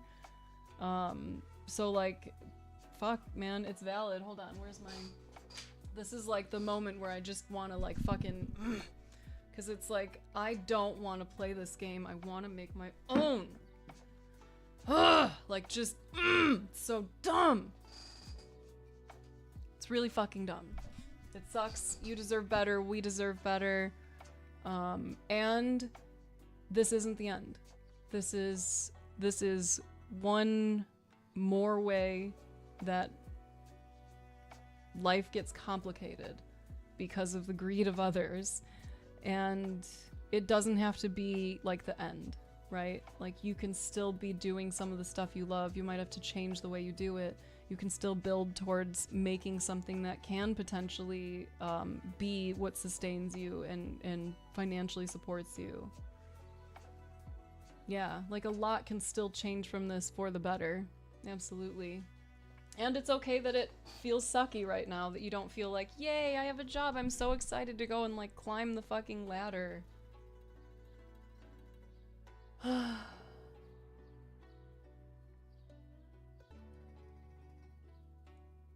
sure that was nuts vibes.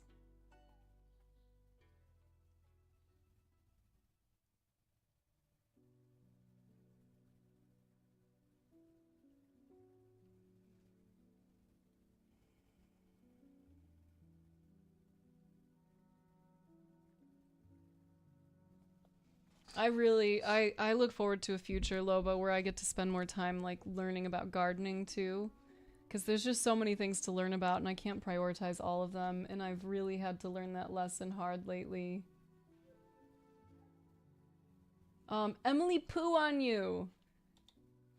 Are you feeling resolved? Do you have some more thoughts? Like what came up for you in response to our feedback and our questions? Anything?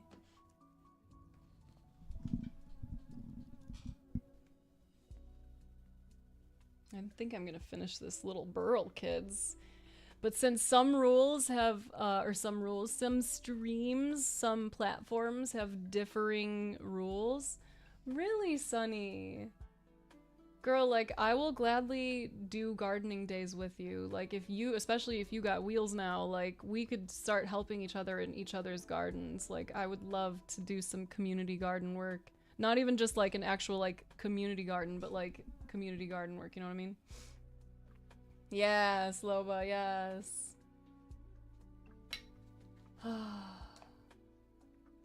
Improv, I'm giving you such a hug, dude. I'm giving you such a hug, man. Yes, yes! I love that. If I want to obtain something, I must sacrifice something of equal value, and for now, that's some time with my family and uncomfortable feelings. Yes. Yes. If this results in the means to make my dreams happen, then let's fucking go. Yes. And, like, when you are with them, you can still maintain an incredible quality of presence there, you know? Like, even if you don't have as much time together, if you're really there with them when you're there, they will get everything they could need from you in that moment, in that you-ness of you just being there, being with them. Good luck to you, 86. I would love to hear an update. I'll be live again tomorrow if you want to come in and tell us how things have been going, what the conversations were like. Yeah, absolutely.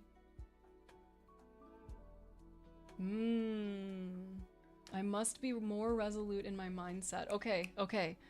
This is for me, Improv.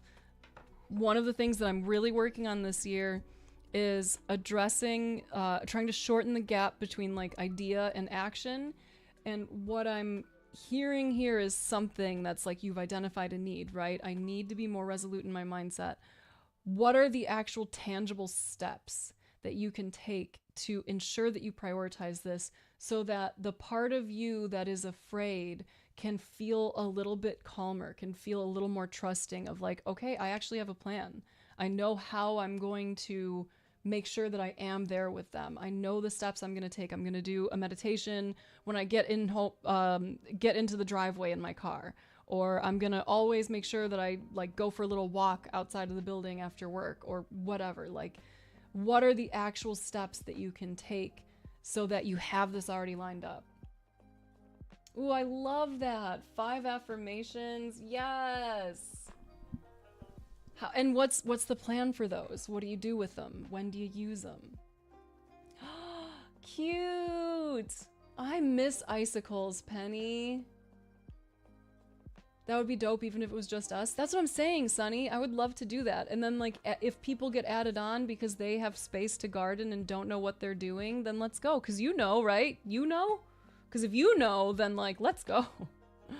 Let's go.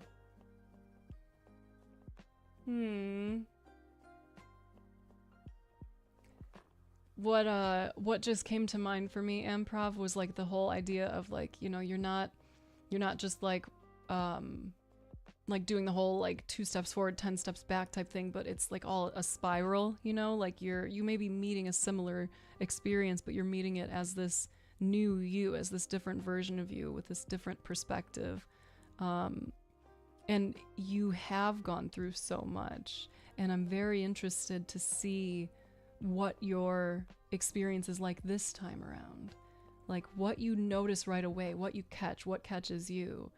This is new Amprov going into new job, new life. Like what's there? What's coming? That's interesting.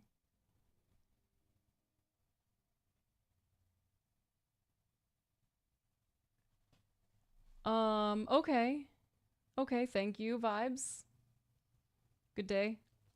Oh, and the other thing you suggested, you can't use them for rideshare. I forgot about that.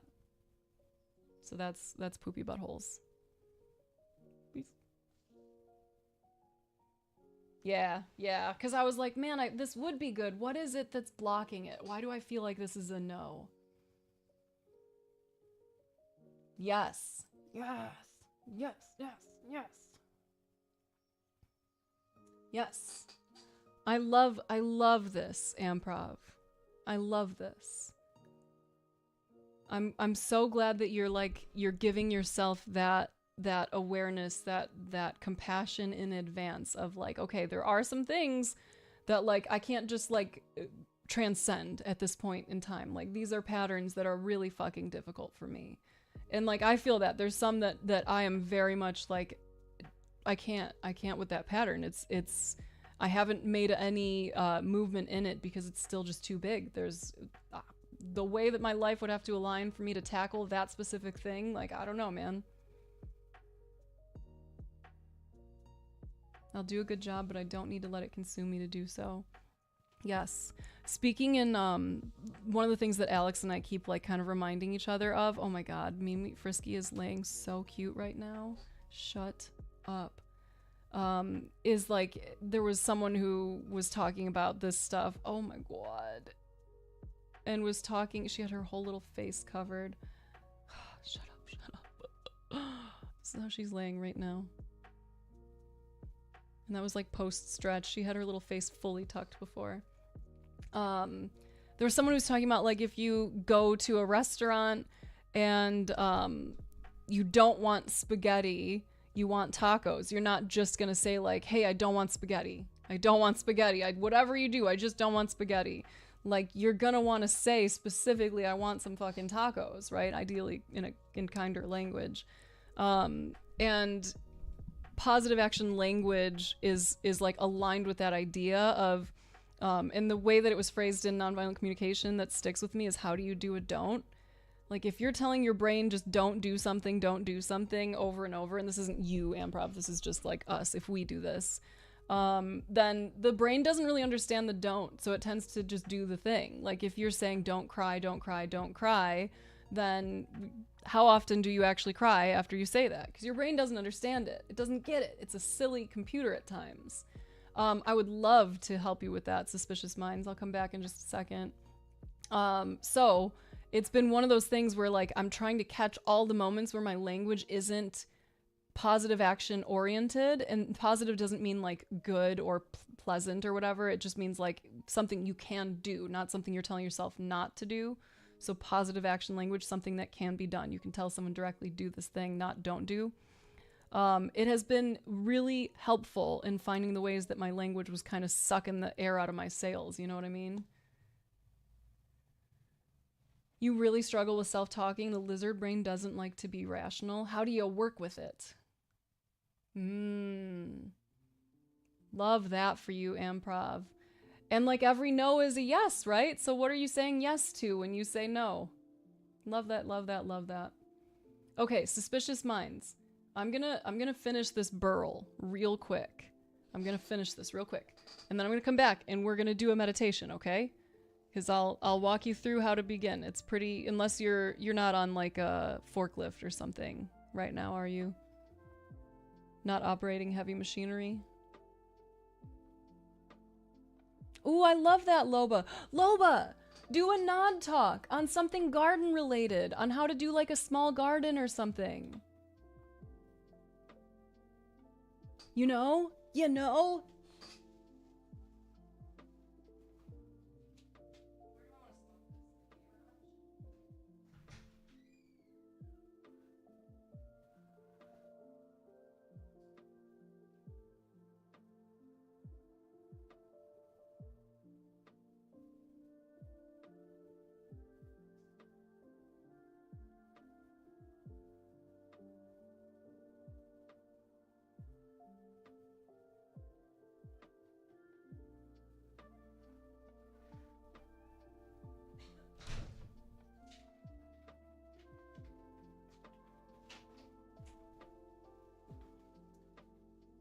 Yo, I love you, Matt. I'm excited for you to continue existing and kicking ass. Look at this fucking thing that Alina made, by the way, when I came home yesterday. This is the list of things that we needed to do, and she gave this to me when I got home from the store. Laundry, vacuuming,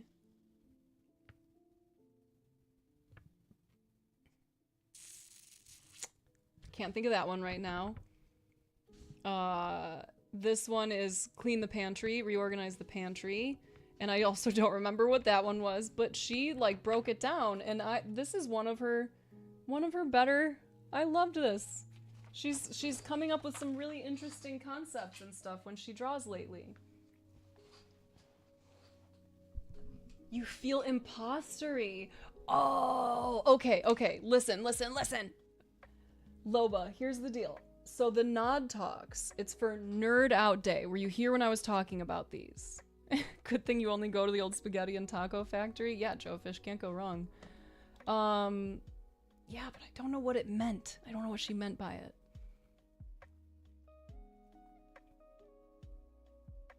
Because I don't want to rant at it, and if you already know what I'm talking about.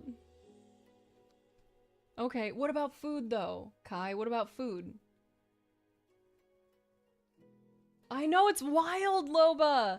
I've lived a whole ass fucking life in front of you all. It's so weird sometimes, like in a good way, like a good weird. Yeah, but you don't need to have an appetite to give your body food that it needs for you to be able to have like brain function and to be able to process what you're going through.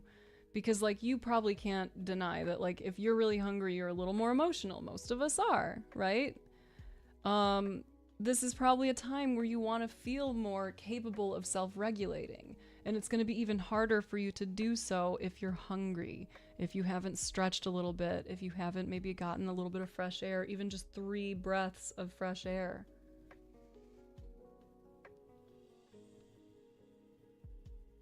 Okay, so Loba, did you hear about the Nerd Out Day? Do you know about this? Are you aware? Yes, Amprov, same. Sometimes I have to eat because I know I'm not like feeling hungry, but I know that it's time to eat. Like you're the grown-up in charge of your body, Kai. Sometimes it's gonna get it wrong, but you have to like look at it and be like, oh, but buddy, you gotta eat. You need it. You're a body, you know? Bodies need food. It's where you get your energy from.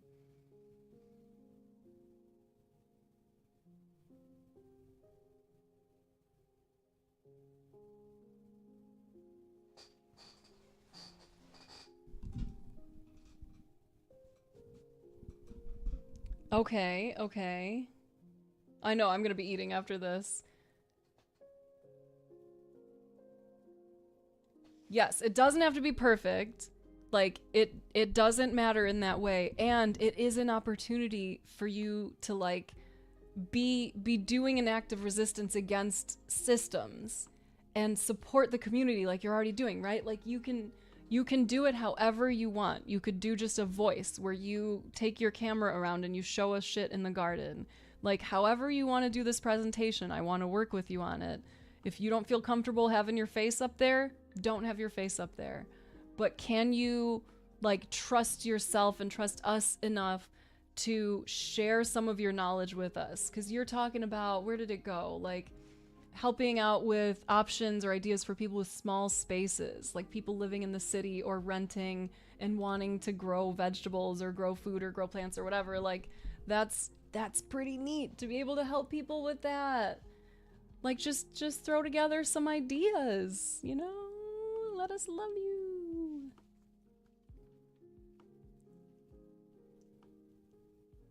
Also, there's another thing that really helped me a lot, which was really fun, and that was that people who experience imposter syndrome, that's a good thing because it means that you're not on the wrong wrong part of the Dunning-Kruger scale. That you're not one of the people who's so lost in the sauce that you think you know more than others. Like you are humble and able to recognize that you only know so much and you don't necessarily even know that 100% for sure. That's a good thing. We need people like you to communicate because there's a lot of people who are absolutely walking examples of Dunning-Kruger who are talking about a lot of things they should not be talking about. Uh-oh, LR. Mine was more intentional. Mine wasn't a forgetty to eat this time.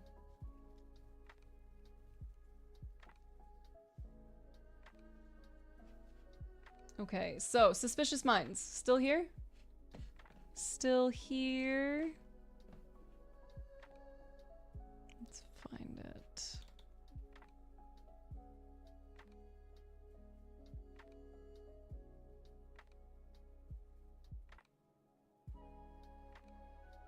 Yay, I have it here. Okay, so you said, do you have any meditation tips? How to begin doing it, actually. I really want to start practicing it because I believe it will help me with my anxiety, but I don't really know how to begin. Am I changing outfits this stream?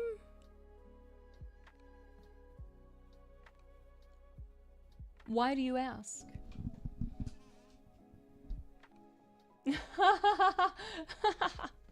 Loba, that's such a specific experience. Yeah. That's great.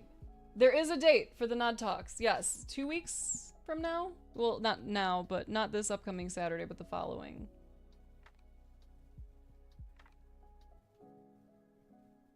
Yes. Yes, and you might just like get people interested enough to do some learning on their own, and that's cool too. That's neat. Okay, so Suspicious Minds. Let me show you this incredible graphic. This work of art. This looks chaotic, of course. But oh, I'm glad to know that, Jargo. Hold on.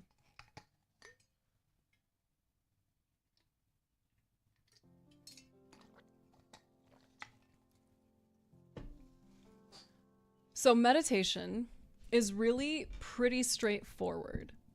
You're choosing one thing to pay attention to. We'll call that the anchor, which you'll see right here, right? Choose one thing to pay attention to. It's good because I scribbled it out really quick. I scribbled it out really quick during one of the meditation workshops to try to make it like more clear. Picking one thing to pay attention to. And then noticing that our minds are going to wander, and every time they wander, we notice and we bring them back. So that's the whole process, is focus on one thing, acknowledge your mind is going to get distracted, it's going to stop focusing on that one thing, and it's going to come over here and do some weird shit. As soon as you notice it's over here and not here, you just say, hey bud, let's come on back. With gentleness, with kindness, with love. There's no need to be upset or to feel like you have to battle your brain. Your brain thinks thoughts, that's what it does. It just shits them out all day, and a lot of them are really dumb. A lot of them are really, they're wrong. If you said it out loud, you'd be like, oh, actually no, right? Like, you know this. Your brain thinks a lot of thoughts. So meditation is not like an act of attempting to stop that. We don't need to stop the mind. We need to just let the mind do what the mind does while we choose to take our awareness, our attention, and point it somewhere specifically. So this picture here is kind of breaking it down. The anchor can be something like your breath, which is not a safe place for everyone, but if you can like kind of work your way up to it, it's a really powerful anchor for a reason. But if you can't do that, if like paying attention to your breath causes a lot of anxiety in you and you don't feel safe working through that or feeling your way through that, then by all means pick a different anchor. If you are doing the breath, what we typically do in order to help people find their breath, because I'm a meditation teacher in case anyone isn't aware of that, in order to find your breath, sometimes it helps to take a few slow, deep breaths and see where you can notice the sensation of your breath most clearly. So this isn't like just you telling your body take three deep breaths and then you're off here thinking about rainbows and unicorns, which is awesome. You are feeling, trying to stay connected kind of from the inside out. You're feeling that breath, right? So where do you feel it? Some people might feel their breath in the chest. They kind of feel that lung expansion. You might feel it in your belly and the rising and falling. You might feel it in your throat. You might feel it on your face somewhere. I've heard people who feel it kind of like on their cheek almost. Some people can feel the like cool air going in and the warm air going out on like their upper lip or their chin. Just find any sensation of breath that is obvious when you take those deep breaths. Like, where does your attention go? Name it, and then let your breathing return to normal. And that's your anchor, is tuning into that sensation, that experience of, you know, that like swirling, tingling in your throat, or the rising and falling of your chest or belly or whole body. So that's one way to do it, is using breath. The body is another option that is really fucking valuable, right? So you could do the contact points between like your butt and the chair you're sitting on, where you bring your attention to that area, the way that it feels to kind of have that like pressure, and you know, maybe there's like a sort of radiating sensation around there. You try to pay attention to that. Maybe the contact points between your feet and the ground. You're noticing and kind of feeling into those a little bit. It can be even like sometimes you feel like the sort of weight of the whole body. You might be able to feel the body sort of under gravity, right? So you pick something to pay attention to. And there's other ways we could take this too, like using your senses. But just for the sake of like a basic mindfulness meditation, those are typically where we try to anchor people, because a lot of us are very disconnected from our bodies. And there's so much wisdom in the body, and there's so much space and stability in there when we know how it works. And the best way to know how it works is to really feel it and notice it from the inside, you know, from the inside out, not just thinking about it. So again, we pick our anchor, whatever it is we're going to choose to pay attention to. This can be the breath, this can be the body, this can be a mantra, this can be a visualization, this can be any number of things. A sound in the room, the sound of a fan. You pick something to pay attention to. You are paying attention to it with kind attention, trying to, everything that you experience, trying to kind of experience it as though it's a friend, even if it's unpleasant, even if it's painful. Just, it's okay that it's there. It's a part of your existence. We don't need to hate it or create this like energy towards it. So we're keeping our kind attention on our anchor, and then our mind is going to wander off. And this is, I'm going to go into more of the detail of like where it wanders off to, because I think that it helps to alleviate some of the like guilt and shame we feel when we don't do it right, when our mind is doing all these specific things and we're like, oh man, I can't stay with my breath. It keeps doing whatever. Like, okay, that's going to happen. It's okay. So your mind is going to wander to the thoughts. You will probably notice over time that the majority of your thoughts go in these two areas. They go towards the past, and they come in the form of nostalgia or regret, or they come in the future. That's not an exclusive or exhaustive list, but like, you know, they come in the future, and those thoughts are more focused on anxiety and fear and trying to figure out how to do all the things you have to do. The thoughts that we experience tend to rarely be focused on the present, and when they are focused on the present, oftentimes our thoughts are directed towards this sense of not enoughness. They're pointing out the things that we are deficient in, the things that we want. They're being focused by our desire system, right? So you're here trying to pay attention to your breath. You're maybe saying rising as your belly rises, falling as your belly falls, and then pew, your brain starts pew, pew, pew, pew, pew. Brain go brrr, all the way around in the past, all the way around in the future. It's shit talking this moment. It's just pew, pew, pew, all over the place, right? As soon as you notice that that is happening, high five. Awesome, you've noticed. Now just gently bring it back. Come back. Rising, falling, rising, falling. Just, hey, thoughts, saw you. You can even do a little note where you just say, thinking. I noticed it. Thinking was happening. Not I was thinking, but thinking was happening. Thinking, and then go right back to rising, falling. Go right back to the cool air in, warm air out, in, out, up, down, whatever, however it is you're choosing to anchor your attention. Every time you do that, that's like one rep in building your skill of focus, by the way. So you go back to your anchor, and then your mind just pew, bounces off, and now you're experiencing different states of mind. Your mind is planning all kinds of shit about the future and all the things that you have to do today. It's judging. It's judging you. It's judging everyone around you. It's judging the environment that you're in. Oh, and now it's imagining. Now you're daydreaming. You're imagining all of these wonderful scenarios. Oh, now you're doing some really unpleasant daydreaming where your anxiety-ridden imagination is just churning out these terrible fucking things that you do not enjoy experiencing. Okay, as soon as you notice, name it. Planning, go back. Judging, imagining, go back. No judgment on the judgment. No shame. This is what we do. This is what your body will do in some degree, right? So you bring it right back with kindness. Because high five, you just did another rep. And then it goes over here now. Oh my gosh, what's this? The senses? Shit's knocking at all of our sense doors. There's sights that we can sense even with our eyes closed. There's smells that we're smelling. There's little taste left in our mouth. There's that sound. Oh my God, that sound. It's terrible. There's feelings like physical sensations, backache, just this weird twinge in my hip or in another muscle or bone or something. There's all these, now I have an itch, oh my God, all these feelings. And then there's emotions. Suddenly I'm feeling a little sad. Actually, I'm angry. Actually, I think that I'm feeling really lonely right now. Okay, you've noticed it. Awesome. Name it. Hearing, seeing, smelling, sadness, pain, throbbing, tension. Go back. Again, no judgment, no shame, no resistance. It's okay that it's there. And if you build up some tension as you realize that you have gone into one of these spaces, you can release it on a nice deep breath. You can just soften the face, soften the belly, and go back. So in any given meditation, depending on your experience of that day and your practice and all these other potential factors, you may be able to sit and do a meditation, and every time your mind wanders, you are on that shit. You see it and you're like thinking, and then you go back. Oh, I was just planning. Oh, go back. Just over and over. And then there will be meditations where you sit down and you are just here the whole time. Then the bell rings and you're like, oh shit, I was trying to meditate. Cool, bring it back.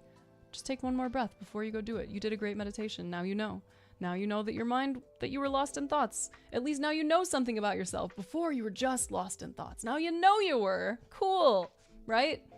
Same thing with any of these other experiences. It is totally okay. You're gonna go there. Some meditations you will be able to maintain focus for longer than others. That's gonna be based on how often you're practicing. That's gonna be based on your mood of the day. Have you eaten on shades, right? Like, there's gonna be a lot of factors that will determine your ability to actually bring your focus back. But the intention to do it is really fucking crucial.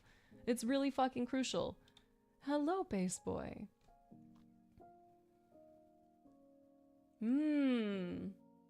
That's interesting. Okay, I like the speaking on feelings in the body. I'm curious what your community thinks, if this is okay. But weed feeling grounding and inner to the body and pain, discomfort, versus tobacco feeling floaty away from the body, detached in an almost astral projection way, then using those for meditation responsibly. Personally, like, however anyone chooses to use like substances, if you're doing so like with intention and mindfully, I think that there is some potential benefit from that. And it almost kind of brings us back to like the kink conversation. Like, it's also nice to know you can get there without it, you know?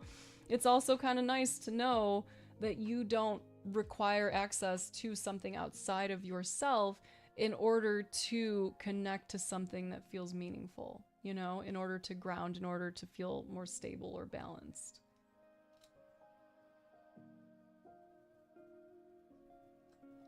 Oh, yes. And since you're adults, you're allowed to eat something fun. I love that. Yes. How do you know what my brain is doing? I've been in there. I live in there. A complete quiet just makes your mind wander more. Yeah, it's definitely, it's like more of a hard mode to do it with silence. And you're gonna build some skill there, you know? No, I live there. I live there and I beat Boop all the time. Nothing is interesting you. But again, Kai, it doesn't have to. What is something that you know Kai always likes? If you just pretend that you are your own bestie and you're looking at Kai and you're like, dang, this dude needs to eat some fucking food, but he doesn't want anything. What is something Kai will always eat if it's around? Get that. Get that.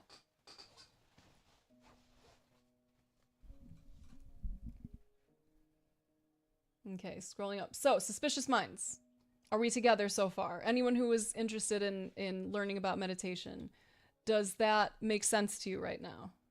Something Canada doesn't have? Okay, what's Kai's backup plan? What's Kai's backup plan? We're accepting this. Canada doesn't have number 1 on the list. What's the next?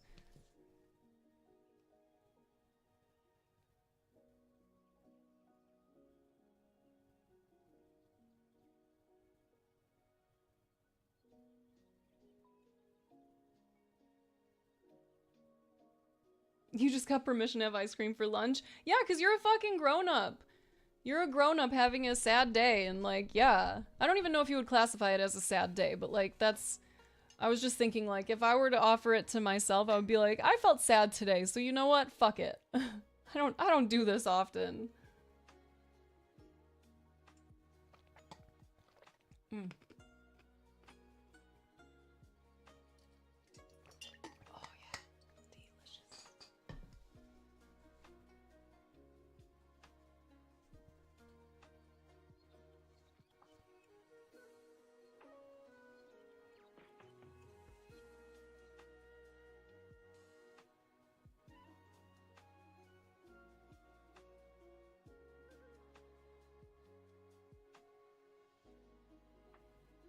What are you noticing, little kitty kitty? I gotta ask Alex what we're gonna do about dinner.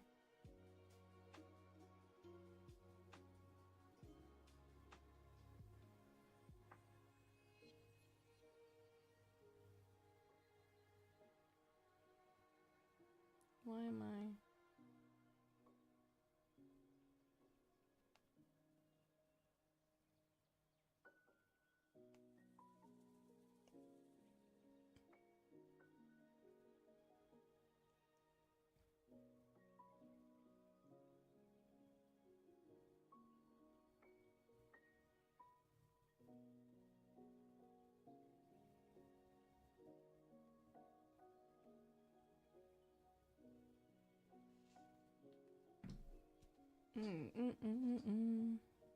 Another thing Canada doesn't have. All right, come on, man. You're getting the pattern here.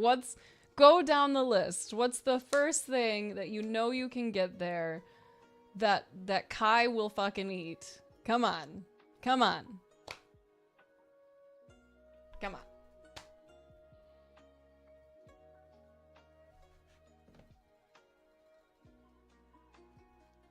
Okay, Suspicious Minds. I called out to you. I'm gonna do it again. Sorry to be blasting you, but just wanna see if you're still here and if this stuff makes sense to you, as far as like the basic goals or what we're doing in a meditation. And if you're still here, then we can go through one right now.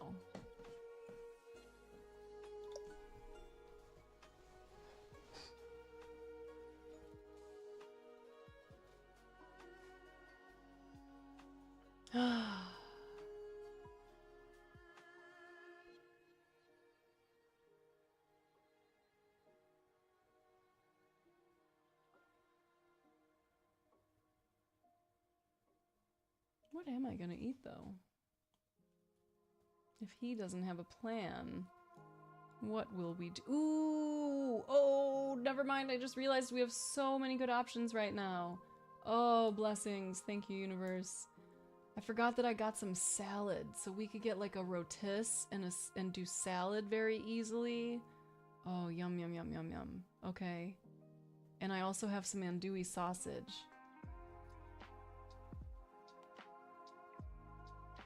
You'll look at DoorDash? Okay, like it. We're being proactive.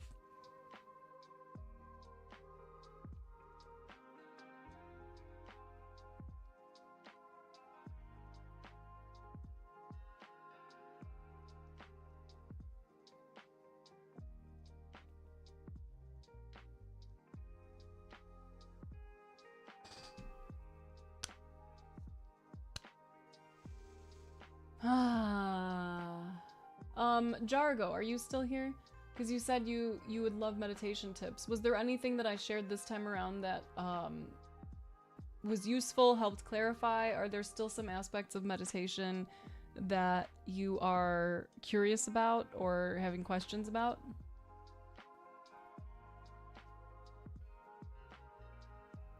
There are cheesy and saucy fries in Canada. Yeah, dude, poutine. Yum, yum, yum, yum, yum, yum. I've never had it in Canada. I've never had the opportunity to go to Canada Land, but I've had some other places that claimed to be making poutine and it was really fucking good. So I can only imagine that it's like actually very good.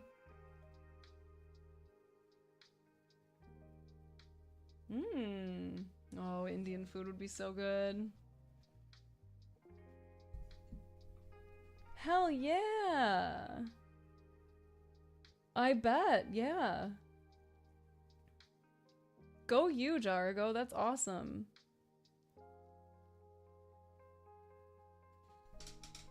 Starting your day with a meditation is such a nice way to start with like a nice kind of like clearer slate.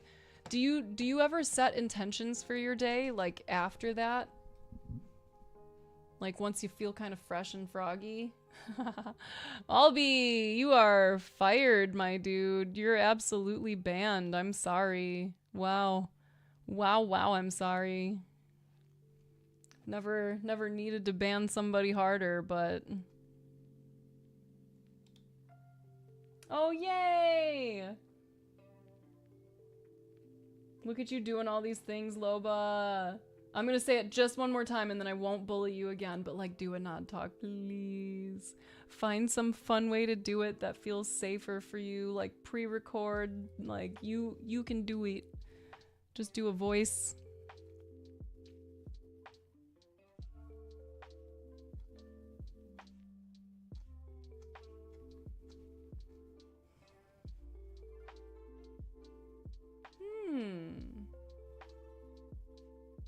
Okay, love it. Love it. You have the link, right? Because you can see the form and it helps you if you need. I choose to be happy. Thinking of the benefits of what you'll do in a day. Those are nice. Those are nice. I like that. Is there something? I don't know. Sometimes I have found it supportive in the past to sit down and think about all the areas in my life where I feel like I was kind of like stalling out or where I was kind of having difficulty doing what I was trying to do, like maintaining or whatever. And then I would think of like an affirmation or kind of a mantra that was the opposite of that, that was helping to point me in the direction that I wanted. And I found that to be really, really supportive, to be able to go straight to sort of the, you know, so-called problem areas. And like sometimes it's really silly stuff, like I have good time management skills. Like I like telling myself that because it does help a lot. And I'm literally looking at the time right now, like I said I was gonna end at this point. I took too long when I was doing my, before I took my break. But I need to be a person who stops on time because otherwise the amount of mental processing that happens, like you might be able to guess it, those of you who are here for the majority of stream. But like it is so much happening in my brain and I feel like I've been like electrocuted sometimes if I go straight from stream right into like being a mom or something, because the post-stream download tries to happen and I'm getting mom every like few seconds, or Alex is like trying to tell me stuff or ask me questions and my brain is trying to process a million conversations from a day. It's so hard. So I intend to be more intentional, more diligent in actually like ending stream on time so that I go outside and like sit and just stare with a notebook. It is important.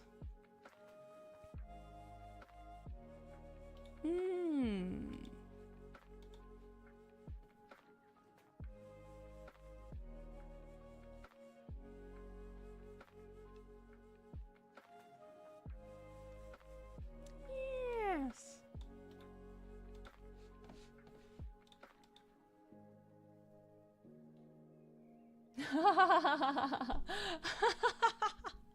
Loba. Oh man. That feels like some shit that I would absolutely be like saying to myself. Like that is so funny. I love that. Okay, hey, you've got this space. I love when people work to form sentences and communication using that framework here because it gives us all chances to practice. So we have a dedicated channel in the Discord. You're welcome to use that. I need to go back to like actually keeping up with that. I'm sorry. But like ask away. If you're finding that you're experiencing something and the translation is where you're getting stuck, reach out, ask in Discord, ask in stream, and we can try to practice it. Like jot those down when you find that you're a little stuck. It'll be very, very fun for us. We were reading the book together at one point too, and I still would love to have a heavy emphasis on it. We'll see how it all fits in. We didn't even get a chance to read this book today. It was so good. I think I have to change my title, like after break. And maybe when it's time to read, put like reading time or something. Cause, oh, I just get hooked into those conversations and I love them so much. So much. Okay. So, closing thoughts, my friends, since I'm gonna be running out here. Kai, please eat something. Please. Please know that we are here to support you. Anyone else who is kind of dealing with some relationship stuff today, like we're here to support you. We got you. And please make sure you take care of your body. Remember shades, sleep, hydration, air, diet, exercise, stillness. These are all things that can help you to ensure that your body and mind are resourced enough to handle whatever it is that you're processing, even if it super duper sucks. You deserve to feel safe in those things, you know? Nicole, thank you so much. Thank you. I'm adding you to the list right now. Do you want to see the family picture so far?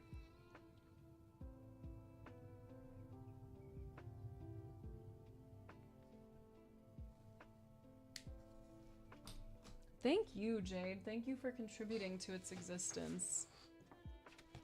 This is it so far, because it's about the pollinators. So far, I have gotten 19 people on there. 19 of the icons. Oh, the glue finally dried. I put these babies on here today.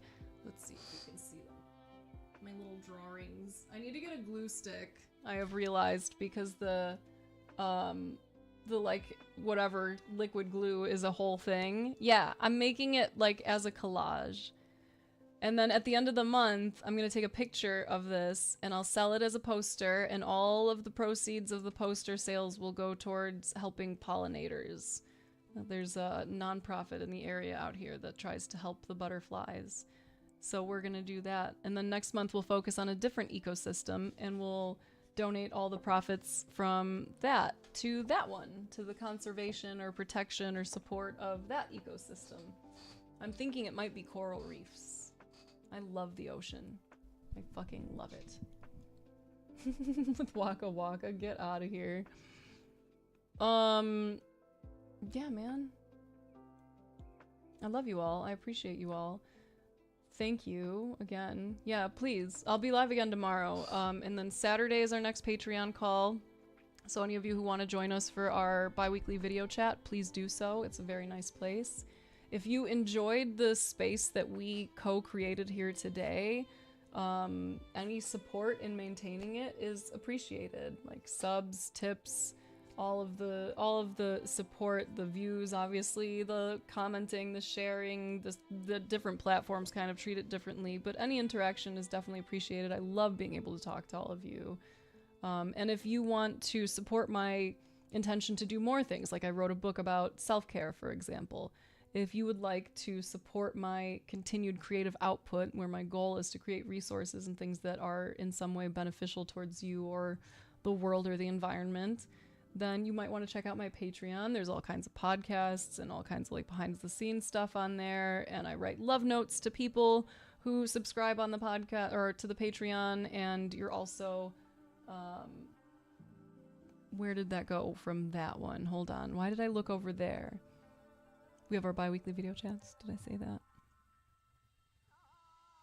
I don't know. It's helping me be creative, and I would like to create more. So if you like what I'm doing here and you want to support, tips go towards the Queer Love and Resilience Photo Project. Subs go towards pollinators, not 100%, but that's like for the thing. Patreon helps me to afford to exist and create things, and yeah. So there's that. So thank you. Oh, hi Dally Bar. Bye Dally Bar. I love you all. I'll see you tomorrow. And remember, we've got community nights coming up, the Nod Talks. Please, !Nod. Learn about that. See if you might be interested. It doesn't matter if you've been here for a long time or if you just got here. I would love for you to give a talk about something that you know you could nerd out about. It could be something popular culture. It could be something that you rabbit holed on. It could be something that you learned from a previous job you've had or something you just so happen to be super passionate about. This is your time to like geek out about whatever you want to geek out about with some people who will be there to support, not to criticize. So check it out. Hello, Allie. I would love to have an opportunity to chat with you more, and I am about to leave. I'm a person with good time management skills. So !Patreon, !Nod. If you want your birthday to be shouted out, then add yourself to the !Birthday thing. If you have a win that you want to celebrate, !Win. And if you have something that you want some support on, you want good energy on, then do ! Good vibes. Look at me remembering all the things. I'm gonna fucking start making a list and spamming those at the end of the stream or something. I'll be more productive. I'll do this gooder in the future. But I appreciate you all. Thank you for the love. Thank you for the support. And yeah, go hang out with bevies. I'm gonna bully bevies into doing a Nod Talk. So go hang out with bevies. Oh yeah, let's do a Teach Us raid. Teach Us. Okay, let's go bully him into doing one. Okay, so go in there and just say teach us, please. Or something equivalent and silly. Okay, thank you again. I love you. I'm grateful for you. Please be kind to yourselves and others, and I will see you tomorrow. Go hang out.